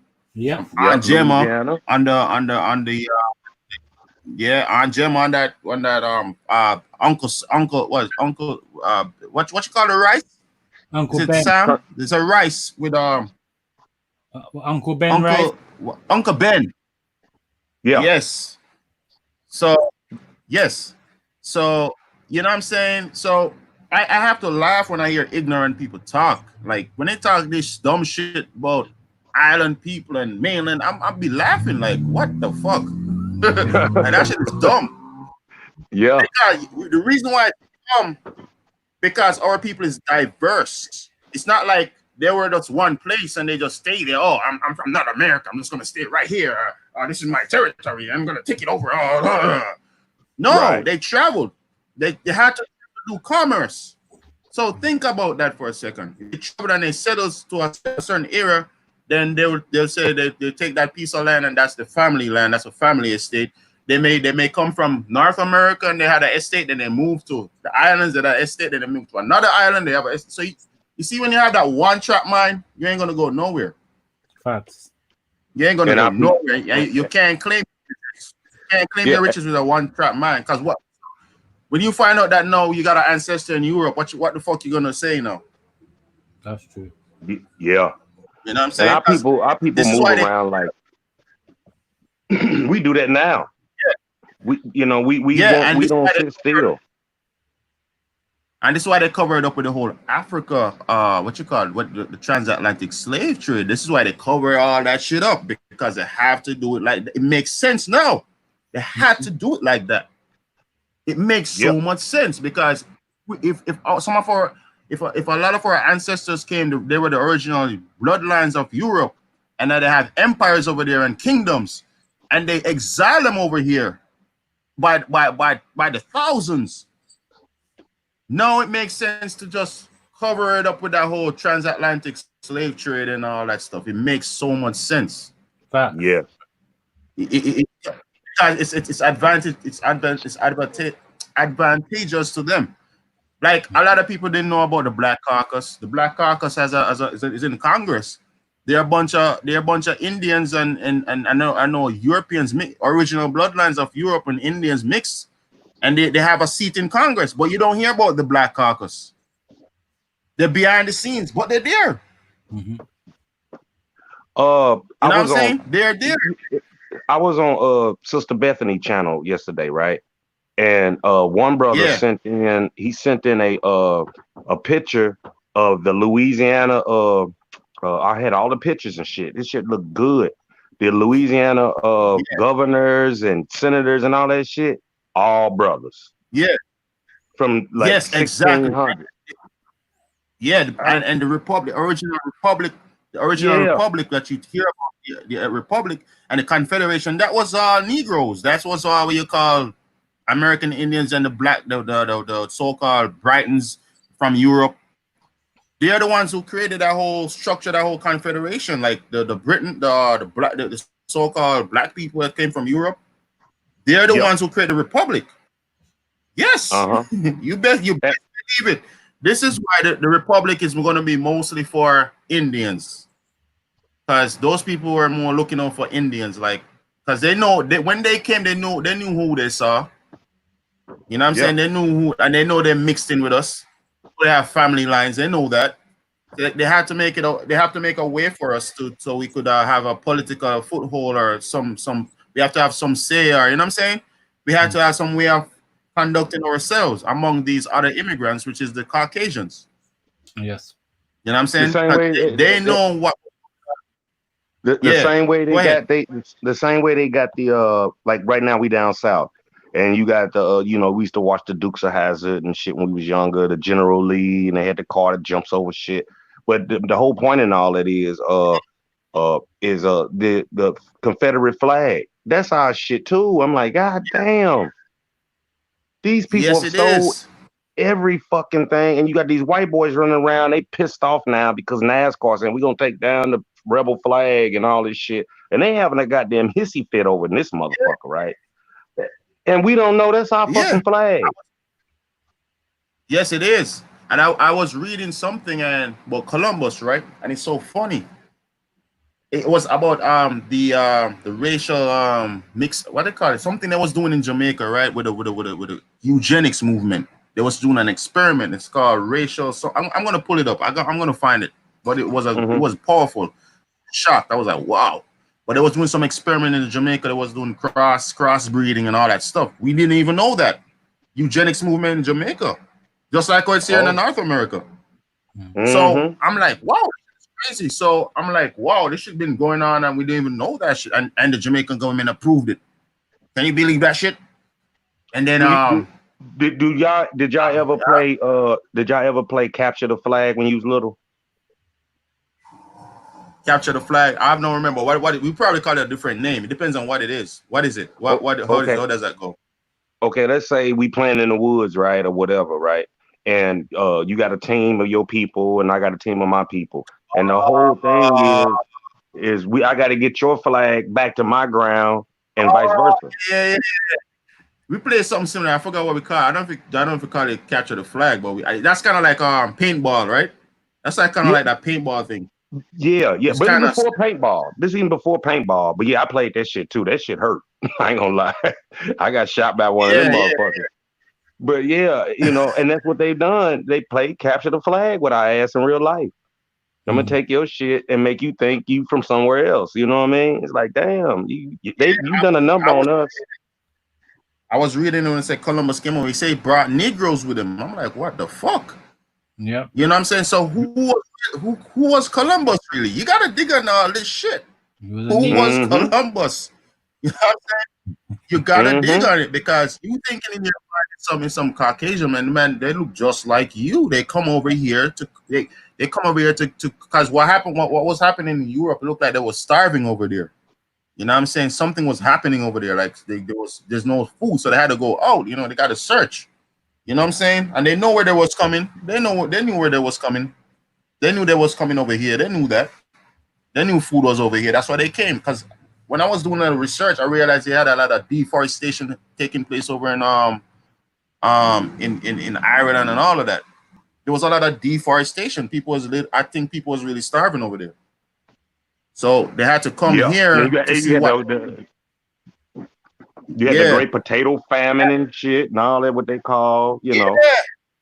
Exactly. So people were starving, so they had to go out. They had to come out and hunt for food. They had to come and see if there's another place to live, like because over there was decimated. You know what I'm saying? There was no food, so they couldn't feed the population. So what they're gonna do? They had to come out and check if they could. And over there had a lot of disease and stuff. So they had diseases and all that shit. So when they come, that's what it was really searching for. Or they could mainly for the plant, for food, farming, gold. If they could see they could get some gold to trading back with the Africans over that side. You know what I'm saying? Because maybe the Africans had food or you got to think about it like that. They were hunting. They was trying to get food. They was trying to feed their people. So if they come here and they see us, they're like, oh shit, the people look like us. You know what I'm saying? So in their mind, they think, okay, they could easily get us to work for them, because they look just like us. All we got to do is bring this Christianity shit over here, and because these are the original Christians. Facts. These are the original. You're looking at the original Christians over here, the original popes. Facts. You know what I'm saying? They was with all that Bible stuff. We here in the West wasn't with that all that. We was more of the we see as we are the creators one people, but they had a structure where they structure their biblical, the ecclesiastical laws, and it governed the way they live. Like the Bible governed the way they live over there. The Bible was their law book over there. Like that was literally their law, the biblical law. So that's why they took it over here with them, because they had to took their culture with them. So when people travel like the Hindus, they took their culture with them. These people come over here and took their culture with them, and then kind of push it on us, And then when it got too extreme, the Pope was like, nah, leave them alone. You know what I'm saying? You go, because there was a Pope over there. I think his Pope was Pope Peter. So I forget his name. It was in 1500s. That's when because they had the encomiendas. The encomiendas was what they introduced for us to work on their estate to mine gold for them. because they didn't know the land. So they had to have us. What about Manifest Destiny then? Where did that come in at? Where the Pope said, "Hey, if they heathen, fucking kill them." Manifest Destiny. Remember the Pope? What do you mean? The Papa Bull, or what are you talking about? Remember the Pope made the Manifest Destiny, and they came over and they said, "Hell, you know, if they don't accept this, you know, fucking wipe them out." And everybody start running over here, and you know, and you understand? You remember that? It's called the Manifest Destiny. And he wrote a thing saying, "Hey, they heathens, they don't believe in Christ, blah blah blah. You know, wipe their ass out. Then, you know, if they don't bow down." Oh, I know. But then they had the subliminous dues. I don't know if you remember the subliminous do when he called it back. Like he called it back and said, "Nah, well, if they don't accept Christ, leave them alone, leave them on the property, but still push Christ on them, and hopefully they accept it." Okay. You know what I'm saying? He called it back. That's where you got the laws of Burgos. The laws of Burgos was the Pope saying, nah. Well, I don't kill them. Leave them alone, but still push Christ. Still Catholic, still put the Catholic faith on them. You know what I'm saying? And it was a lot going on. So the people, they look just like us, man. Facts. You know what I'm saying? We think, it's a Caucasians. Nah, man. The initial color, the Caucasians took the game over, man. They played on our emotion because they realized, oh shit, they don't remember, they don't know who they are. Oh shit, damn. So let's just fuck it up. Let's just take it over. They don't know who they are. Yeah, they're scared. They don't fight back. They don't know who they. And the worst, the exile. They know the bloodlines. They know a lot of bloodlines from you got exiled over here. They know that, and they be like, because a lot of the Caucasians under oppression from these people too. So even though when they came over here and they declared independence, they was declaring their independence from these people. You know what I'm saying? Because they're like, to be under them no more. Hey, check this out. Go ahead. My brother, I told him to order this book, and I was telling him about, you know, the Bible and all that, and you know, the American Indian, right? And he ordered it like right then and there, and it came like not even a week later. So I got it sitting here in my hand. I'm gonna show it to y'all. It's called The Indian Grammar Begun, or it's kind of hard to read on the front. Wait a minute. And Ife to bring the Indian language into rules. It says, for the help of such as defined to learn and fame, for furtherance of the gospel among them, by John Eliot, right? And on the back, Eliot, yes. So yeah, and on the back it's got on November 4th, 1631, an ordained minister by the name of John Eliot arrived in Boston, Massachusetts, having never seen an Indian. His first contact was with the Massachusetts tribe, who lived in a small village scattered around the Boston area. While preaching at a Roxbury church, Eliot wished to bring the word of Christ to the Indians in their own language. He turned to Cockano, I guess that's how you say it, Cockano, and an Indian living nearby who could read English. As time passed, Eliot learned to speak the Massachusetts language and then endeavored to create a written version of his goal to translate and publish the Bible in Massachusetts. At the same time, Eliot was preaching to the Indians in this newly acquired language. In 1651, he set up the first praying Indian village at what is today South Natick, right? Then it says his dream of the New Testament published in the Indian language came to light in September 1661 at Cambridge, Massachusetts. The first Bible printed in the Americas. by 1663, the complete Bible was published.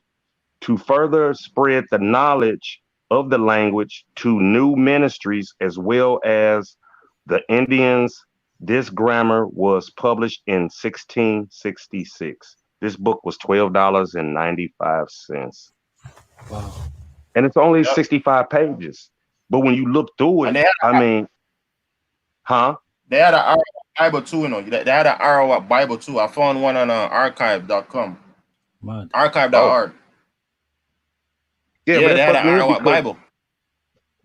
I mean, 1666, a lot of shit happened on 1666. I realized that. Yeah. So you It push says this, to go ahead. I'm sorry, All go right. ahead. All right, let me just read this and you can chop it up. So this picture is Louis. okay. Yep. That one. Yep. All right, let me just read through this and you can chop it up. So this picture is Louise Mary Faircey, 1664 to 1732, daughter of the Queen of France, Maria Theresa of Spain. She was a Benedictine nun in the Abbey of Meurthe-Salon. She was called Maurice de Moret, and a portrait of her exists in the Bibliothèque Sainte Geneviève in Paris. The research done by the Société de l'Histoire de Paris at the Ile-de-France, published in 1924 by 100 Champion Editions, concluded that this pastel portrait was painted around 1680 by the same hand which painted a series of 22 pastel portraits of kings of France, from Louis, I'm not going to do Roman initials, to Louis between 1681 to 1683, or the initiative, initiative of Father Claude du Monnet, 1620 to 1687, librarian of Saint de Guinevere Abbey. No less than 6 memorials have devoted paragraphs to her. She is mentioned in the memoirs of Madame de Maintenon, the Grande Mamelisi, Madame de Montauban, Duke of Saint Simon, Voltaire, and Clyde Dubos. Hold on, I know you a crack. You know when I go into it, bruv. So, portrait of German of seven German. Say that again, brother. Bam. I got disconnected or something. No. Yeah. No, I didn't. Sorry, my bad. So this portrait is portrait of several German kings. Portrait of 7 German knights, circa 1520. In order to hide true history, the Albanians not only create fake artifacts, i.e., coin statues, portraits, but they also purposely misidentified real artifacts. In this case, as always with Mermaid Knights, they are identified as Saint Maurice. Analyzing this painting, note that the knight in white on the extreme left has on the arm of a cross insignia. Note iron cross. The iron cross is a cross symbol typically in black with a white or silver outline that brothers of German house of Saint Mary in Jerusalem. The Black Holy Roman Empire, the right to combine the Teutonic black cross placed above the silver cross of Jerusalem, which was a variant of the cross petite, but even more specifically, the central figure seems to be a flying montagram flag. Note also that there is a medieval castle with several other black knights in the background. None showing any religious paraphernalia. Clearly, then, the Saint Maurice nonsense is just the typical albino lie. So, as you can see, let's go to the next one. All right. So this is Empress, the Queen of Europa, Europe. As you can see, she's melanated. Yeah. This one is Louis, the Revel Duke of Saint Simeon, 1675 to 1755. Born in Paris to a family of ancient nobility, he was educated as a gentleman and was the musketeer at age 16. Later he entered the service of Philip, Duke of Orleans. Saint Simeon gave this portrait of Philip He was a homosexual, blood clot, batty boy. Homosexual mercenary was a little man. He always wore high-heeled shoes and was always dressed up with feminine way. What's the next one? All right. I fish you through. Yeah, mean that. Yeah, mean that, yeah, man. Like a snapper. A kingfish. Like I a big heard that snapper. too. I heard he was sweet. Boy. This picture is Leopold D.G. Roman Emperor, Semper Augustus, German, Hunger, portrait of Holy Roman Emperor Leopold I, 1640-1705, wearing a laurel ruff and armor, circa 1660. It wasn't that long ago we got colonized, bro. It wasn't that long ago. Well, long ago, bro. Nah, it wasn't that long ago. Nope. As you can see, you know, yeah. Another black knight noble of the Holy Roman Empire of Germany, founded in 800 AD by Charlemagne. He is purposely falsely identified as Saint Maurice in order to hide his true identity. Note their medieval clothing armor. The bishop who is taking a tongue lashing from a black knight is identified as Albert of Brandenburg, who was a cardinal and elector of the Holy Roman Empire 1490 to 1545. Research has revealed that in reality, the so-called St. Maurice was actual person of Ulrich von Hatten, 1488 to 1523, who was a German scholar, poet, and a reformer. He was an outspoken critic of the Roman Catholic Church and a bridge between the humanists and the Lutheran Reformation.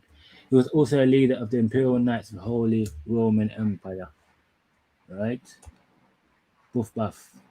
So this is a portrait of 1770s portrait of a black man, falsely identified as Aludu Ikuano, aka also known as Gustavus Vasa, Royal Albert Memorial Museum executive. Hold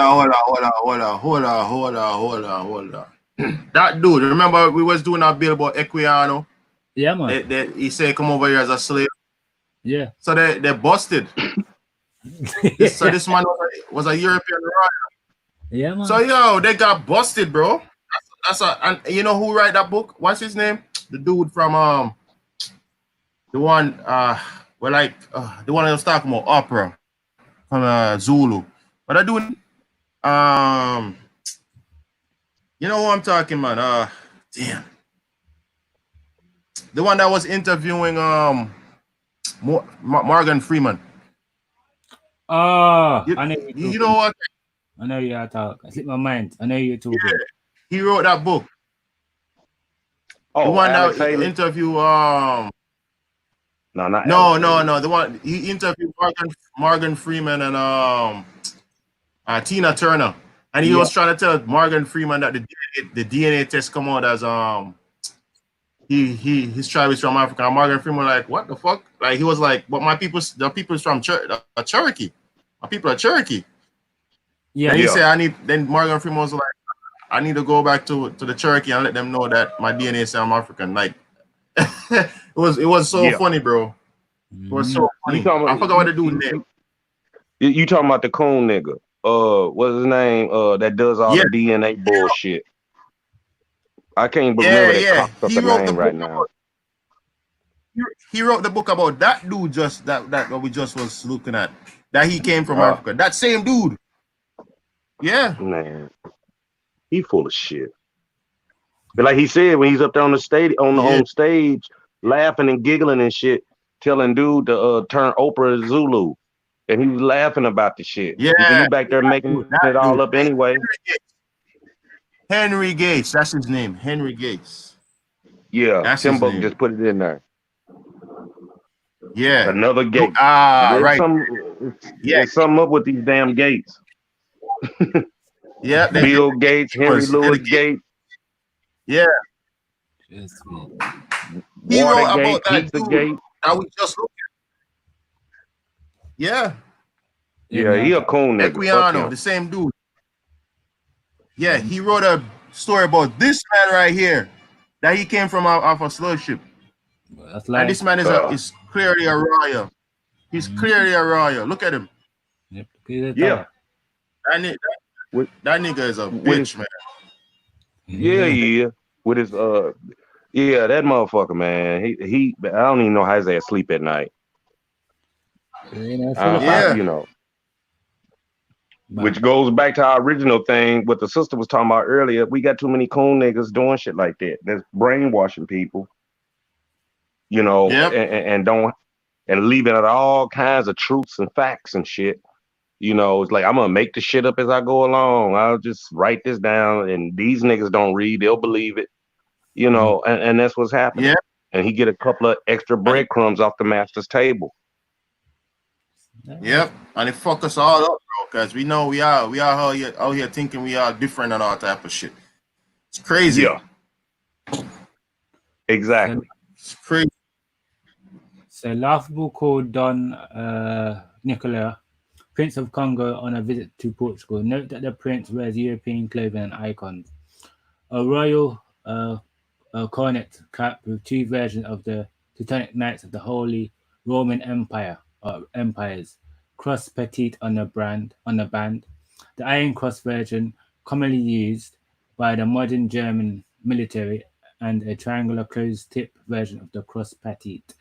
These types of crosses are also common on the British heraldry because of the current British royalty are of German extraction. You know, so we go there. So the prince also wears around his neck another type of cross of the Teutonic Knights, the order of the brothers of the German house of St. Mary in Jerusalem, or cross of the Portuguese Templar Knights, which would be red. The prince also wears a medieval Frolone jacket. Terrell was a state of the Holy Roman Empire in the the princess garb suggests that he was a prince of the Holy Roman Empire. Any more? All right. So these people, you see, holding a guy of Liskin captive after the Battle of Hattin by Dutch painter Jan Levens, 1607 to 1674. Salu al-Din Yusuf Abian Arab, 1137 to 1193, better known in the Western world as Saladin, was the first Sultan of Egypt and Sahara and the founder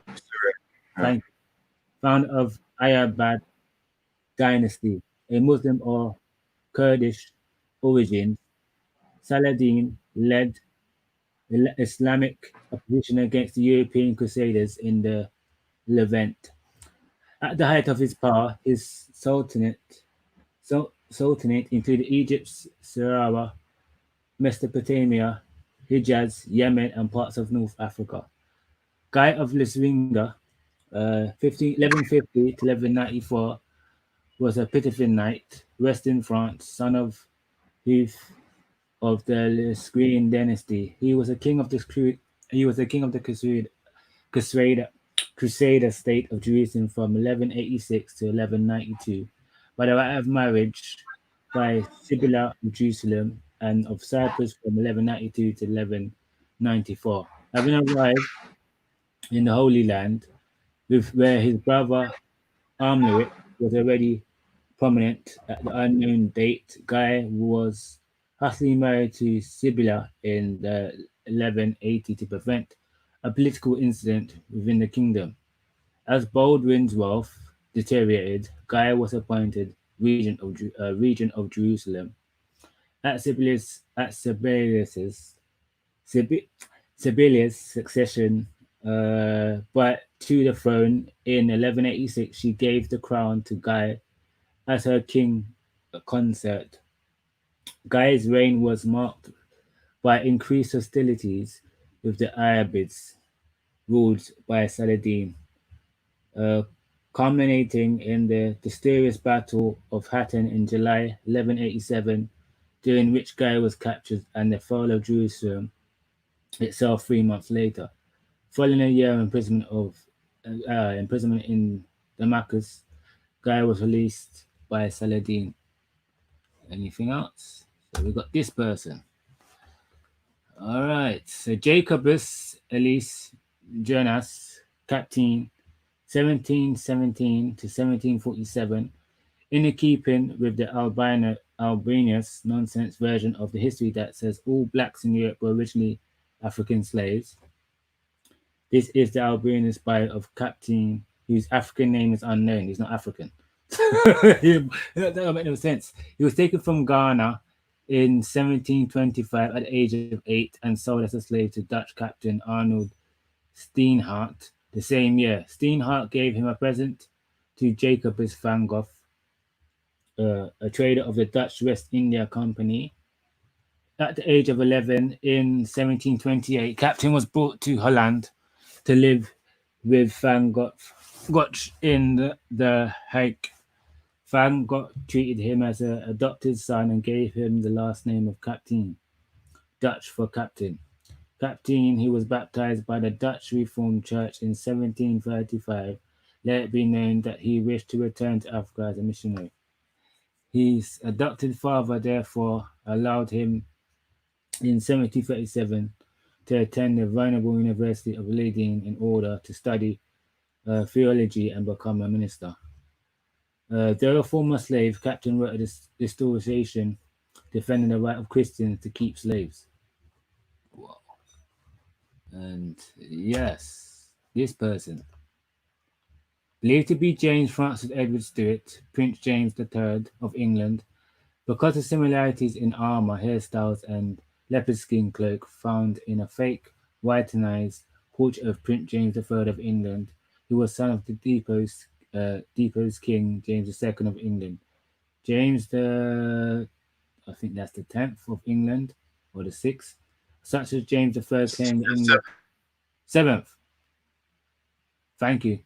As such as James III claimed the English, Scottish, and Irish thrones, as James III of England and Ireland, James VII of Scotland. Upon the death of his father in 1701, he was recognized as King of England, Scotland, and Ireland by his cousin Louis the. You know that I don't know about Roman numerals of France. 13, Louis the 13. That's Louis the 13. All right. Of France.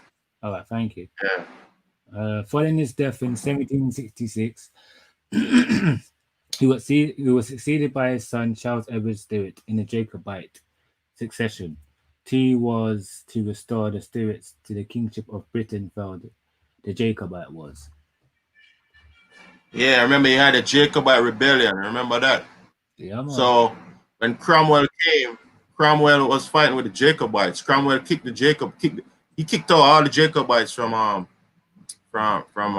Europe over here. Mm-hmm. Carry on, Bam. May I listen, brother? Picture of West Indians. Yeah. That's definitely West Indian right there. That too. That's West Indian. Yeah, man. Mosquito Indians. All right. Go ahead, Bob. Go ahead, Bob. Yeah. You're doing good. I just want to say a lot of the we have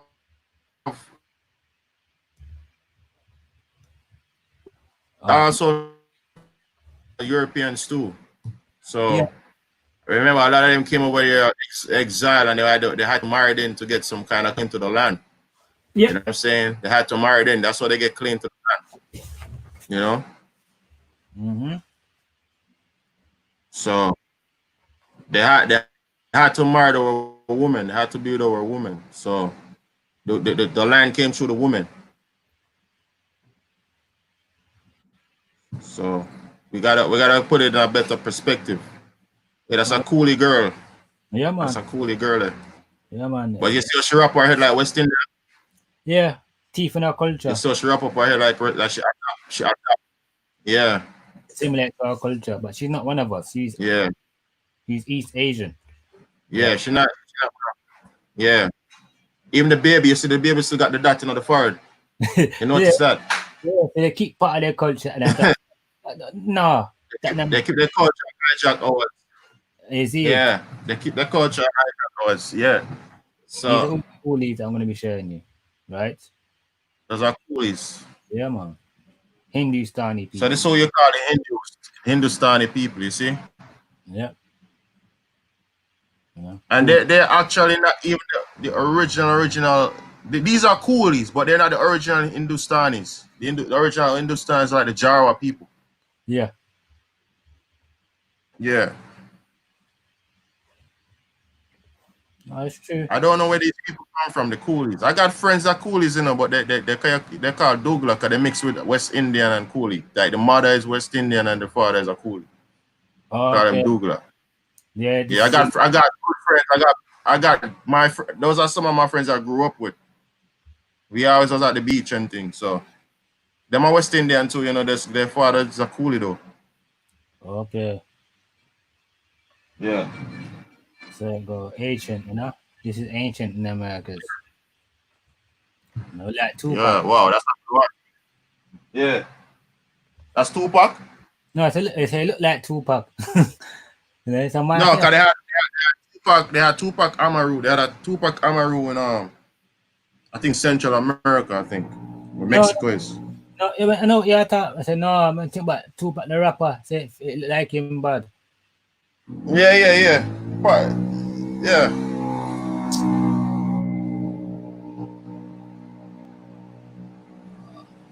Hold on one second. Right. Is it more American Indians from the States? Yeah. What they show people? I kind of feel like a lot of the coolies went to North America too, you know. Yeah. I kind of feel so. A lot of them went to the North America. I agree, man. A lot of them in Trinidad. Yeah, Whole heap of them in Trinidad. I get the feeling. All right, watch this. Just before camera come out, right? If you notice, the images was all dark. When they have paintings of our people, it was all dark. Watch when the camera start, when it in the 1800s, when camera come on, the black and white. Watch you start to see. You start to see a whole different look. You start to see a whole different look of how the people who they claim American Indians. No, it's true. No, it's true. Yeah. Like this one is like one of the very few that they don't show. Like that one you just show. Oh, I never see it. Hold on. Yeah, when the camera come out, or just before the camera come out, when it was depicting who we are, right? We was all dark people, dark skin, dark people. Or we call it heavily melanated people or carbon people. Yeah, so you don't see these pictures like that. Look at this picture. Look how old it look. Yeah, man. You know what I'm saying? But you don't see much of these. But you will see a lot of the so-called Native American pictures though. That's how I know it's government. It was a government back type of thing. It was the government behind all of those pictures. It was the government slowly erasing how you look. Cause just when the pictures come out, right? Just when the photographic start coming out, you start realize the change of how the people look. You know what I'm saying? So what's up with that? But before the pictures, we were looking dark, like chocolate. And then as soon as the photographic come out, the people start look like come from China and big belly Chinese and all type of thing. So I don't know. I don't know what's going on there. Some kind of hijacking going right there. But when you really check it, brother, when I find images, right, of yard people in yard, right, in the 1800s, they're calling them natives. They look like the same Jamaican people, you know, that you see in the islands today, right? But when you look for our, you know, you see these little Mongol motherfuckers, you know, like these. Yeah, but I feel like those pictures wasn't taken on the islands. I feel like they took those pictures somewhere else. Yeah, man. Yeah, and that's how they trick a lot of us too, you know. They take the picture like in a Serbia. They go like Serbia, they go someplace like like what you call Madagascar, and find these people and take picture of them. Yeah, and just put our Caribs or whatever. Yeah, because how come when we was growing up, he wasn't seeing those images? True. But I never see a big belly Chinese and then call them Arawak. I never see it yet. It's just now me start to see it. Yeah. Just now I started to see these pictures coming out all of a sudden. Just like with the Taino thing. Growing up, I didn't hear about no Taino. Well, all of a sudden, where did this Taino come from? Where it come from? Oh, out of the cut. No, out of nowhere, this Taino. It's like, it's Mandela effect, man. Trust me. 100% Mandela effect. You know? They're playing it, they're mentally, they're reprogramming our minds to think how they want us to think, how a certain people look, or a certain phenotype should look, or what the idea of American Indian is. They slowly reprogram our mind, the way we think, through the school system, through the television, through the movies. You know what I'm saying? To the point where even you have elders who know who them is, you know. But because I'm so confused, they will look for all the people when they sit on the TV, the so-called American, the Native Americans, and so them are the Indian. But when I ask the elders, say, so who you think you is? They will say, oh, we come from the islands, you know. And then I said, so you mean, so who you think you are? Then call me black. I said, then did your grandmother call you black? No. So it's an elder like in them 70s. But now they must say, well, the Indian say, so every time I say the Indian, say, who's the Indian? He stop, he think. They were like him confused. Him confused completely. Can he start look when he start watch the TV now? I'm saying to me like, it's some father-in-law in the 70s. Him start to say why. Him start realize like everything them teach him a lie. I say you're absolutely right. You're absolutely right. And confused. The man confused up in the 70s, confused. Yeah, because when you tell him say man in and he stop and pause a minute and think. I'm like, hold on. And he start realize where everything start go wrong. Start go wrong from black power, from the what you call it, back in the 70s they did have the as in him tell me this. In the 70s they did have the black power. What they call it? Black Panthers? Yeah, the Black Panthers. Yeah, and he was in New York at the time when the Black Panthers just come out. So that's where he started learning about Africa. That's where he tell me, he started learning about the whole Africa thing and black power. And he said back then it was like everybody was more united. But even though they were saying black power, they still was united back then. And then he said around in the 80s now, then bringing the crack. Yes. And then when they bring the crack in, that's when everything all hell break loose. Yeah. Yeah. That's the truth, man. That's how they destabilized the states. The Aboriginal inhabitant states. They gave them guns and they gave them drugs to kill themselves and take the land from them. And gentrify the areas where they used to live. You know what I mean? Move them out, push them out. Yeah. To the point where him saying going on some ghetto and the people man look on him and call him monkey and them something. Monkey island boy, go back to your, Because he say he remember that clearly, like he going on some into the hood. The same people look like him and call him monkey island boy. Go back to your huts. The people look like him and tell him that, And then like rotted. You mean what 20 years ago, right? Uno want saying this, when we just come here, Uno saying yes, we want people, but then 20 years down the line or 30 years down the line, it's a different thing. Uno scream. You understand? But yeah. What took place. My father-in-law saying go through lynching. You go through the lynching era when there was lynching people over here like crazy, bro. Yeah. This make he used to work on a ship, so he see from Trinidad like up to Texas era. And he said certain places he couldn't go because you never want to get lynched. Well, that's what I'm saying. Can I just ask a quick question, yeah? Yeah. Can I ask a quick question? Sorry to disturb. At what point in the Caribbean were we taught that the so-called Americans was our brothers and sisters? At what point were we taught that? Because when I was growing up, I remember my grandmother saying we Arawaks, but I don't remember heard them ever saying we related to these people over there. At what point were we taught that, or is it just something new now that we come up with? Well, if you think about it, from the research what we have done, realize we are the same people in terms of from the islands to like the Florida area. You see me? To the south. From the research I have done, you know. So we're not saying all of them is in American Indians, you know, because all of them are not. You know what I'm saying? I feel like that's where the problem is. They feel like that the ones that are not Indians, they're the ones who are giving us problems. It's the one who calling us monkeys and all these things. That's true. I have a feeling that's what's happening.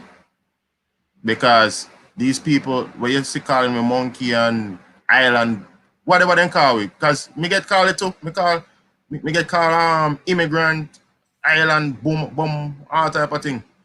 What type of thing they call me over here? You see me? But I don't give a fuck. I care not. You see me? This is why we're getting disrespected, because we're straying away from our original teaching. That's why people are disrespecting us, because we allow people who are not us to come in our spaces. Well, we were taught that we're not Africans. We were taught that we were either Arawaks or you're either Tainas. None of us was taught that these people, the so-called mainland America, is our ancestors.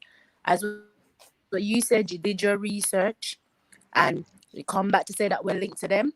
But there's certain customs that we have that they do not have. So yeah. Me understand. Yes, that's true.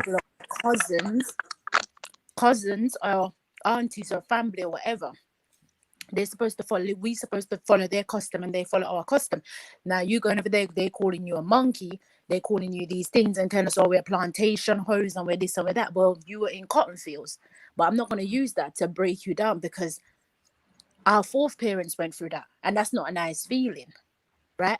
So we now coming back now, since this Aborigine thing coming now and people are finding out who they really are, all of a sudden now we related to these people over there.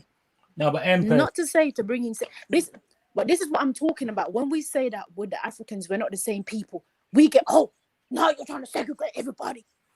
No, because when we say we're not trying to segregate everybody. We all share melanin. There's a difference. We all share melanin. But don't mean we're related. Well, when I say the Caribs and the Arawaks, they live by different customs. Does that mean that they're related? If you go back and look at the Caribs, they're probably not even related to the Arawaks. No, but we share the same culture. You have to understand that. Even people in Miami, America doesn't share Caribbean culture. Yes, we need to stop this bullshit. They do not share our culture. Listen to me, Empress. It's bullshit. Listen to me, right? It's bullshit. They don't share our culture. Listen to me. Because move away.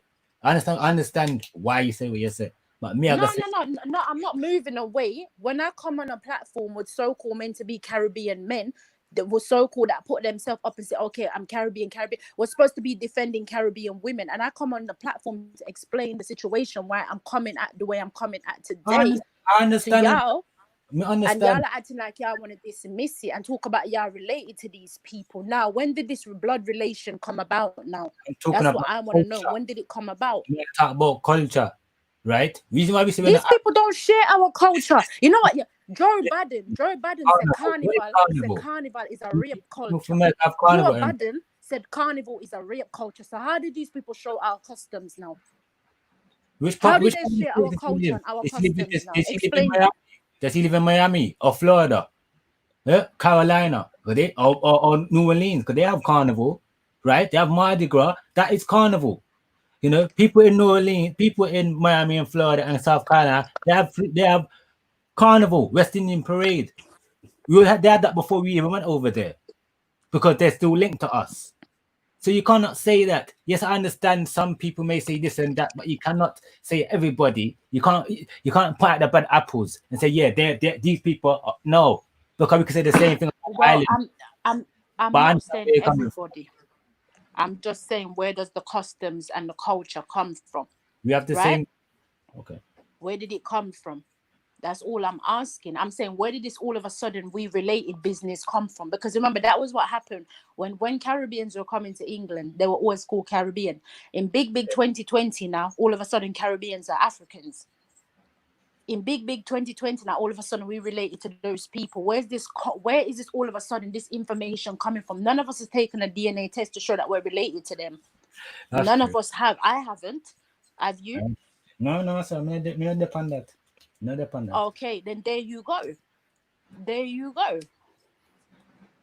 Well, See, sister, I see where you come from, sister. But all right, somebody, I think somebody attacked me already on YouTube. It's for the same thing. They keep saying, "Oh, yeah, you island people are always in our business." Blah blah blah blah blah blah blah blah blah blah blah blah blah. I don't care. I really don't, because reason, the ignorance of it stop. First and foremost, whenever anything happen on the mainland, it come and affect us on the island. And I've lived it, I've seen it, I've been through it.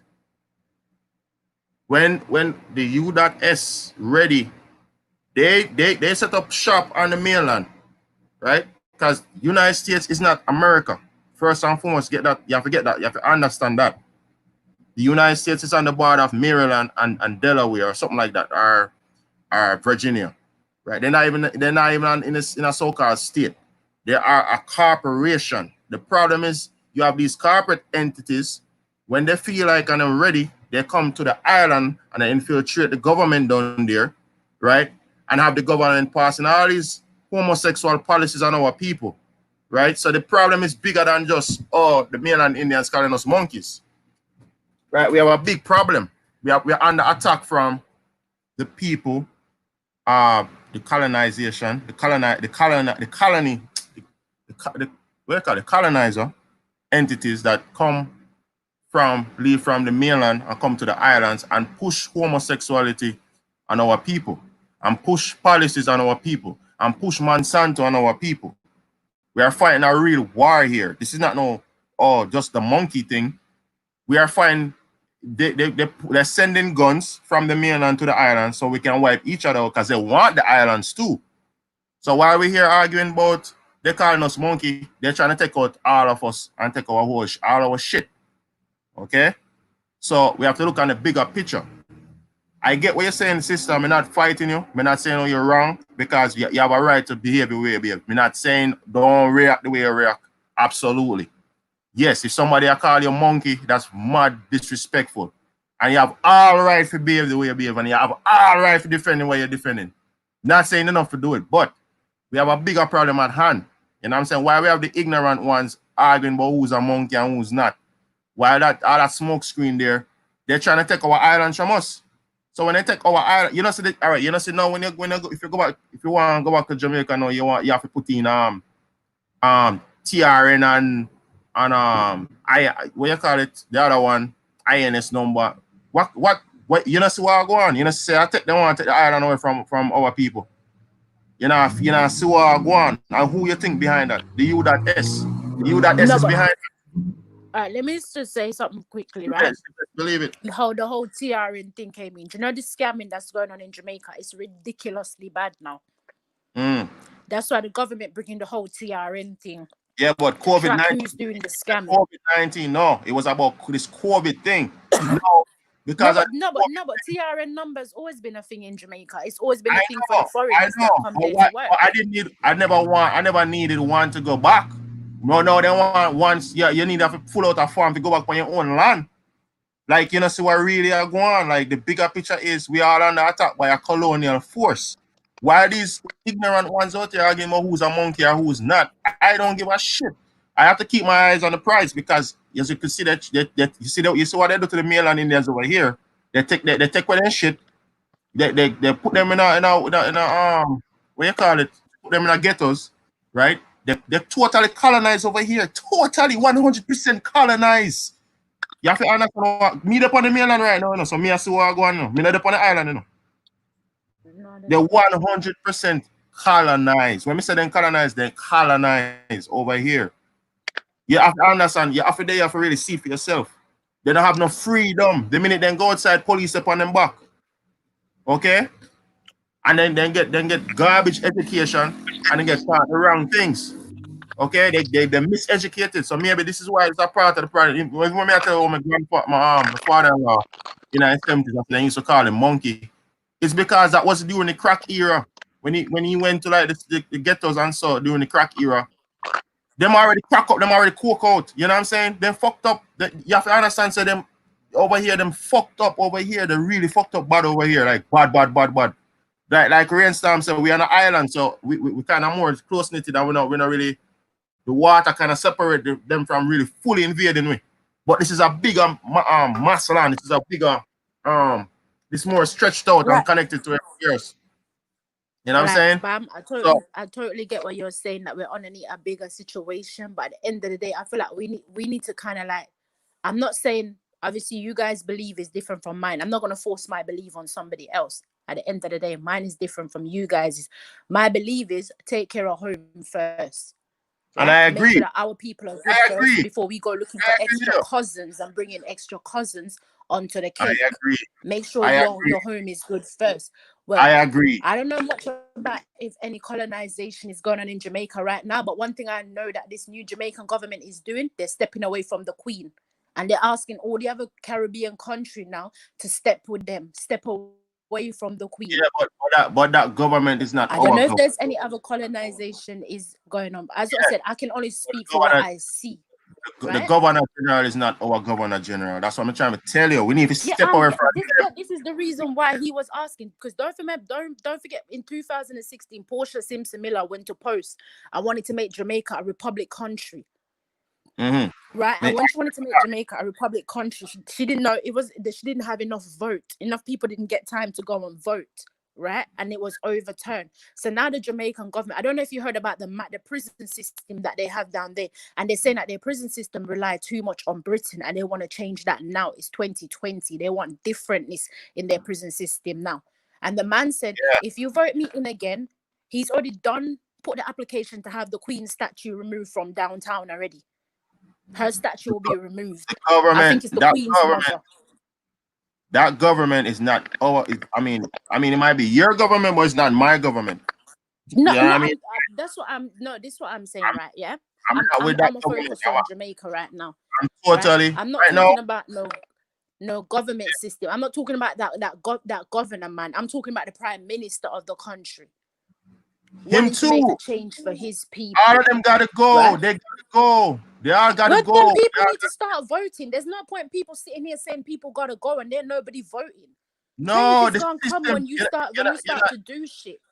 Sister, we have to understand that whole colonial structure government got to go. It got to get out. We're not with that. None at all. You know, I get what I say.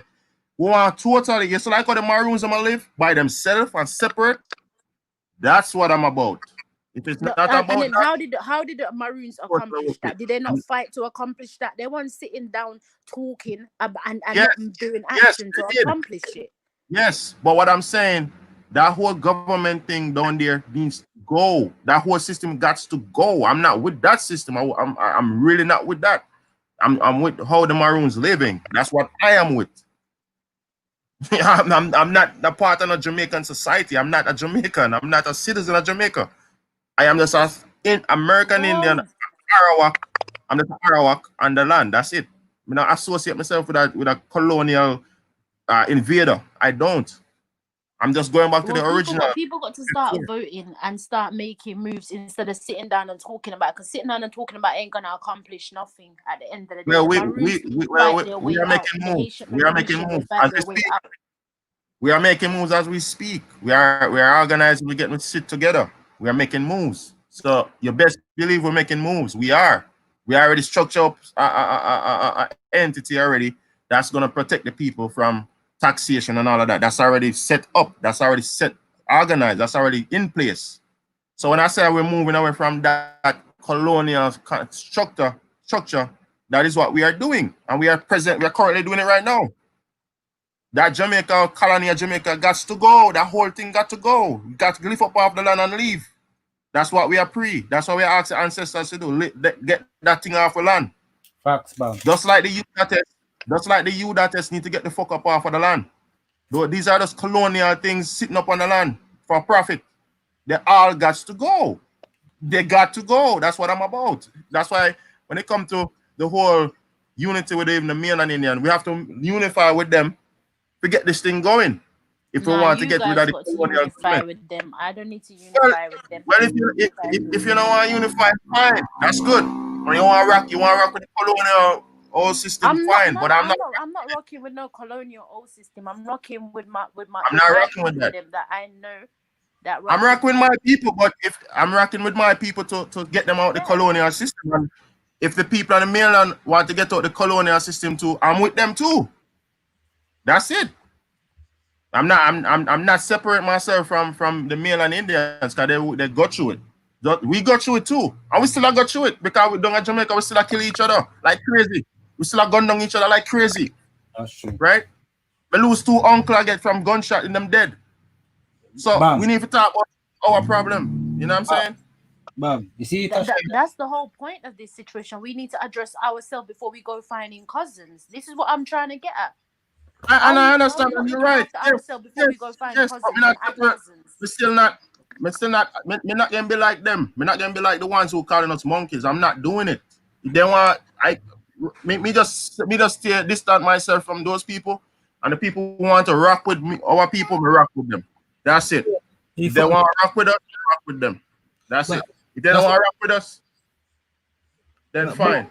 But this is the whole reason why, you know, the wickedest thing, like ICCC set this thing for West Indians, right? Basically, get people, you know, to back home, especially the people in England, right? Because the West Indians over here, as you know, as we keep saying, they don't teach us about our history, our story. So boom, you see this thing, ICCC, not me, but the whole clan, right? North America supports us. You understand? So I'll never disrespect them. They support us. The island support us. The English people over here don't really support us like that. You know, some do, some don't. You understand?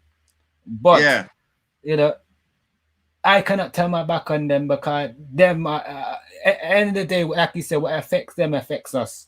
You understand? Right now, it's got ports in Jamaica. The same thing goes in the States. China's got ports there. They've got ports everywhere around the Americas, right? Because of the government. The government is not for our people, for the Aboriginal people, the original inhabitants. It's for the foreigners. That is the colonizers. We have to deal with that first. Because if you deal with the situation, it's still going to affect. Listen, okay, you deal with Jamaica. Okay, we separated from the mainland. Cool. They're still going to try to have the little muscle. They're still going to try with the little muscle to come in and try and invade us. Yeah, and they successfully invaded us many times. The youth that has come in and they influenced the government, like Michael Manley and Siaga. Siaga was born in Boston, and Siaga was a prime minister of Jamaica. So what you got to say about all of that? What about all of them? There's something there. What go on? Yeah, people we infiltrate the Jamaica colony. That's why I'm not rocking with these colonies. I'm breaking away from these colonies. You know what I'm saying? Because all of them is for profit, for gain. That's it. They're only for the queen or the pope or whosoever. The oath of allegiance is only to these people. They're not for our people. No, the people in the like the southern states, like New Orleans, Florida, and all those people. 90% of them, I can tell you, them parents are from the islands. Me can't tell you that. So what if we do? Leave them, let them go. Those are our children. You know what I'm saying? Those people come from our lines. So because them on the mainland now and them get colonized and all these things, we must say, oh, fuck them and stick to our people. No, those people on the mainland is our people. They're our bloodline. I'm telling you. Even our bloodline goes to them. Either way you look at it, our bloodline goes to them, right? You have Cherokee in the islands. So you gotta say, where the Cherokee come from? They don't come from the West Indies. They come from the mainland. Exactly. So you can't say that, Empress. I don't know why you say what you say. I have children here. I have children on the mainland, right? What if they want to just stay on the mainland and don't want to go to the islands because them just get so colonized and that's their decision? Why? Me can't force them. When they get older, me can't force them to come to the islands because that's where you're originally from. No, they colonize, their mind colonized. And what then go? So I must go to disown them because their mind colonized. No, I'm not doing it. They're our children. They're our people. They're our family. I'm not saying family. They're not just our cousins. They're actually our children. I know people here. they got 5-6 generations back. They will find at least one island grandmother. I'm telling you, or 3 or 4. You know what I'm saying? Mm. When I mean disconnect ourselves, that's what I'm saying. You guys are getting it wrong. Obviously, a child that you lay down with a woman and make, that's your child, right? That's your child because you lay down with a woman and make her. Now you gonna tell me that you're gonna see a child that come from Atlanta that you got no link to, no blood relations with. You're gonna consider that your child as well? We don't know until you do the blood, until you do the genealogy. But did you lay down with a woman to make that child? Did you lay down with that No, other woman? I did not lay down with the woman to make that child. But I'm saying Exactly. So that's not your child. That's not if your it's child. possible. But what about your family? So they're not your extended family, your bloodline? Yeah, my family's people that I know, right? So it's either my great auntie, I know her. Right? I know those people. I'm not talking about some people that just came out of the middle of nowhere and then all of a sudden your family. All of a sudden your cousins. But have you nobody's taken a DNA test to find out if these people are cousins or not? Your grandmother never told you about, we had some cousin that was far. Like, if you look at the Maroons, for instance, you got Maroons that their children was taken to Sierra Leone. And when you go to Jamaica and you ask the Maroons in Jamaica about the Sierra Leone people, they said that is not ours. We don't know them. They don't belong to us anymore. They removed those people from themselves. Because they've been corrupted by Overlesser. They've been moved. They've been removed. All right. So then people looking around for extra cousins, it don't make sense to me, but everybody's entitled to their opinion still. I have ancestors from Cuba. Okay? I have ancestors from Cuba. So what I must do, disconnect myself from Cuba because Cuba don't have the same culture. But Cuba is in the Caribbean. That's what I'm saying. We sure about the Caribbean. We sure about the Caribbean. I'm trying to show you a point. I'm trying to show you a point.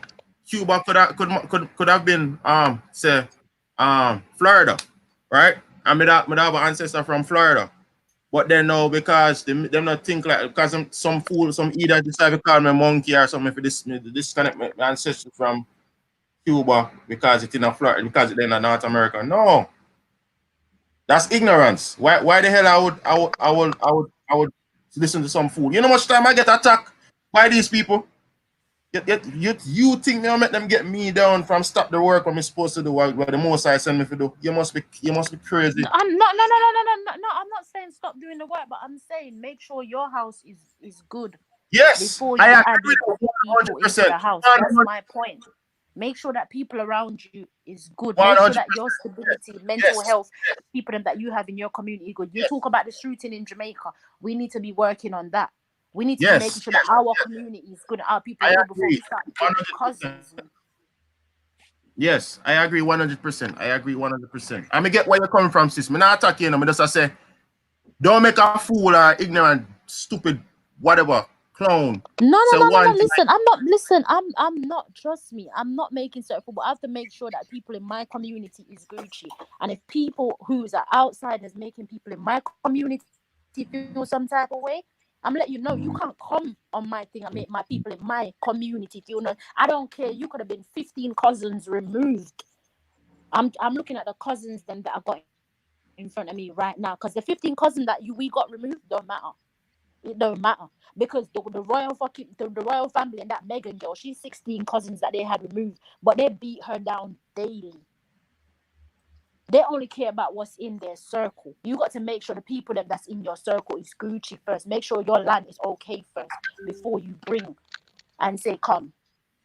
Because you can't be adding people onto a ship that's got holes in it. Our ship has holes in it. And when I mean holes, we got serious holes in our ship. Serious ones within our little community. We got colorism. We got discrimination against each other. We need to be working on that, talking about that, before we start talking about moving in extra cousins and helping cousins find revolution, because them cousins should have been finding their revolution a long time ago. That's my point. All right, Empress. Make sure that we good first. Empress, say no, right? Yeah. I want Islander, from say fuck it, Atlanta. and he finds out you're related to him by bloodline, you're going to check him or you're going to accept him or her. You have the same last name and the same bloodline as you. You reject them or what you're going to do? Hold on, what did you just say a white man? No, I said that's say someone from Atlanta, from the mainland, have the same bloodline. Mm-hmm. Anything you heard, you say, raw, my ancestors come from Jamaica, right? From your parish, your family parish had the same last name as you, and your ancestor, his ancestor. At the end of the day, I don't know that person. I wasn't brought up around them. I don't know them. I'm not saying I'm gonna reject them, but I will accept them to come in. But if they disrespect, they got to get the fuck out. Oh yes, Yeah. I agree That's with you. my point. Yes, That is my point. Mister, I see where you come from now. I kind of see what you say now. I don't really say you try to separate yourself, but you know, with the whole, you try to embrace them and them say fuck we, and then I understand where you come from now. That's what I'm talking about. We keep extending and keep pushing ourselves on them. Right. That's what I'm talking about. Stop. Don't try to push on them. Leave them alone. Then that's the advice I was giving the young girl that came to me yesterday and was saying it, because she's saying that, you know what, I hear them over here throwing shade at us, and I'm like, leave them alone. Listen, if they're not in your circle, don't even bother trying to bring them in. Just leave them where they're at. Because let me tell you something. You see, when a ship already has holes in it, and you see someone stabbing holes in that ship, and you're gonna be like, yeah, come on the ship. And the person is stabbing holes into the ship, and you see the ship is sinking. Are you still gonna tell them to come on it? No, sir. No, you're not gonna tell them I to agree come with on you. it. I agree where you come from still, but me understand it's a lot of disrespect with our people still. And now, I get what you say. And you have, as I say, you have all right. You have all right to defend where you defend. That's perfect. Nothing wrong with that. Yeah, man. You know what I'm saying? But at the same time, me still I go kind of like, me have to set up my house first. You're absolutely right. I have to make sure my house good. And that's the number one thing. Your house have to in a proper, your house have to in order first before you help anybody else. All right. Okay? May I agree with that 100%. 100% may I agree with you. But at the same time, but still now go if the mainlanders want to rock with me and them have a good heart, me not gonna say no to them. You know what I'm saying? That's just as you say. Once they not disrespect, that's fine. But if them disrespecting in any manner, they got to go. I agree with you with that. No, it's true. I mean, I agree. Well, that's why I live with those that are like mine that you know that had frequency on the same frequency as us. That's why I say that from time. I only find people got the same frequency. They be from North America, be from South America, Central, West Indies. And we don't respect me, yes, or ICCC, we're good, right? You don't respect West Indians, we're good. But the ones that do, I don't fuck with them. Me dash them away, say, una bomba class seller and a crosses, because una know the truth. Not like you don't know the truth. If you didn't know the truth, I can kind of see, yeah, maybe, you need to learn. You understand? Right? Because once upon a time, I was ignorant. I didn't know the things I'm talking about today. You understand? I was brainwashed, indoctrinated, and colonized like majority of our people, whether they're in the Americas or out of the Americas. But I took the time out to learn, to have an open mind, and to seek knowledge. For some people, they not care about them things there. And I understand where you're coming from, Empress. When I attack you, I overstand, because sometimes people chat shit and it get me, I get vexed. I'm like, yo, if you have to murder them bumbuck like, because you chat shit, you disrespect us way too much, and the things that we've contributed. Oh, now you ain't give up no love to us. You ain't show us no love, but we give you open arms and them type of thing there. But what I'm saying is, hold on just a second. Sorry to dip you. Yeah. What I'm saying is, all right, you got people here from the so-called mainland on your platform. I'm sure some of them that's here or from the so-called mainland, they follow some of these people that's disrespecting us, right? Now, are they talking for us? No, wait, hold on now, right? All right. If I was in that position, right, and I hear somebody from Jamaica disrespect somebody from Haiti, I'm be like, are you mad? That's your motherfucking sister right there. How you gonna talk to your sister like that? How you gonna disrespect your sister? Shut the hell up. That is your sister right there.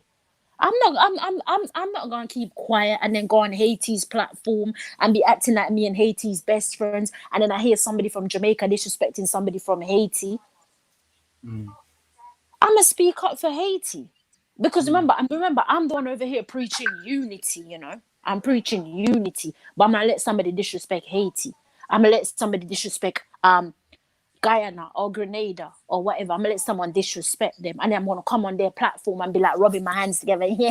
yeah, because Haiti a soft soap. Remember, go sit down with Haiti because I know so I can't go sit down with my own Jamaican them because them I go rub me out. That's what This is what some of y'all platforms look at, because them take some of for soft soap.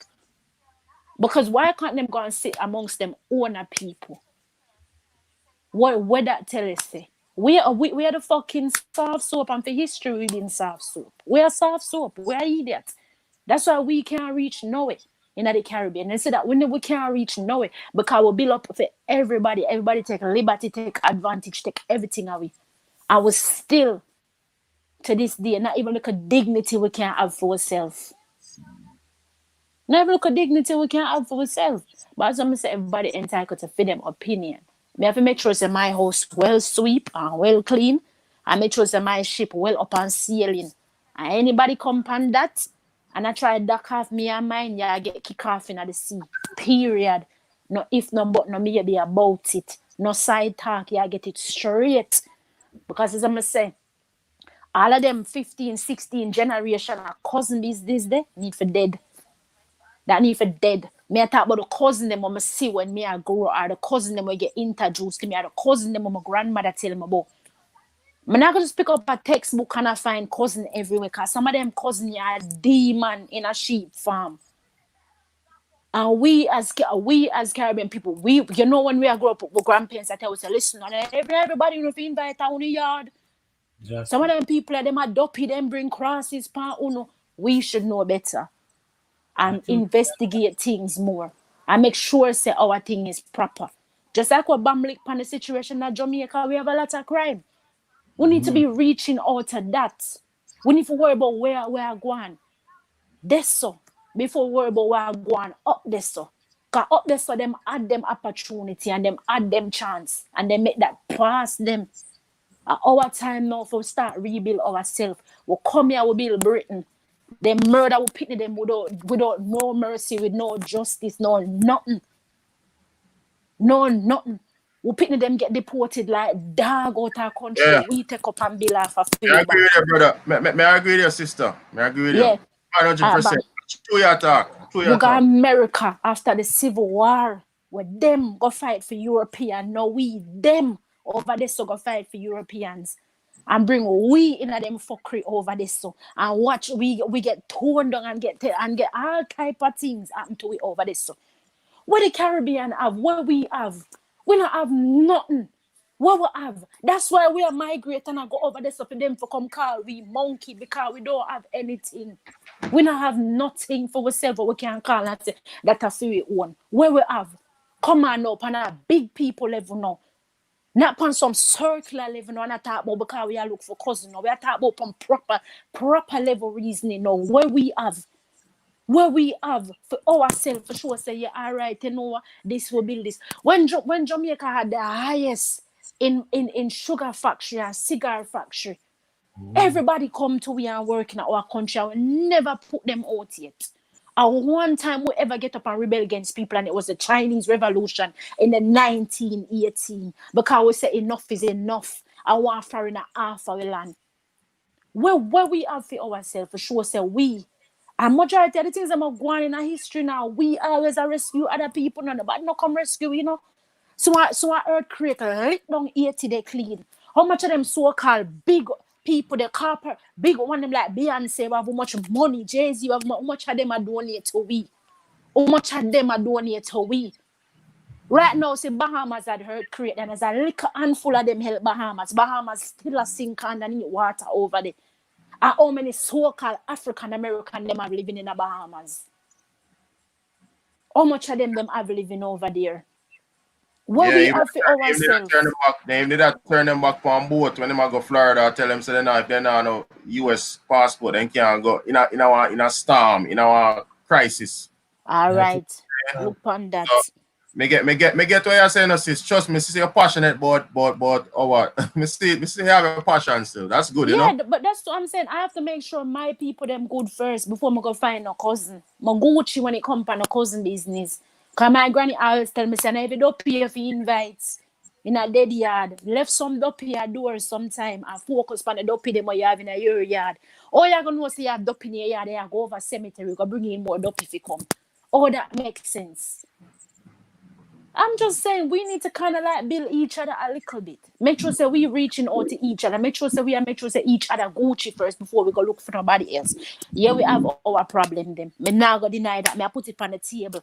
We have our problem them. We're dirty, we're nasty, we stink with each other sometime. Yeah? But them over there, so them is a different story. Them is a different breed. And this over there, so that whole system of them have over there, so we can't manage that.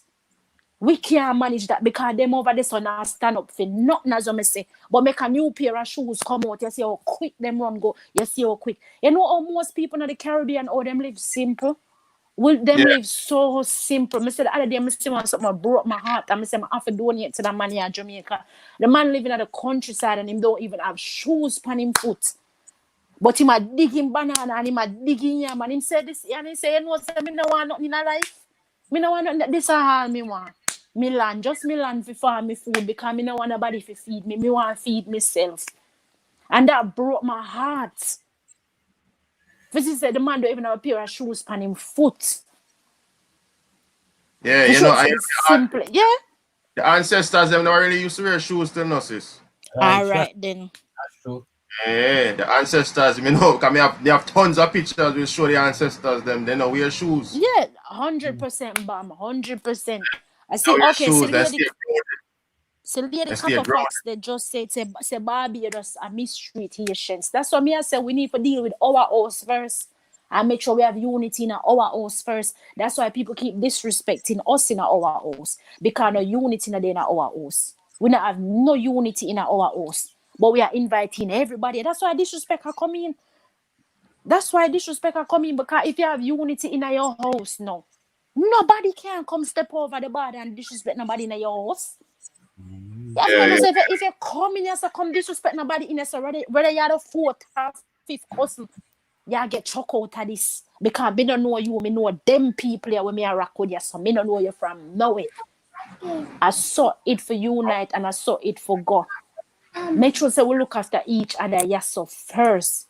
Right now, Haiti need it, right? And we're saying it, the so-called mainland people, them, who make how much money off of hip-hop, what something what was given to, well, I'm not going to say it was given to them, I don't know what happened to it, but it was lent out and it never returned, right? They make how much money off it. And not one of them ever got Haiti go say, oh, all this, take one little money, hey, fix one little pipe, fix one little this, fix one little that. Not one of them. But Empress, you can say the same thing about some of the yard people or some of the island people. They don't help their own people, right? They use their career to build basically the people support them, the poor folks support them, right? And I do nothing for them. Nothing for them. So the thing applies to everybody in the Americas, not just the West Indians. I understand where you're coming from. I do, because that's how I feel. Sometimes when I go back a yard, I see how things are rotted. Me I come from foreign, right? Uno class me as a foreigner.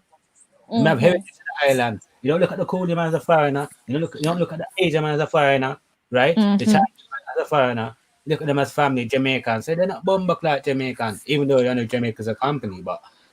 Nevertheless, I'm saying, you have a look at someone who's got heritage, birthright to the island as a foreigner. But the people there right now who have no heritage, no birthright, you class them as one of your own.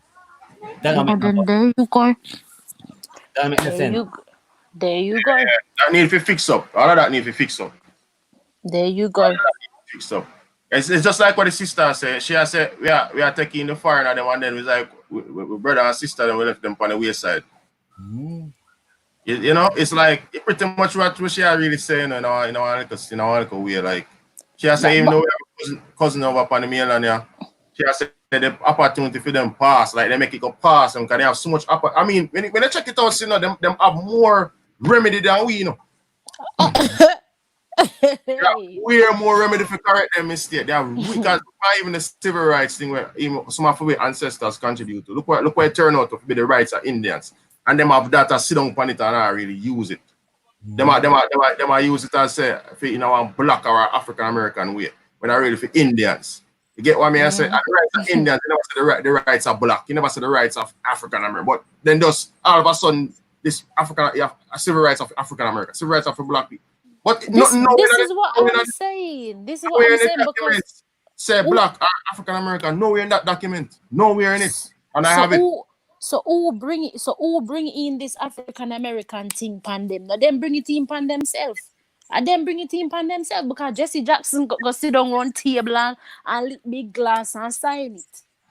And then them continue to sign it generation to generation to generation. No, if you know say you're an Indian, why you gonna sign to use an African American? Oh, that makes sense. I already know the truth about yourself. That's why I say opportunity pass you. It pass you.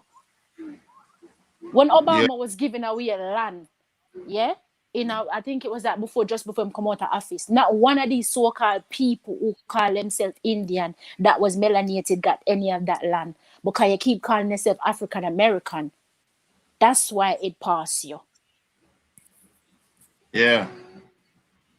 The remedy, them have remedy because even when we get remedy, you know what old book we have to dig up, you know, back and we have to dig up book for 1600s to find our remedy. When for them remedy right there in front of them. You see me? We find our old constitution, you know, we give thanks to the Most High Spirit for that, because really and truly, in that constitution, it really confirmed that we are the Indians on the island. It confirmed it. You see me? And then now we can use that now in our legal sense now to get remedy. You know, but with them now, them have the civil rights bill at them disposal, and they not use it. Them literally not using it. They said we didn't contribute nothing to their civil rights. We foreigners. The civil rights is about this. That's all Maya Angelou contribute to civil rights. Balfante contribute to civil rights. All of those people contribute to it, the civil rights. And also, they never know Martin Luther went to Jamaica during the civil rights era. Nobody not talk about that. Nobody not talk about that. So, I mean, you know, them can't say, oh, we don't contribute this, we don't contribute. No. But what about hip hop? What if we say we want back with hip hop? That's what needs to happen. You know what I mean? What if we say we want back rock? That's ours. The hip hop is ours. How much billion of dollars than that? We need to motherfucking contribute that in the Caribbean community for once. We looking after ourselves for once. The fuck? You know what I mean? Yeah, because true. We always was the ones who are trying to make everybody. So build up everybody. We'll build up every single body. Everybody will build up. But we don't have shit for ourselves. Yes, sis, and I really think you talk. Me not like. I really think you talk, sis. Me not say me not beat you down. But what me I say is, if a man and Indian them want to rock with him, me not say no to them. You see me? But if they don't want, we're not gonna push up yourself. Put it that way. We're supposed we stop push up yourself on them. For real. All right, that's what I'm talking about. Stop push up on them. Leave them alone. Let them do them thing. Because they're gonna need. You ever hear the saying when them saying, "I one time a little monkey want wife." Yeah. You hear that saying that when you pick me. All right. When monkey want wife again. Pardon my language. But me agree that them need to fix up because remember, you know, if the men and Indian get fix them business, you know, we not have to work on the islands, you know. And just because them now do what them supposed to do, why we are get fucked up in the islands, you know. All right. Because the U.S. them attack we, you know. As soon as they see we are progress, them come in with some kind of disease like dengue fever, like them say those mosquitoes are lab mosquitoes. And my mother get dengue fever nearly dead, you know. Me get chickenpox nearly dead. And when me started the research, I start, the US government was behind it. Them patent dengue fever. Me I said, then what the fuck? Then what the fuck? Them send all them disease to come kill you off in the island. So what me I share is the mainland Indians them have a lot they need to fix up themselves because that colonial government and the mainland is fucking up the islands. Mm-hmm. And them are saying them are do weather warfare and I send hurricane down there too. Them send the earthquake on Haiti and them mash up Haiti. All right. And them send earthquake on Haiti and mash up Haiti. The same you that S what them are defend. I fuck we up down here saying the island. All right. Virus. No, we're talking. I get chicken pox already. It could have killed me. My mother get dengue fever. You just create that. So what you are telling me? Me not supposed to get some kind of recruitment of some kind of redress for that. When you that excrete them the virus and send it when Zika. The last one when they sent it was Zika virus. Lord Jesus God. Do you know how many people in Jamaica died from that? You know how many kids died from that? I know you hear about COVID-19. No, you can't go up on the island without you checking. What kind of fuck with them they sitting there? Listen. So when me approve them, I say, are the you that SBN are the eugenics movement? Are the you that SBN that? So I say the mainland Indian for North America. I'm talking to all you mainland Indians. You all need to fix your shit because your shit spilling over on our shit. Your shit, if you don't fix your shit, it's spilling over on your cesspool is spilling over on our islands. As what I said, their time has passed. It has passed. I mean, I understand where you come from, sis. Me get where you come from, sis. Me get it. Their time has passed, bam. Bam. It's never gonna happen for them again. Their time has passed. The civil rights should have been a movement for them. Sis, they need to fix it because if they don't fix it, it'll fuck with our islands. Bam, they're comfortable the way they're living. They're comfortable to know that their children are being shot down like animals. They're comfortable with a lot of things. When a man is comfortable, my grandma always say, you see a roach, never go take out cockroach out of the hole, left cockroach in a hole. Because when you go take out cockroach out of the hole, cockroach breed and left it with a whole load of roach. Where you never want. When you see people comfortable in a certain situation, you leave them alone. But while they're comfortable, we getting fucked up because now they want to push gay agenda Jamaica. You know, see how them artists them. You know, so they fight artists them. Yeah, listen, yesterday, I had to listen. Yesterday, I had to put that on my page. Or them beat them, Beanie Man, Capleton, Bounty Killer, Movado, Vibes Cartel. You know how much are with them? You know how much are with them people they push down? You know how much are we? And this is why I say, stop push up on people because we know we greatness. And when you're great, you're great. You don't need nobody to tell you say you're great. So no push up on nobody. We know our greatness. Capleton can't touch England or white America. And the so-called Indian, them sit down in America when them should have protest that for we. And I said, no, a music with the pan. Most of them, where you see now, where them call themselves the so-called, them are rascal turn them pitting a transgender over this. You know see what I go on? Them pitting are trans. Them pitting for have sex change and all type of things. So how are you going to dismantle something where them people are swing like monkey in a tree?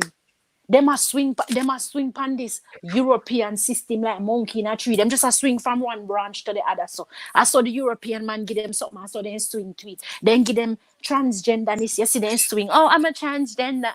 I'm a transgender. Then give them drugs. You see them swing for the drugs. Then give them gun. Them swing for it too. Come on, no man. How can you fix that? And then Black Lives Matter now I push transgender thing. Like what really are going on? Like for real. And then I tell you, and then now them a fight for put up gay flag in a Kingston. Them do it at Jamaica. I think year before last year when a gay man was killed, the US embassy fly the gay flag in a Jamaica. And the Jamaican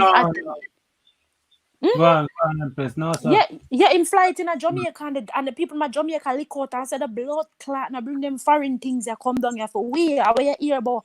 Now bring that come down here so that a phone business over this and bring it here so because this is not what we do. This is not what we do. That a feed them lifestyle over this so because them keep making European keep feeding them with everything. As I'm saying, come like monkey in a tree. As a European plant one banana, so you see them go pluck it off and yummy. So how are we going to dismantle that system? That's too much we have to camp on ourselves because our community fuck. And then we have them over there, so with for them system or come like monkey in a tree, them just a swing. So all we going to dismantle that. That's the point me I Oh, get to. wow. Oh, you're gonna dismantle everything. How we stop the U.S. from interfering in our affairs? Yeah, that's all it for go. No, may I ask you, how we are going to do it? Because Okay, over the years, I may see how them interfere. all right, what me would I say is, yeah, all right, me know say you say you don't fuck with the Wagwan, the government of Jamaica. But the one thing me can say, one good thing them a do, them a remove the blood clad queen from Edo State, pardon my language. Them a take down she, because she should have never been no Edo State. She should have never ever have no foot of Jamaica for do with nothing. That a one good movement where them a push this so. Because remember now, when time them they come down then I talk about them want to build prison, you know. The people them at Jamaica lick out and say bring prison come where. When the blood clot, yeah, bring prison come give you after you how much years a slave or ancestor them will bring prison. Go so no matter with that. Yeah, I remember that. The one good thing what him do again, I know that say no fuck with the government, but I go point out the good what them do because my mother always say give to Caesar what is due to Caesar. So I'll give them what is due to them. At the Windrush scandal, the government them in the Caribbean them get up and them talk about it and them say slapness that Britain did and the people them need their money. I saw now you hear Britain get up and talk about them are gonna donate 30 million to the Windrush generation. Up till now we don't see the 30 million. But Empress. So that I tell you, the mega man got to go. The mega man got to go. If you look upon it, right? Say if any West Indian get deported from here, you know, say the government of Jamaica or any island get 20 grand. People that people deported don't see nothing or fuck all. Yeah, exactly. That's why I say the bigger man got to go, that government got to cut. They might use our problem and I gain off it while we not see $1. All right. So the mega man got to go. That's why me not fuck around the government. Me not fuck around them corporation. Because they are not for us. They are not for us. Bam, 100% I agree with you. But yeah. But may I say him removing she as the head of state is a good thing. Is a good thing that for us. That means that we have more control over everything while going around we. Yeah, we get what you say. They remove she and him ask every other Caribbean island will have she for remove her. Remember saying no? You remember how Cayman and Jamaica split? Cayman and Jamaica was one, you know. Yeah, I know. When Jamaica say, "Here, I'm tired of that colonial situation, you know. I want cut." Cayman decide to stay with them. Okay, so that's yeah. And remember saying Jamaica was Cayman mother for centuries. You know, Jamaica bring Cayman panic back, you know. Our water, all right, because they never have nothing on the island. Jamaica used to bring food every month. Them shit food over there give them. Them used to spend Jamaican currency, but Jamaica tell them, say, listen, we need to come out of this colonial. Because I remember saying, if you look at history, Haiti was one of the first people, and I think it was Cuba, and Jamaica and Trinidad left the colonization at underneath the Queen at the same year. The same year, Jamaica gained independence. The same year, Trinidad gained independence. Jamaica went to the government of St. Lucia and tell them, say, listen, we need to start cut now. I saw you see St. Lucia, Barbados, all of them now start crawl out from underneath the Queen. Because them realized them wasn't gaining nothing. Them realized them not gaining nothing with she upon them head. Them never did gain nothing. So that the one good thing what them are remove she so we can have more control over what going on with we down there. So then we can fix what going on with we down there. So then whoever wanna go to the mainland and bring in couple cousins and bring in couple sisters, brothers, whatever, bring in who you want to bring in then. Me not care then bring in anybody, but right now we have a dysfunctional system going. So over there, so they need to fix over there. So they need to fix it for real, because Sodom and Gomorrah over here, so you know. Listen, and that's what that what me I said. That's what me I said. How do we fix it? Me tell you how we would fix Jamaica. The first thing is first. We don't fuck with the government. I get that 100%. Remove the blood clad queen, because if there was no queen, we would have more of a say while going in a free country. She have to go. That's the first thing. And then now we can start on the government. And then eventually, him will eventually take off him, make a bag and start walk too because she gone, Him not a big power for call pan, once we start rebel against him, Him not got no big power for nobody for flying a big weapon come give him use against we. So remove she. Make sure say get she out of the way. Dismantle she first. And then you go for the revolution. In order to get rid of your enemy, you have to work with your enemy's enemy. That's how you get rid of your enemy. You can't go in and talk about you go rush all of the enemy them at once. You fool. You work with your enemy's enemy. You sit down at table and clap glass with them because you know say you have your own agenda. You make them think they depart for them side. You go in there, sit down and you clap glass with them. And say, yeah, man, of course. Yeah, man, get rid of her. Make sure she go on. Yeah, man. I feel a movement now. And you see when she gone now, you just say, you want Mr. D, and your time for go now, You're there so too long now. She gone now. But you can't just jump in and say I go attack because them are go fly big weapon and fly. Remember one time them we want do those, Remember tell you how wicked them people they over there so is, You have one African American man come to Jamaica and do some mad lottery scamming in Jamaica, Hey, Mr. The lottery scamming at my Jamaica, the amount of people were dead from that scamming they were going. And the Jamaican government went to America and say they need to extradite the man of Jamaica to come face justice. Them say no, them not doing that. But when them want Dodos to extradite Dodos, then come a Jamaica and talk about them a go drop bomb down at Tivoli. Them a go do this, them a go do that, them a go do this, them a go fling bomb pan with, them a go leg a gunshot, all of them sit the pan with. All type Jamaica of things. Corporation, you ever know Jamaica Corporation sign an extradition treaty with the you that testing, you know that? Yeah, that's what me I said. This is all you dismantle it. That's why I make it a reason for dismantle it. Because remember, if Jamaica remove the Queen, we can go back to our original motto. Yeah, before we become one out of many people. It was when one Indian we can remove and go back to a motto because them change our thing. No, we change nothing. Them change our history. I always say this. And the Spanish them change our history. We was always Indian underneath the Spanish. And when the British them come tell us we're African. So you have to get rid of the person that is at the top, and that is she. So you go sit down with the Jamaican government and you go work with him to get rid of she. And you see when we get rid of she now, Mr. D, him I forgot. Mr. D, I forgot too. Because he might go back as she. Yes, the Governor General can't take away himself. Yes, don't worry. People soon dopey him bomb back when they find out the truth. Dopey him and dopey everyone last of them prime minister. Dopey them because them same people give poor people gun to kill one another for election time. But that the point I say them are do it, but who them are take it from? Remember, let me tell you something. I was watching this thing about the Shoah Posse. You see if I watch the Shoah Posse situation where Dottie Edward Siaga do at Jamaica, may I tell you say man.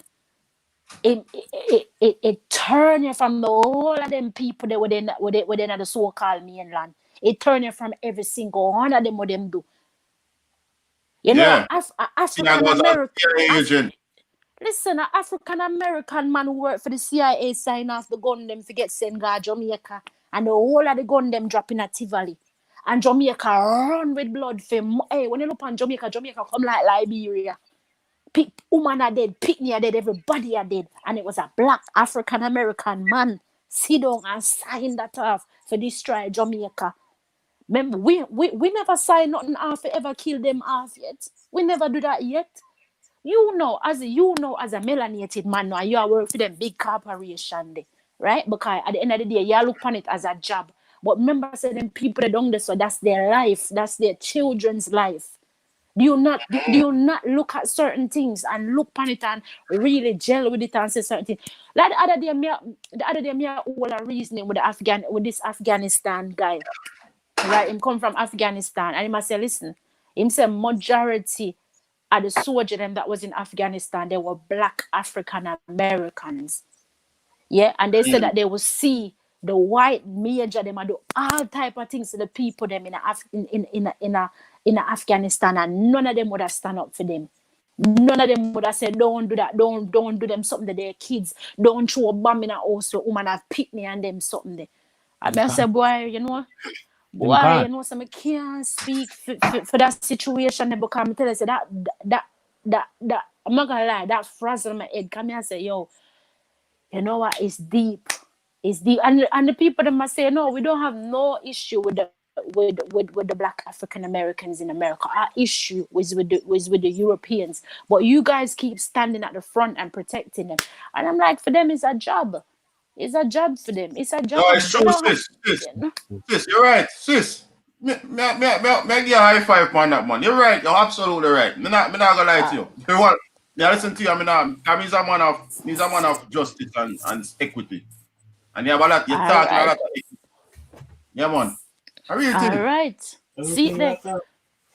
So when we talk about fixing our house, remember we need to fix the relationship with these people before we invite them into the house. You fix the relationship first. Everybody come at the table and say, no, say, I was wrong for saying some of the things that mama say about you, but I become the ignorant. I'm never, as the word ignorance, and again, I see it as ignorance again.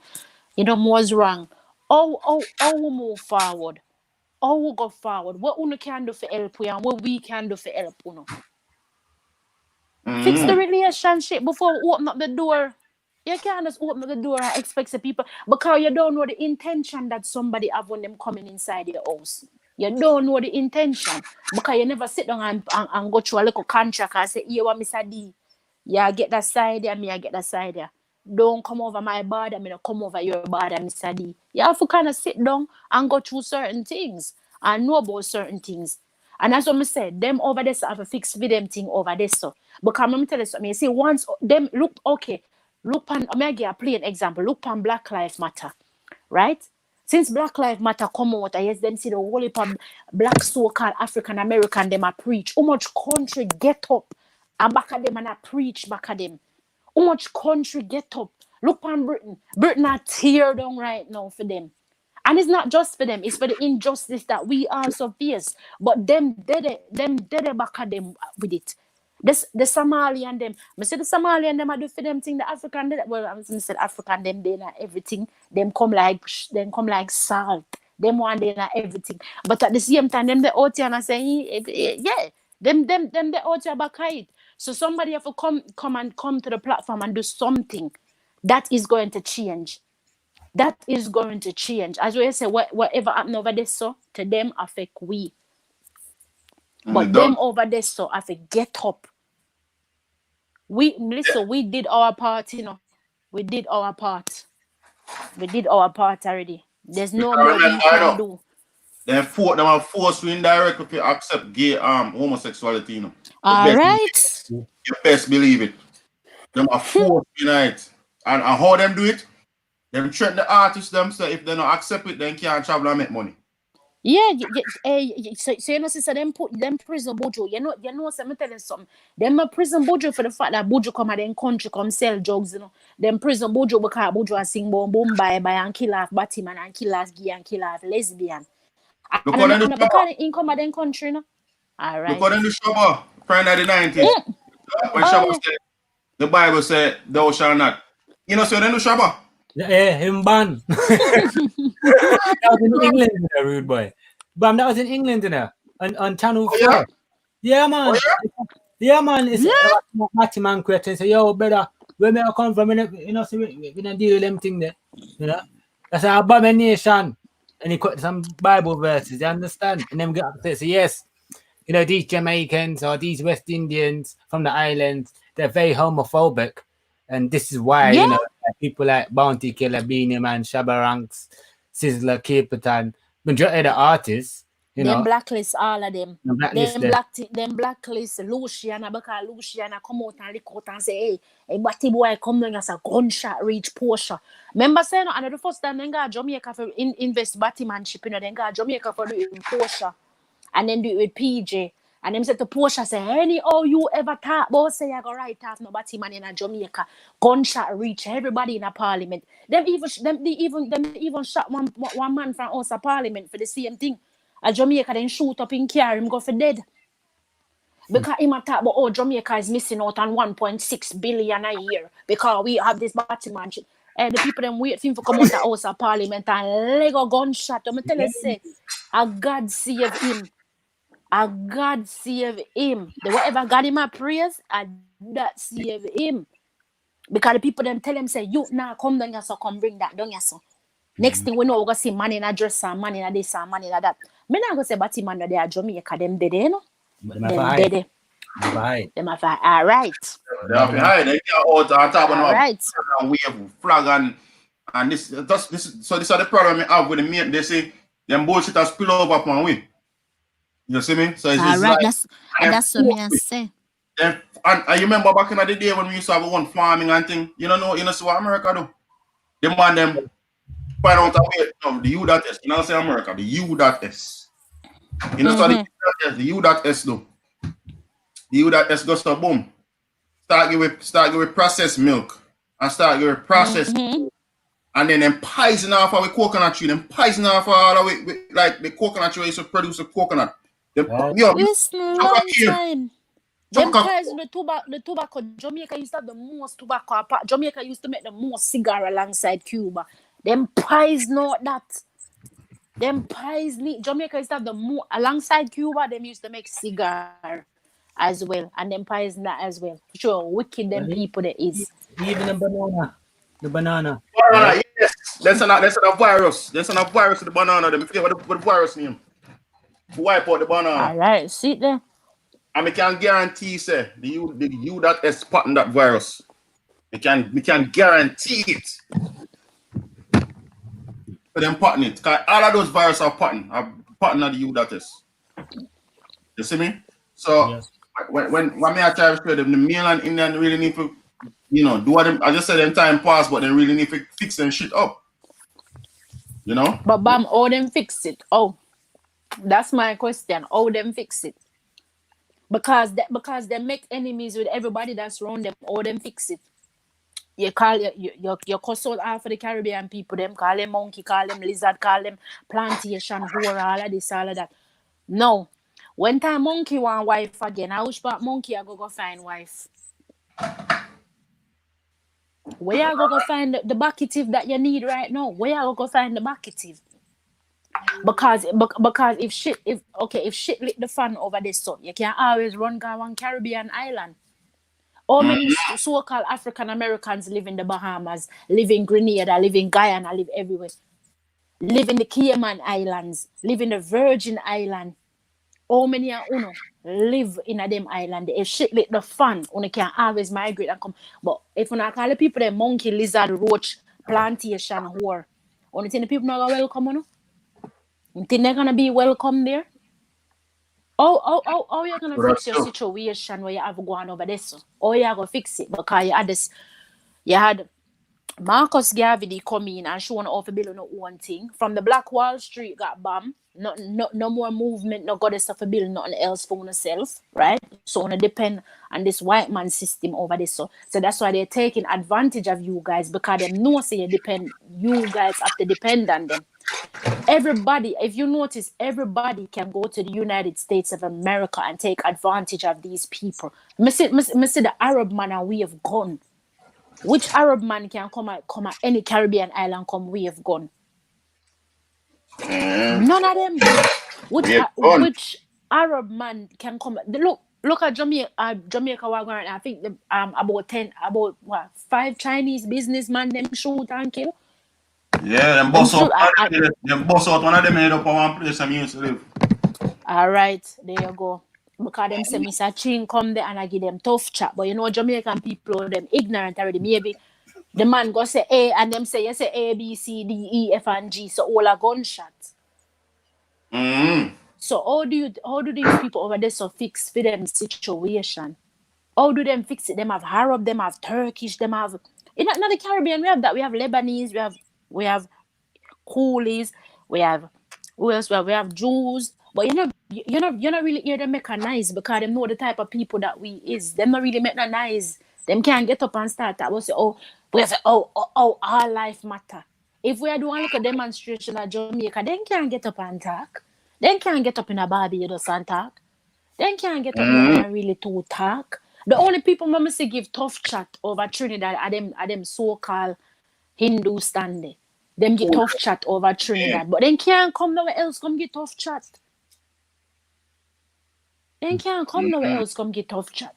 So how do these people fix them situation? How do you fix it? Start building it, start building your own school. Start educating your children them to your level. Start building your own housing margin. You know what I'm saying? Start to build your own doctor's office. Start your own policing system. A matter of fact, you really shouldn't even need a policing system. So Start doing that for yourself. How you think, man? How you think? When you start, how you think? yeah. When you start doing all of that now, then you can't. That's what I say. You can't rush in and talk, but you're gonna lick off the head of the top man. You can't do that. You have to do it little by little. You have to do it little by little. You do one school, one month, you build a next school over this, you build a next school over this. Start building all these goddamn churches. I'm telling some of them church they want to have in some school. I educate foot on the kids them to foot on the level and say, listen, we're Indians. We're not African Americans. We're going to stop signing the African American box. That is not us. That ain't us. We Indians, we Americans. Either you Cherokee, either you Tumde Indian, either you Hoots. I don't know what kind of different Indians they got over there. Start calling your children by their birth names. Start claiming land. Because when Obama was in power, Obama never gave not one melanated person land. Where was all the applications for the melanated people then? But Empress, he's a foreigner himself. He don't come from there. I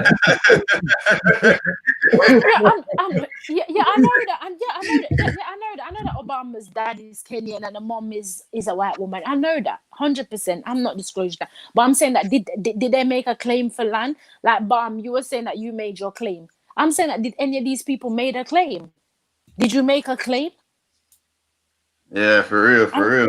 And I can guarantee you half of them didn't make a claim because they were too busy running down the latest Jordans. They were too busy running down the latest music video. They were too busy over here twerking like mad. Stop the whole load of twerking. Stop the whole load of running down Jordan. Because Michael Jordan, right, has invest the biggest amount of money in prisons. Michael Jordan. They must sell out. All right, see this. So, and every day them every other year when Jordan released them line up to get one. Them line up to get one. Let me tell you something. The truth hurts, and I know that I have offended people, but I'm not one of them people that's gonna hold down on the truth. I'm gonna tell you the truth, whether you like it or not. And my truth, it hit like a ton of motherfucking rocks. Because I now got baby and tell us, oh yeah, walk over this, so come here. So me I go tell us, say, get up, stand up, and stand straight, and start walk. And I complain and tell me, say, your foot hurts you.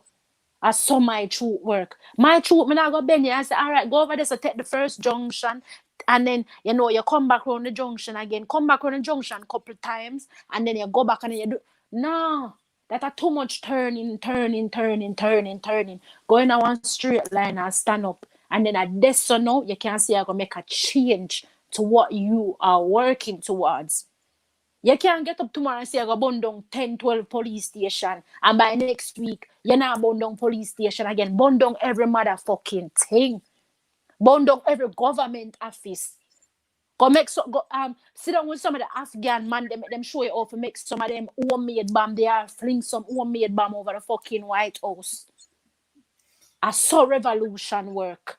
Revolution no work by you sitting down and talking about, tomorrow we decided we not gonna march no more. Malcolm, you've been marching for centuries and nothing ain't happening. Take action. Take physical action. It was Martin Luther King that was telling you, we don't need to be physical. He led you to the White House and let a whole load of Neanderthal people beat you with baton and cowboy and all type of things. And not one I want to fight back. Everybody I get licked. Martin Luther King telling himself integrate. You integrate. We gonna stand side by side. I had a dream. Yeah, that me find out funny, sis. Why the fuck you don't want to eat your colonizer food? Why you want to go to your colonizer restaurant and go eat with them? Bam, I've been telling. You see what? Yeah, find that funny. Telling that. You see when Marcus Garvey got it? all on the local. Me just drop that point and then make you do your thing. You see when Marcus Garvey go there? And Marcus Garvey see them a line up outside of some white man supermarket.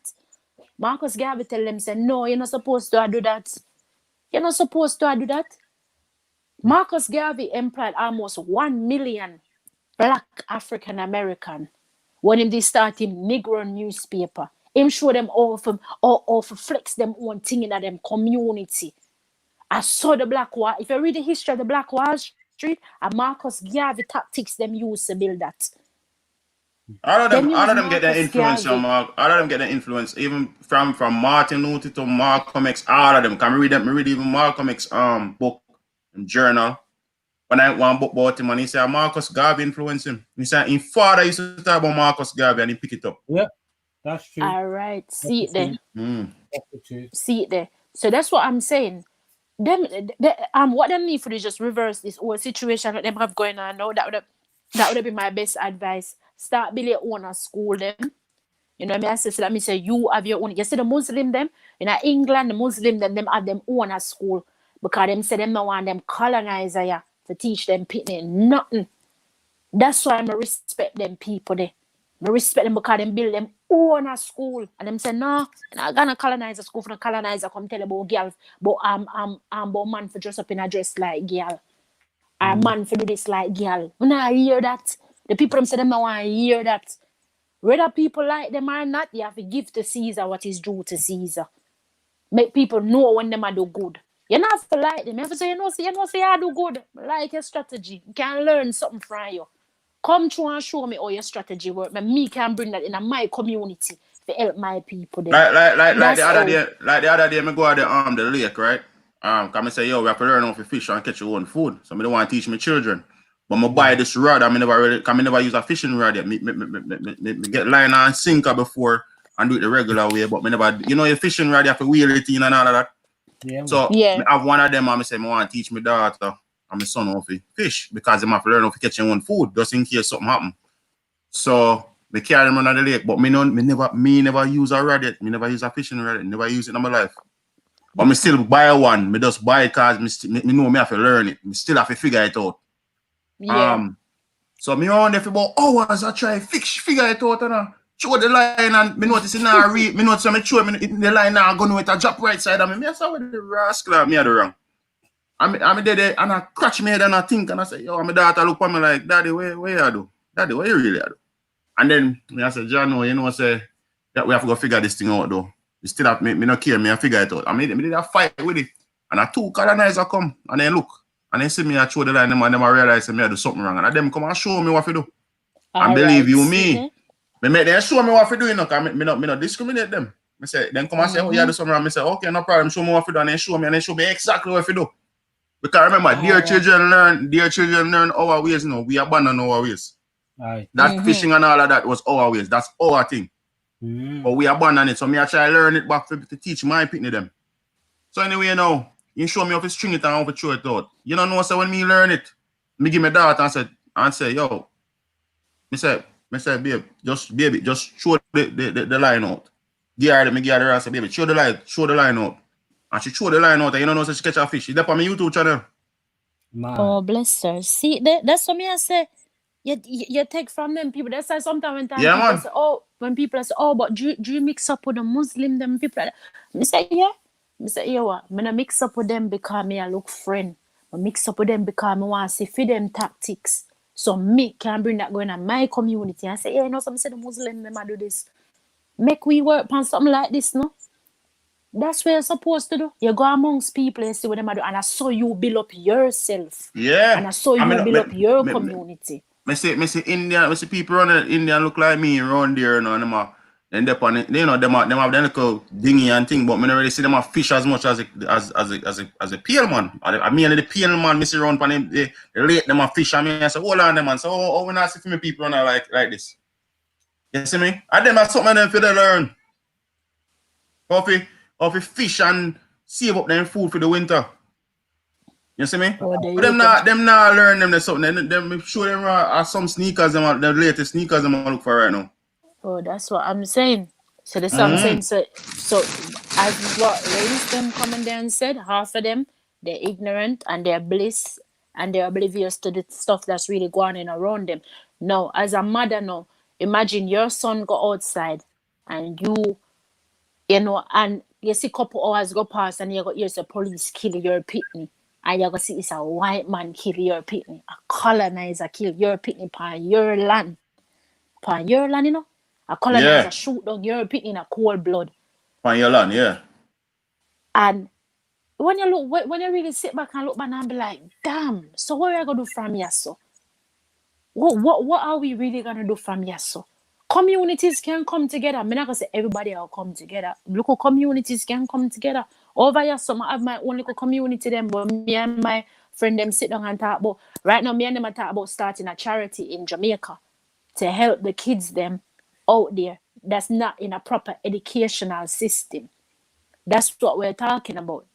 Helping parents, some of the parents them who don't have no food, because you understand that a lot of kids in Jamaica that don't have food.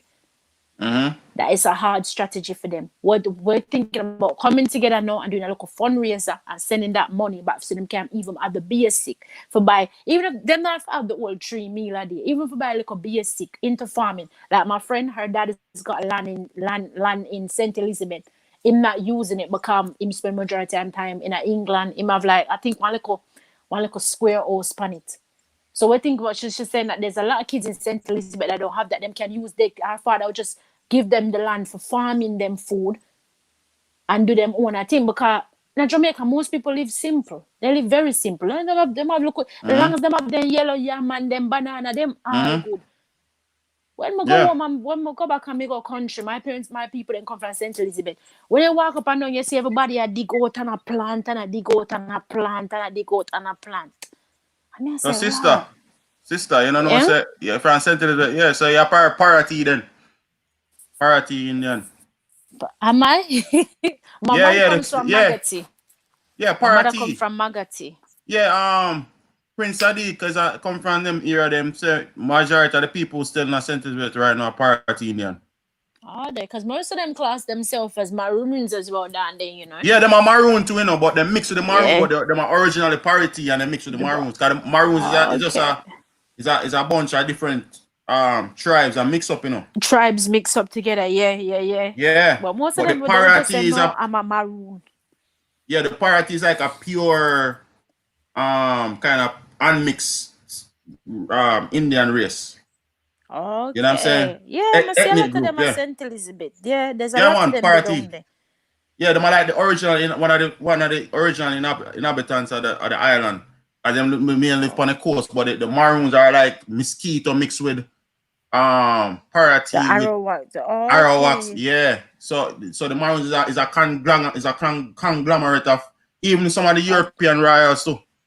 The maroons have European royals and their bloodline. Yeah, so the parity is like one of the pure unmixed, you know, indigenous island people on the center of coast.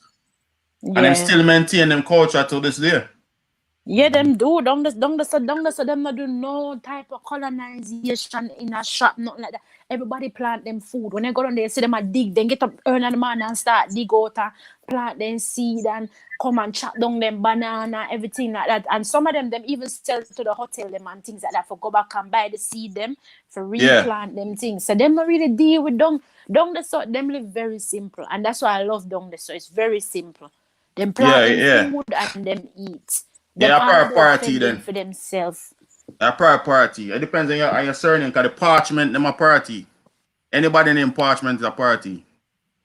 Like I found my surname. Like my surname, they said it was musically and based in Jamaica and was created in Jamaica.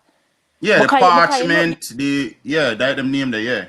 Yeah, because you know that you can't find out what your surname mean. Because I was doing it with copper.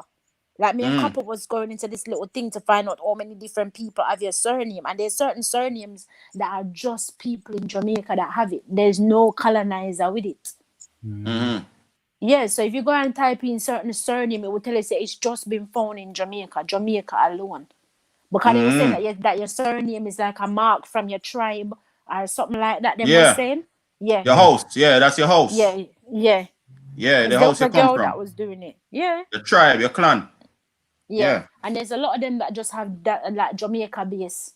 Like for instance, like Samuda. A lot of people used to say that Samuda was a Syrian surname, and Samuda is not a Syrian surname. Samuda is a Jamaican surname. And they even tell you that it's only found in Jamaica.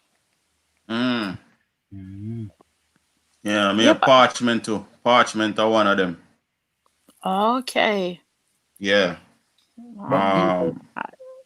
After you finish, we'll make a close. Because I start to be tired. Oh, all right. Sorry, yeah, that's our word, man. Close up, man. No statement. Finish your sentences and then we're going to make a close. Yeah, no, well, cool. I'm done. Well, sister, I agree with the sister, you know, because you see, you're right, sister. And here thing with me. I try to find the unity anywhere I can see it, me find it. You see me? And I really want to build with people like-minded and try to get over this colonization thing as much as I can in my lifetime. You see me? Me not against mainlanders, but me just think they need to step up them game. Go ahead. You know what I mean? They need to step up them game. 100%, Bam. I'm not against, sorry, my bad. I'm not against them either. But as what I said, whatever you do to my people, them, and it affect me, I'm gonna come after you. That's my whole point. You know what I'm saying? I don't know about segregation and separation. It's more like me have to make sure that my house clean. You know what I say? If somebody come in at my house and I make my people them feel some type of way, I'm gonna tell you, say, no, you can't do that. I'm gonna advise it to you. You maybe not gonna like the way me deal with you, but I'm gonna advise it to you. But because I'm Caribbean, and that's just the way we advise our situation, or we advise our opinions. Some people might look at it and saying, you're being too rough, or you're coming across too much, but that's all me advise. Express it, Yeah, the slander, what them are like, the slander, we like, can we see it a lot, you know, sister, and that's why I agree with you on many points. But then they like to slander with people for some reason, like we are the beating stick. Then try to have we like the beating stick all the time, like, oh, yeah, you know, a lot of Africans come to the Caribbean. Why is it always the Caribbean? You know what I'm saying? Like, you know, them like they target you for wipe we out, and that's a form of genocide too. Yeah, like you push that ideology on our people, and we are saying no. You saw me, I say, and you still push, insist. That's genocide. We not come. Yeah, go ahead.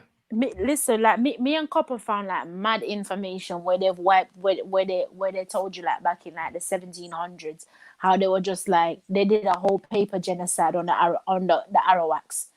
It tell you black. I'm from Jamaica genealogy. I'm gonna send it. I'm gonna put it in a little group so you guys can see. And when you go on there, it will tell you Blake that after like the 1700s, the word Arawak disappeared. The whole Arawak race just disappeared. It disappeared completely. Yeah, send me that.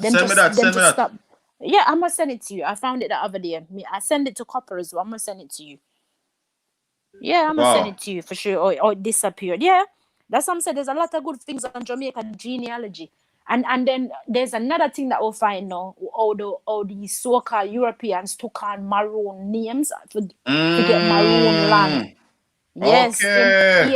It was in 1831 during the Sam Sharp revolutions. Europeans took on maroon names to get maroon land. I'm gonna send it to you. Very interesting. So that means you've checked it out. Then a lot of these names you think they come from Europeans, and enough of them names. Then they're our names. They're our names. Like for instance, like there's a name when I'm called Toulouse. Them trying to say Toulouse. Tolo. I think a Tolo. A Tolo man. Is it Tolo? No, yeah, I know Tolo. Is it Tolo? Yeah, a Tullocch, right? Yeah, Tolo. Is it Tolo? I thought it said Toulouse. A Tolo man, and a Toulouse. A Tolo. Trust me, me used to go at primary school with a Tolo, so I know that name no well. Do you know that they tried to say that's an African name? It's not an African name. It's not an African name. Tolo definitely a name. Yeah, and that wasn't like Spalding. We call Spalding Clarendon. Yeah, the Tolo them come from that area. The Spalding. Me used to live at one place in Cobbler. Me used to Spalding. Me used to Spalding, right? So me know about the Tolo. Them. All right. So that's what I tell people. Say go and check out your surname, because sometimes them are so-called surname and when them attack was European surnames, they are not. They're not European surnames. You send me the article, man. Come on and see it, man. Where you find that May I part? send it to you? Where you find that part, Jamaica? Me No, find some interesting thing on it, you know. No, no, listen, I go deep. I go on Jamaica genealogy. I go deep. Yeah, when I got my Yeah, time, I go deep, man. me find I some go proper interesting deep. thing on there too. Me find one thing Yeah. where that say the people on the island never used to have surname like that. They used to just have one name, and then they just add it like after a while. Then choose them, name them. Like if they want a surname, they just choose it. No, I'm not the only people them that didn't have a surname is the ones them that they took from the other islands. Like you see, Venezuelans, when Yeah. they used to bring over the Venezuelans from Venezuela, they never had no surnames. So some of the Venezuelan them now they will come to Jamaica and adapt surnames. Okay, Yeah. that makes sense. That makes sense. Yeah. And from Suriname, they took a lot of people from Suriname. I think they took like 737 people from Suriname. And from Antigua, they took 247 people. I even found a thing that they were talking about Europeans that came to Jamaica with their slaves. I even found that as well. Listen, I'm gonna send all that to you so you can read. And then the mosquito too. The mosquito, a lot of mosquito come on the island. They not talk about that no, but a lot they come. A whole heap of mosquito. Yeah, a lot of them came to track down. They came originally to track down the Maroons, but they couldn't track them down. Yeah. So what they did now, they went on and put those ones into slavery because they couldn't track down the Maroons. Yep. Then get There tricked. you go. Then get tricked. And so a lot of our ancestry have mosquito in it too. Yeah, a lot of them. That's why they speak like us. You don't see over in Belize. Yeah. Belize, the St. Andreas Islands, Costa Rica, Panama, Honduras. Uruguay. Yeah, a lot of them speak like us. I see an article that they enslaved a lot of Mayans and sent them to Jamaica, and the Mayans were in Honduras. Yeah, I think weren't those the ones that was together with Belize and they split up Belize Belize called British Honduras. Yeah, because I remember what's his name? Was it James? The one that came in Cornwall to Jamaica. What's his name? They were in some battle for Honduras in the 1700s while the Spanish had Honduras. They were refusing to hand. Sister, they refused to hand over Honduras to the English.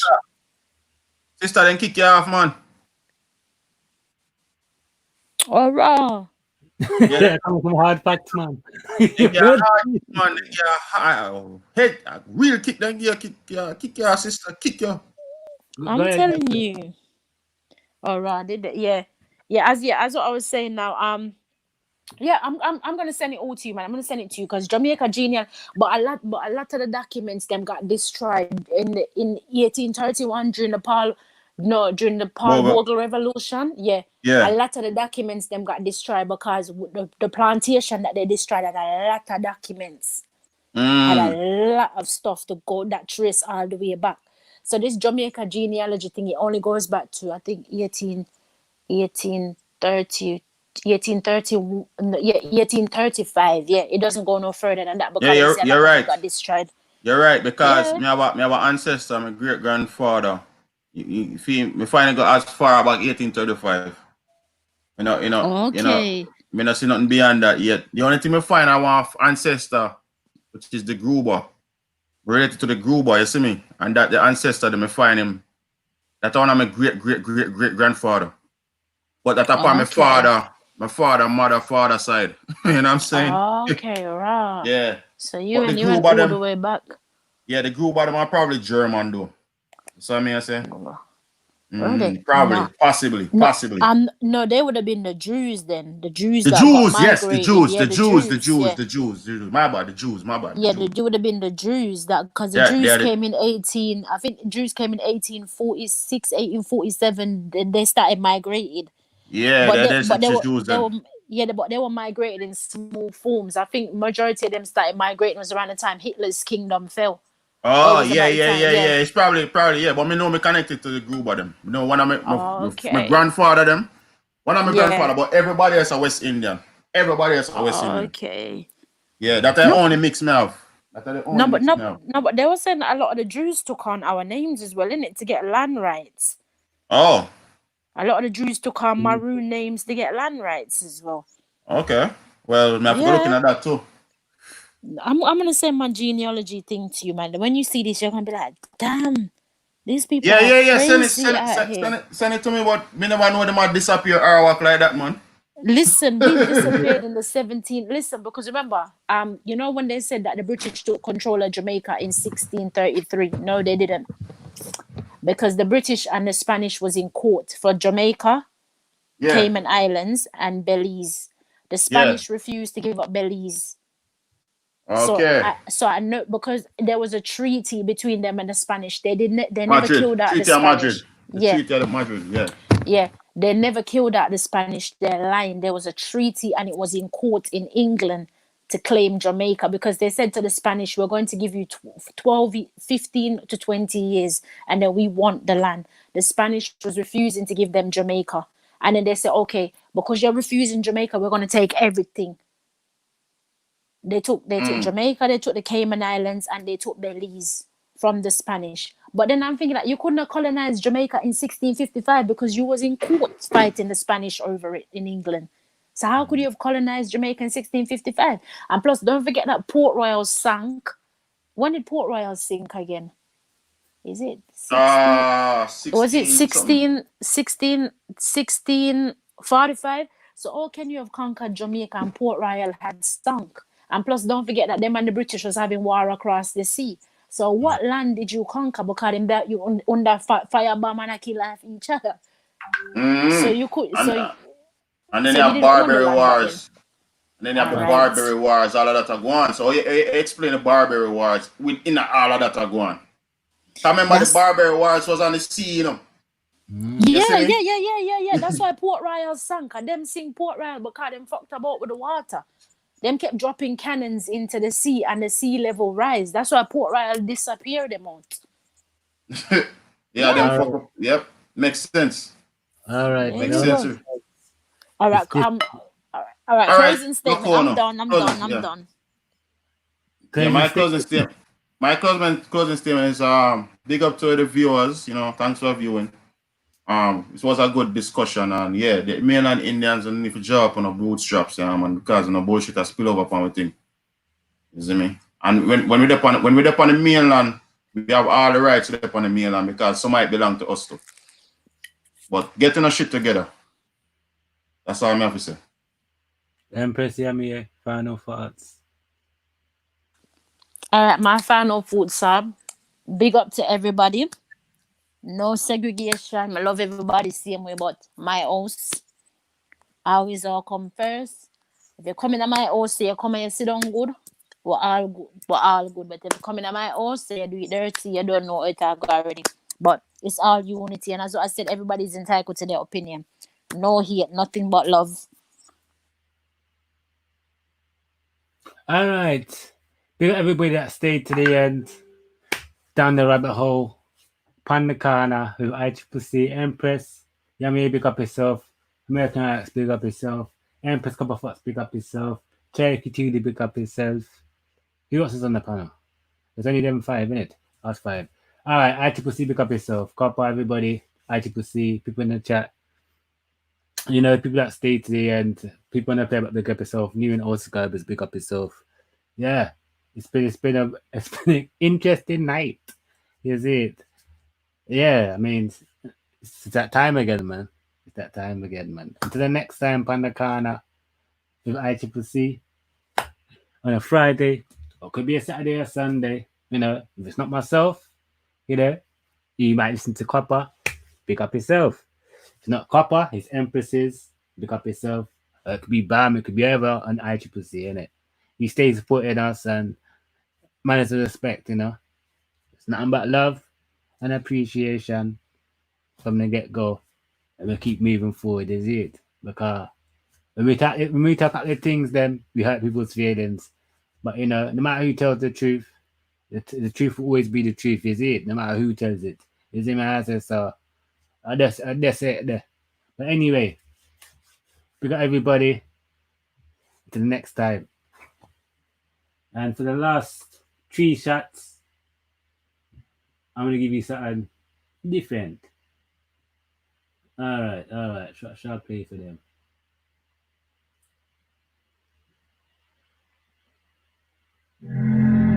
This is Idonia Up on the Moon featuring Size 10 and Jades. Yeah, so once again, it's Idonia featuring Size 10 and Jades Up on the Moon. Yeah. Full speed. Most of my guns are fast, bro. See that? That's Size 10. Jades. Gosh. Smoking. That's it, though. I love the club. Jenna. I love the push. I close. Okay. I like your settings. Alright. How on the moon? How on the moon? Yeah. Sativa, we make me feel like the cover jump over the moon. Yeah. How on the moon? How on the moon? Indica, we make me sleep on the couch and forget me have something to do. How on the moon? How on the moon?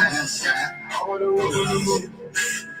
Up on the moon, up on the moon, up on the moon, up on the moon, up on the moon, up on the moon. Alright, Soji, have the belief. Yabba, kick, yes like crispy. Nice grab a leaf, but get fried crispy. Now me a fly high, jet life hit me. Hey, MG, press S550. Push weed, now she wet like frisbee. That make you hungry, 10 by biscuit. Cigarette, not have a red life risky. Cocaine, why slip shit? Ganja, yes, gunshot. No quiz me, push weed, sweet, rice crispy. High in the sky with cloudy and misty. Smoke and drive, no round it on whiskey. Push so loud and the crowd they won't miss me. Best from Western, only that strictly. La la la, no cartoon, no Disney. Money they could come boldly and stinky. Just, I love the coach. I love the coach. I love the coach. Puff, puff, pass. I love the coach. I love the shit. I love the coach. I want no more. So high a station fly over my road. So high me think me can see Cameroon. Girls go cookie, gorilla glue. Let me walk on a ring chill like a maroon. They call the prettiest man where you blue. Build up a stiff, add enough cover me, add more coffee. I say what you do? It a fit hot, twinkle. That make me smile like a dimple. Yeah, let it out twinkle. That make me eye them a twinkle. No stiffing not call me no into. What that make it you a sprinkle. Archie push me up the link to. I did it and make a way into. I love the coach, Jenna. I love the coach, Jenna. I love the coach. Puff, puff, pass. I got the coach. She see that fire settings. Up on the moon, up on the moon. Yeah. Sativa, we make me feel like the cover jump over the moon. Yeah. Up on the moon, up on the moon. Indica, we make me sleep on the couch and forget me have something to do. Up on the moon, up on the moon, up on the moon, up on the moon.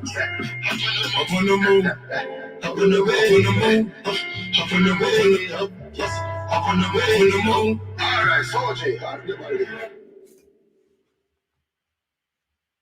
Yes, and once again, that was Idonia Up on the Moon featuring Size 10 and Jades. For the next two shots, Panda Rocks, straight like that. Yeah. It's going to be Iwater Digilone. So this is Iwater Digilone. Back to back Iwater, I'm not telling a lie, I could have sent my little credit. Due to what did you say? She? I'm have to pay them back then, did you know? So we are biggest thing you can do for me. No breaks, records. Alright, let's listen it. How much again? But wait, oi. Only tell me about me that we never ready. Fly 1, 2, yeah, come on, then you said it. Baby, you know me never walk in the cash. And you never be the one to be dead. Boss, send me 100, where? Send me 2 bits, where? Send me 2, 3, 4, 5 bits, hey, what? Only tell me about me that we never ready. Never get some credit for it. 250, the last year, see? Let me have seen what I grass see now. I said never got this just to give us me. Read it, get me press hungry. Me said it just time out, just like 10 minutes. I would tell me for John and text it, bang me. Me know your credit man, where you get that from? Me ask you a question. Only tell me for me that we never credit. Star 1, 2, yeah, come on, then you said it. Baby, you know me never walk in the cash. And you bag, me never gonna be dead. Boss, send me 100, where? Send me two beats, where? Send me 2, 3, 4, 5 beats, hey, she take up in her body like she own silicone. Every single day she a room for me phone. And I tell me how say she own me loan. From last year, April 24, so me not fi send it to her, say you do give me phone. So she can use hotspot little more. IG, Snapchat, WhatsApp, then scroll. Send a voice notes if you send it little more. Me ask her, when you tell her me about me job, we never credit. Start 1, 2 years, come on, and I send it. Baby, you know me never walk in the cash. In Chicago, me you wanna be dead. Hey, Miss Jean, elastic, Selassie, Z. Let me hand see what I brassy now. I say never got this to the bossy. Me, read it, then me press. You have to see me after you done so much reading. Just start text it. How will you text me? Cause y'all in the text it. Me, I know your credit man. Where you get that from? Me ask you a question. Only thing you make for me, you will never credit. Start 1, 2 years, come on, and you send it. Baby, you know me never walk in the cash. In the bag, me never know the debit. Boss, send me 100, where? Send me 2 beats, where? Send me 2, 3, 4, 5 beats, hey, where? Only thing you make for me, you will never credit. Yeah, she take up in her body like she own silicone. Every single day she a room for me phone. And I tell me how say she own the loan. From last year, April 24, so me not fi send it to her, send it to give me phone. So she can use hotspot little more. IG, Snapchat, WhatsApp, then scroll. Send a voice notes if you send it little more. Me ask her, only tell you me for me job, we never credit. Start 1, 2 years, come on, and I send it. Baby, you know me never walk in the cash. In the bag, me you wanna the debit. Boss, send me 100, square, send me 2 beats, square, send me 2, 3, 4, 5 beats. And that was Iwaata Digilone. Once again, that was Iwaata Digilone. Yeah, my bad about that. Yeah, for the final shot on the rocks, we're going to play. Alright, cool. This is Skilly Bang 50 bag. Alright. Skilly Bang 50 bag.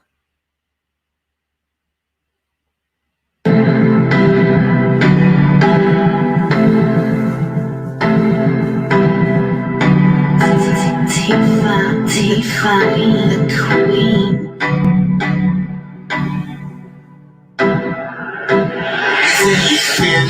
Give me a mad feeling, but you give me a great. When you grab a leash and we go a place where gravity no exist. My love stay there, so I give me.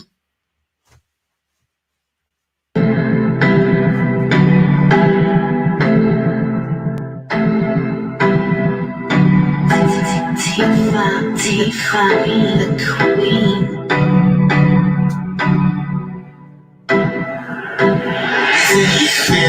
Give me a mad feeling, but you give me a great. When you grab a leash and we go a place where gravity no exist. My love stay there, so I give me no bush weed and a daycare. Be smoke in the air. The gates blaze making on my dome serenade. Push a fire like when me step out to the cave. Big fat split me about 50 there. Board more. Me a be a split longer than brush. So me no smoke coke. Me send it on a board gun. I'm a fella no puff smoke like me nose. When even cold stove. I'm in fuck up the war zone. Me split broad like a toll road and a smoke code. Me sacker than broke board. But the nose up north when me blow smoke. Dance down. Everything mad, memories fly. Like that, hot cabana, 50 bag. Everything mad, everything mad. Everything mad, everything mad. It's like that, hot cabana, 50 bag. Everything mad, everything mad. Everything mad, everything mad. Anyway, you see me, I'm smoking no weed. I feel bill with the gabba with the voltage. Get the gabba toasted. Potato chip, flames. Me a sport with the grades. Me a face, me a get a smoke in the day. Split fatter than two when it's spray. Weed a figure dome every day. Weird name, give me a mad feeling, but they give me a grade. When you grab a leash and we go a place where gravity no exist. My love stay there, so no give me no bush weed and no daycare. Be smoke in the air, the gates blaze making on my dome serenade. Push a fire like when me step out to the care. Big fat split me about 50 there. Board more. Me a bill a spliff longer than brush. So me no smoke coke. Me send it on a boat gun. I'm a fella no puff smoke like me nose zone. Even cold stove. I me fuck up a war zone. Me split broad like a toll road and a smoke cone. It's hotter than broke bone. Every nose out north on a blow smoke. Like so,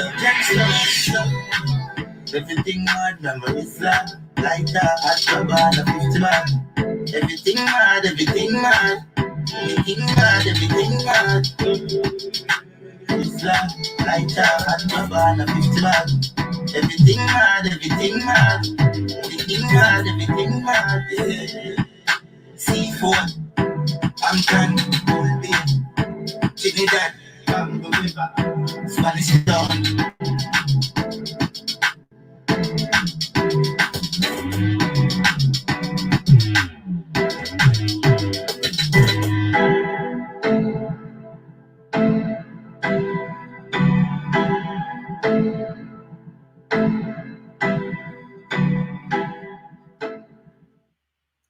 Yes, once again, that was Skilly Bang 50 bag.